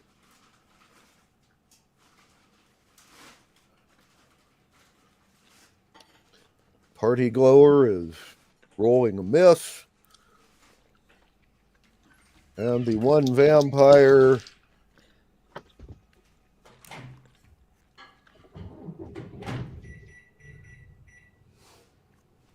is going to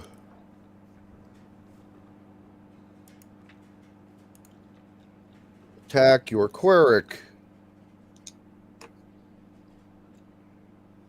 for 14 points of damage.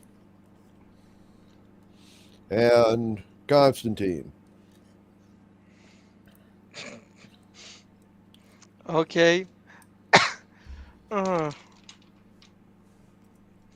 Okay. Just shoot again. Maybe we will end it. 16 probably hit, Oh, yes. and it's probably 25. Okay. hmm Hmm. We're still not done. This particular one, no, we're actually still got hit points, but not very many. So, Tough one. uh-huh. And Bill, I'm assuming you're still concentrating? Oh, you betcha. Well, Roman, then it's down to In my you. estimation, we still have 2 more to go after this one's dead. Yes, we do. They have not come in the door. Well, let's see. 20 to hit, and That's and this 19 points of damage. and that's more hit points than this one has left. Okay. So that's it for this vampire. Yeah, so I probably skip my last of my attacks until the next enemies show up. Okay.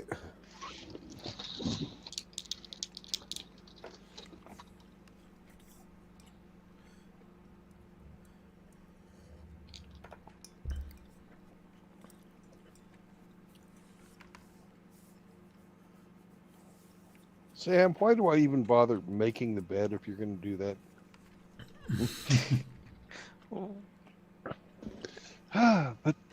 but the blankets, they belong on the floor, don't you know? Hey. Okay.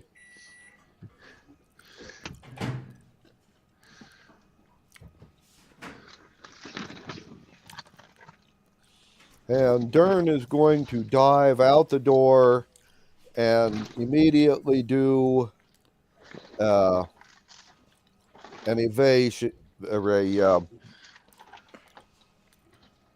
the hell do they call that for thieves? It's they used to call it evasive. That's something they do for combat now. It would be a dash action. Sorry. And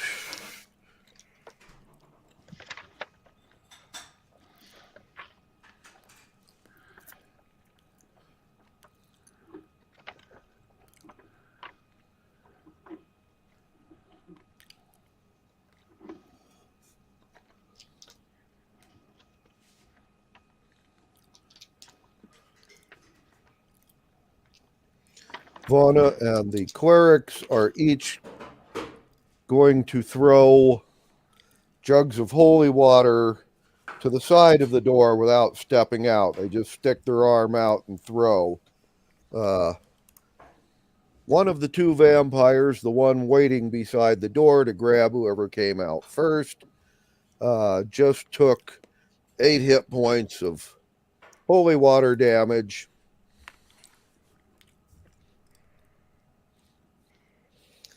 And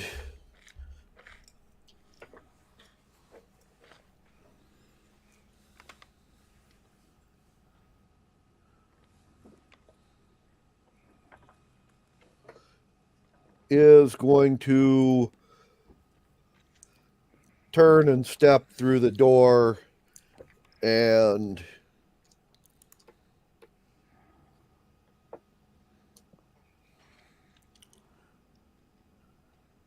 do one of your clerics 8 points of claw damage.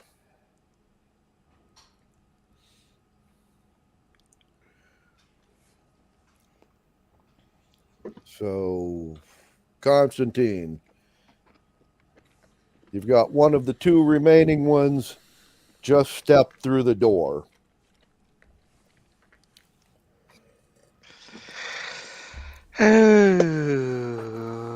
I can you turn on that? What I said to our priests?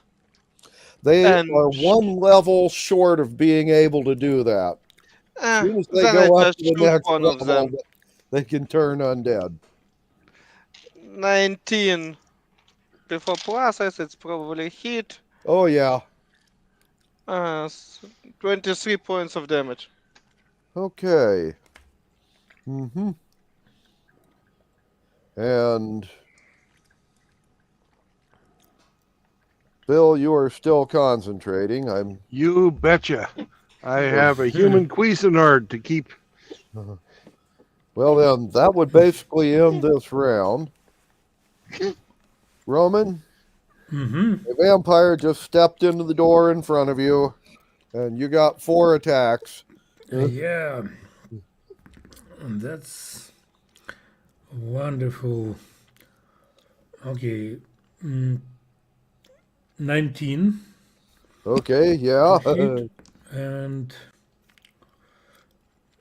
the roll is 19 damage. Okay.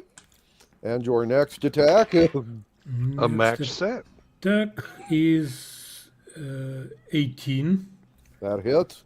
And 15 damage. I was hoping to do 18 damage. And it's 20. Mm-hmm. And again 19 maximum Okay. of my damage. And this one is the fourth one is 25. Okay. And it's 11. Okay.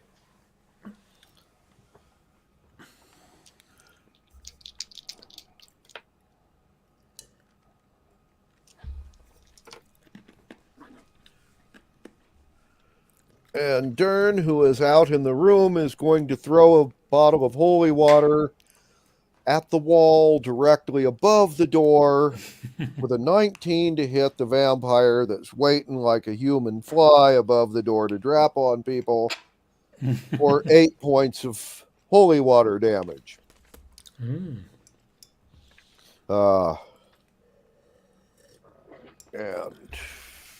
our clerics better heal themselves. Actually, that's their action for this round, because both of them are down to single digits now. And they're each doing a cure wounds on themselves. Or they can do on each other for or do one on sake. each other. Either way.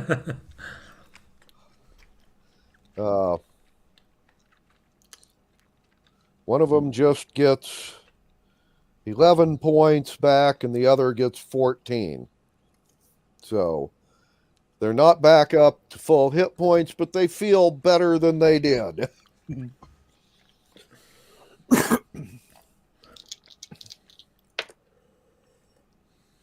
And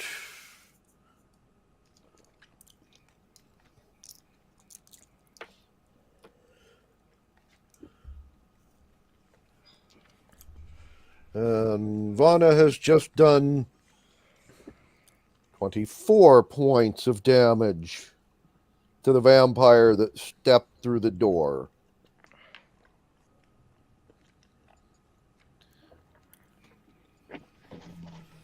If my calculations are close to right, that vampire is very low on hit points. Your party going scholar with memory problems has just done 6 points of damage with his torch, bringing this vampire to a -3. And it can't regenerate. And it can't regenerate. And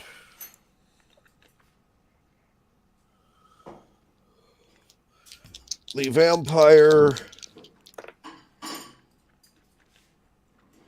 that was above the door is going to swoop down and attack Dern. Unfortunately, or at least for the vampire, our 2 hit rolls are a 13, which don't hit anybody. And Constantine. You can see the last remaining vampire just outside the door.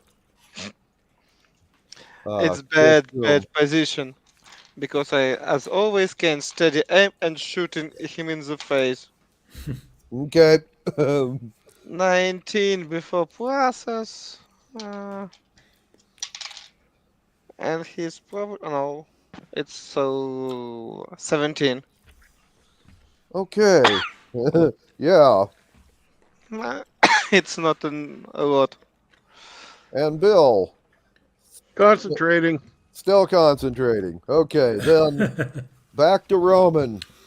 Yep, that's. You'll have to use your movement to step through the door, and then you can do your melee attacks on this vampire. Okay. Yeah, close in and. Okay.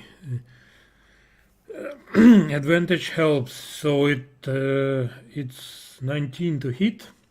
Mm-hmm. And 17 damage. Okay. Oh, nice. 21 to hit and 12 damage. Okay. Third one is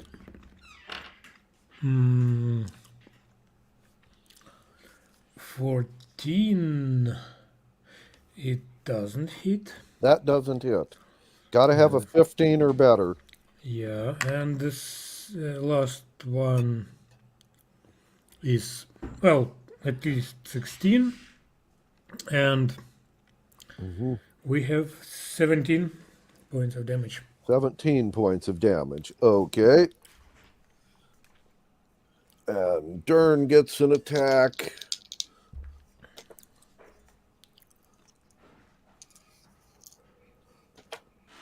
Which does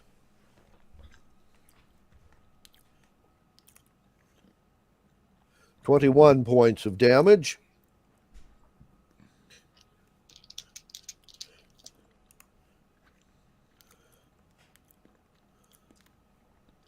Clerics. First one does 5 points of damage by throwing holy water. Second one steps in and swings his staff and misses. And Vana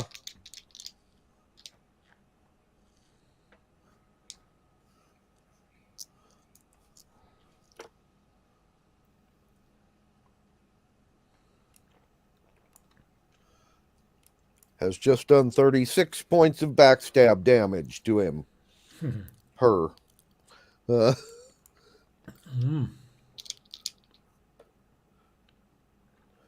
And partygoer scholar steps through and hits for 4 more points of damage.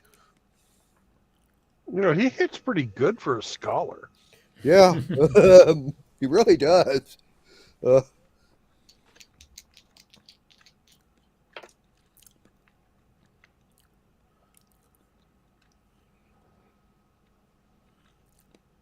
Vampire just clawed the scholar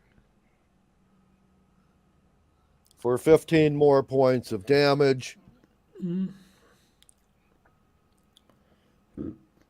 And Constantine.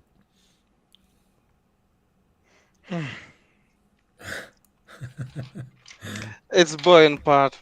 Yeah, but let's finish him off eventually. Yeah, 17 probably hit. Yep. Oh. I 13 points of damage. I roll 4 1 1 1. 13 points of damage. Okay.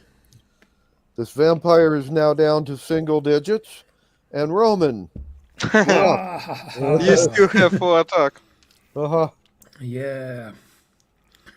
I'd be surprised if he will survive this round. So it's 24. Okay.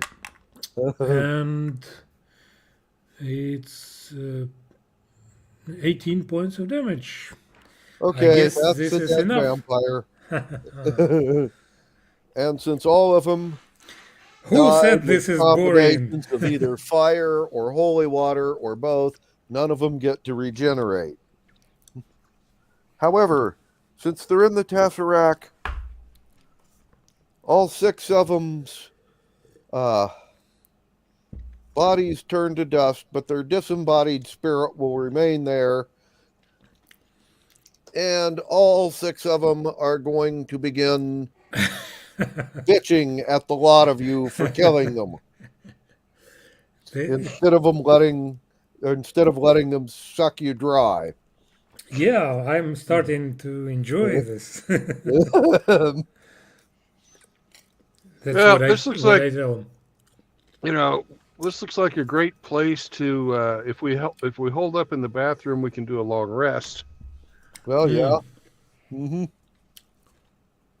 Barricade. Yep. Barricade ourselves in the bathroom. Yeah. Get cleaned up. Put the coffin at the door so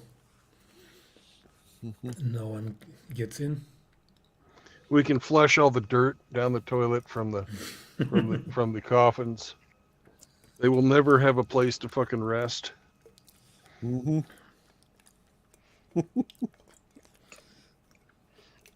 I think Or if about they- strange idea or- going looking what is happened in sewer system. Maybe they exit there. Well, maybe it's a privy, and the only place they'll be able to rest is in the fucking privy hole. So. We can rest in that coffins. Well, they can rest in the night soil. Uh-huh. Right. Okay. Because they have to rest on the dirt from their grave. Yeah. All right, get ready for a little downtime, Roma. When I stop concentrating, you won't be able to do shit for a round. Right. Okay. Well, you can barricade yourself in the bathroom and have a long rest. Get your spells back. Let Roman rest up after his hasty fight. Yeah. And I need to restore my HP. Yep.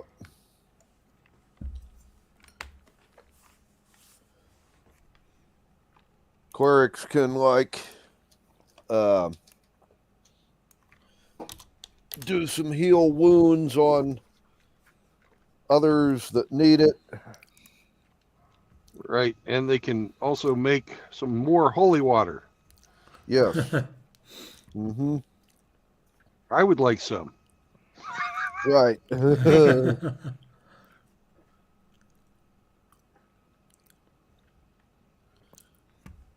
Okay. Good idea. Maybe even some stakes. I mean, sharpened sticks. Mm-hmm. Okay.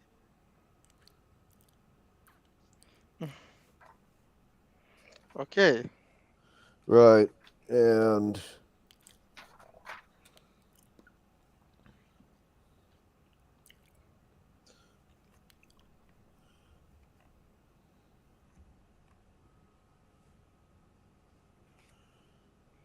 Whew. okay, It's so- the clerics, any of you that need a healing spell, they can give you 2d8 plus 6. So I'm good. Mm-hmm. But they will give Dern and Vana and the scholar some more hit points. And Roma. And Roma. Yeah, I had Yeah. 47 points of damage. Right. Yeah. Okay. You know what's best tank what we have? Mm. Okay. Uh,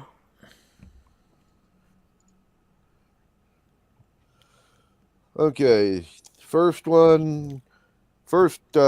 cure wounds will give you back 15 hit points. And the second one will get you back 10. So that's 27 hit points altogether that they can cure for you. Mm-hmm. And still have a few left for the dwarves and the scholar. So, okay. Cool. And okay, this wouldn't be a bad place to fold up for today. Yep. You're in a barricaded place, taking a long rest. Yeah, not sure if we are able to get out, but you still don't know how to get out of the Tesseract. Full of hopes. Well, what happened when the unseen servant pressed the button? There's a spell called Circle of Death. Yeah. Everybody within a 60-foot circle centered around that throne must make a Constitution saving throw of 18 or better, or they die. Yeah, that was good idea to to leave this. Those who make their save get 5d6 of necrotic damage. Ooh. But they live unless nasty that fucking spell. It is a nasty spell. Anyway.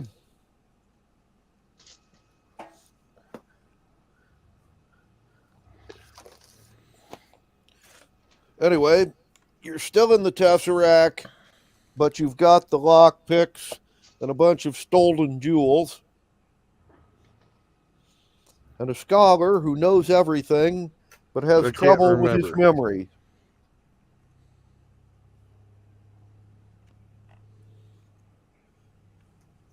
So,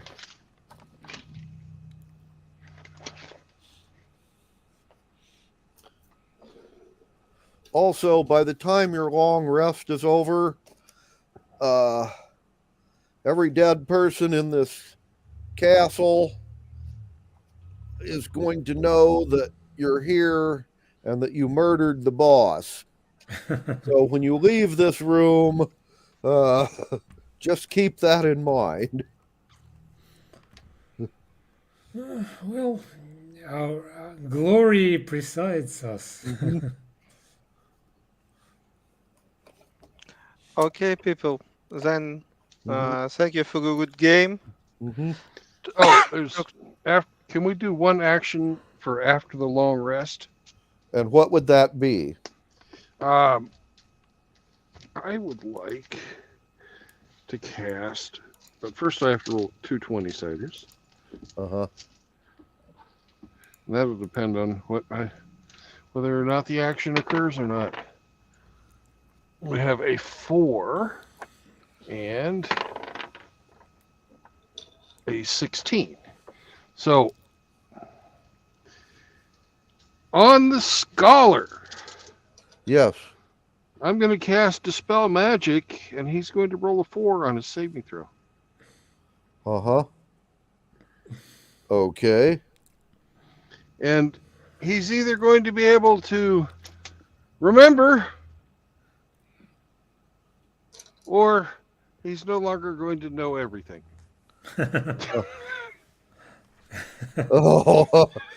Actually, you can try that, but I don't think it's going to work the way you think it's going to. We'll see. Anyways, his saving throw was a 4. Okay. Right. Or he's no longer going to know everything and forget that he doesn't know everything. There is that also. Or you might just dispel the magic in some magic item in his pocket. Oh. You know? I can ask him if he's got any magic on him, but he probably wouldn't remember. Probably not. He might. He has a percentage chance, a very small percentage chance, but he does have a chance that he would remember. Okay, we'll ask him. Okay, can you remove everything from your pockets? Take all your rings off. Yeah. Okay. I'll let you know how that turns out next time. Okay. Uh-huh. And let's see, that will be next Saturday's February 3rd. So, okay. I will talk to you guys then. All righty. Great. Mm-hmm. Talk to you. Bye. Bye. Bye. Bye. See you. Have a great game, and hopefully, I think the lottery drawing is tonight. I'm at the truck stop. Yeah, we're winners, Glenn. We won the lottery. We won a free we won a free ticket. You betcha. Well, hopefully it'll get you like, 100 million now. Yeah. Something. Yep. Well, yeah, maybe not at once, but gradually. That'd be nice too. Yeah. Okay. Hey, guys, have a good weekend. Bye Have a bye. good weekend. Bye. Goodbye. Bye. Yeah, bye, Bill. Bye bye, Roma. All right, gentlemen. We've come to the end of another road today. Tomorrow, we'll drive again. So remember, no marriage, no cohabitation, no new children. Bye bye.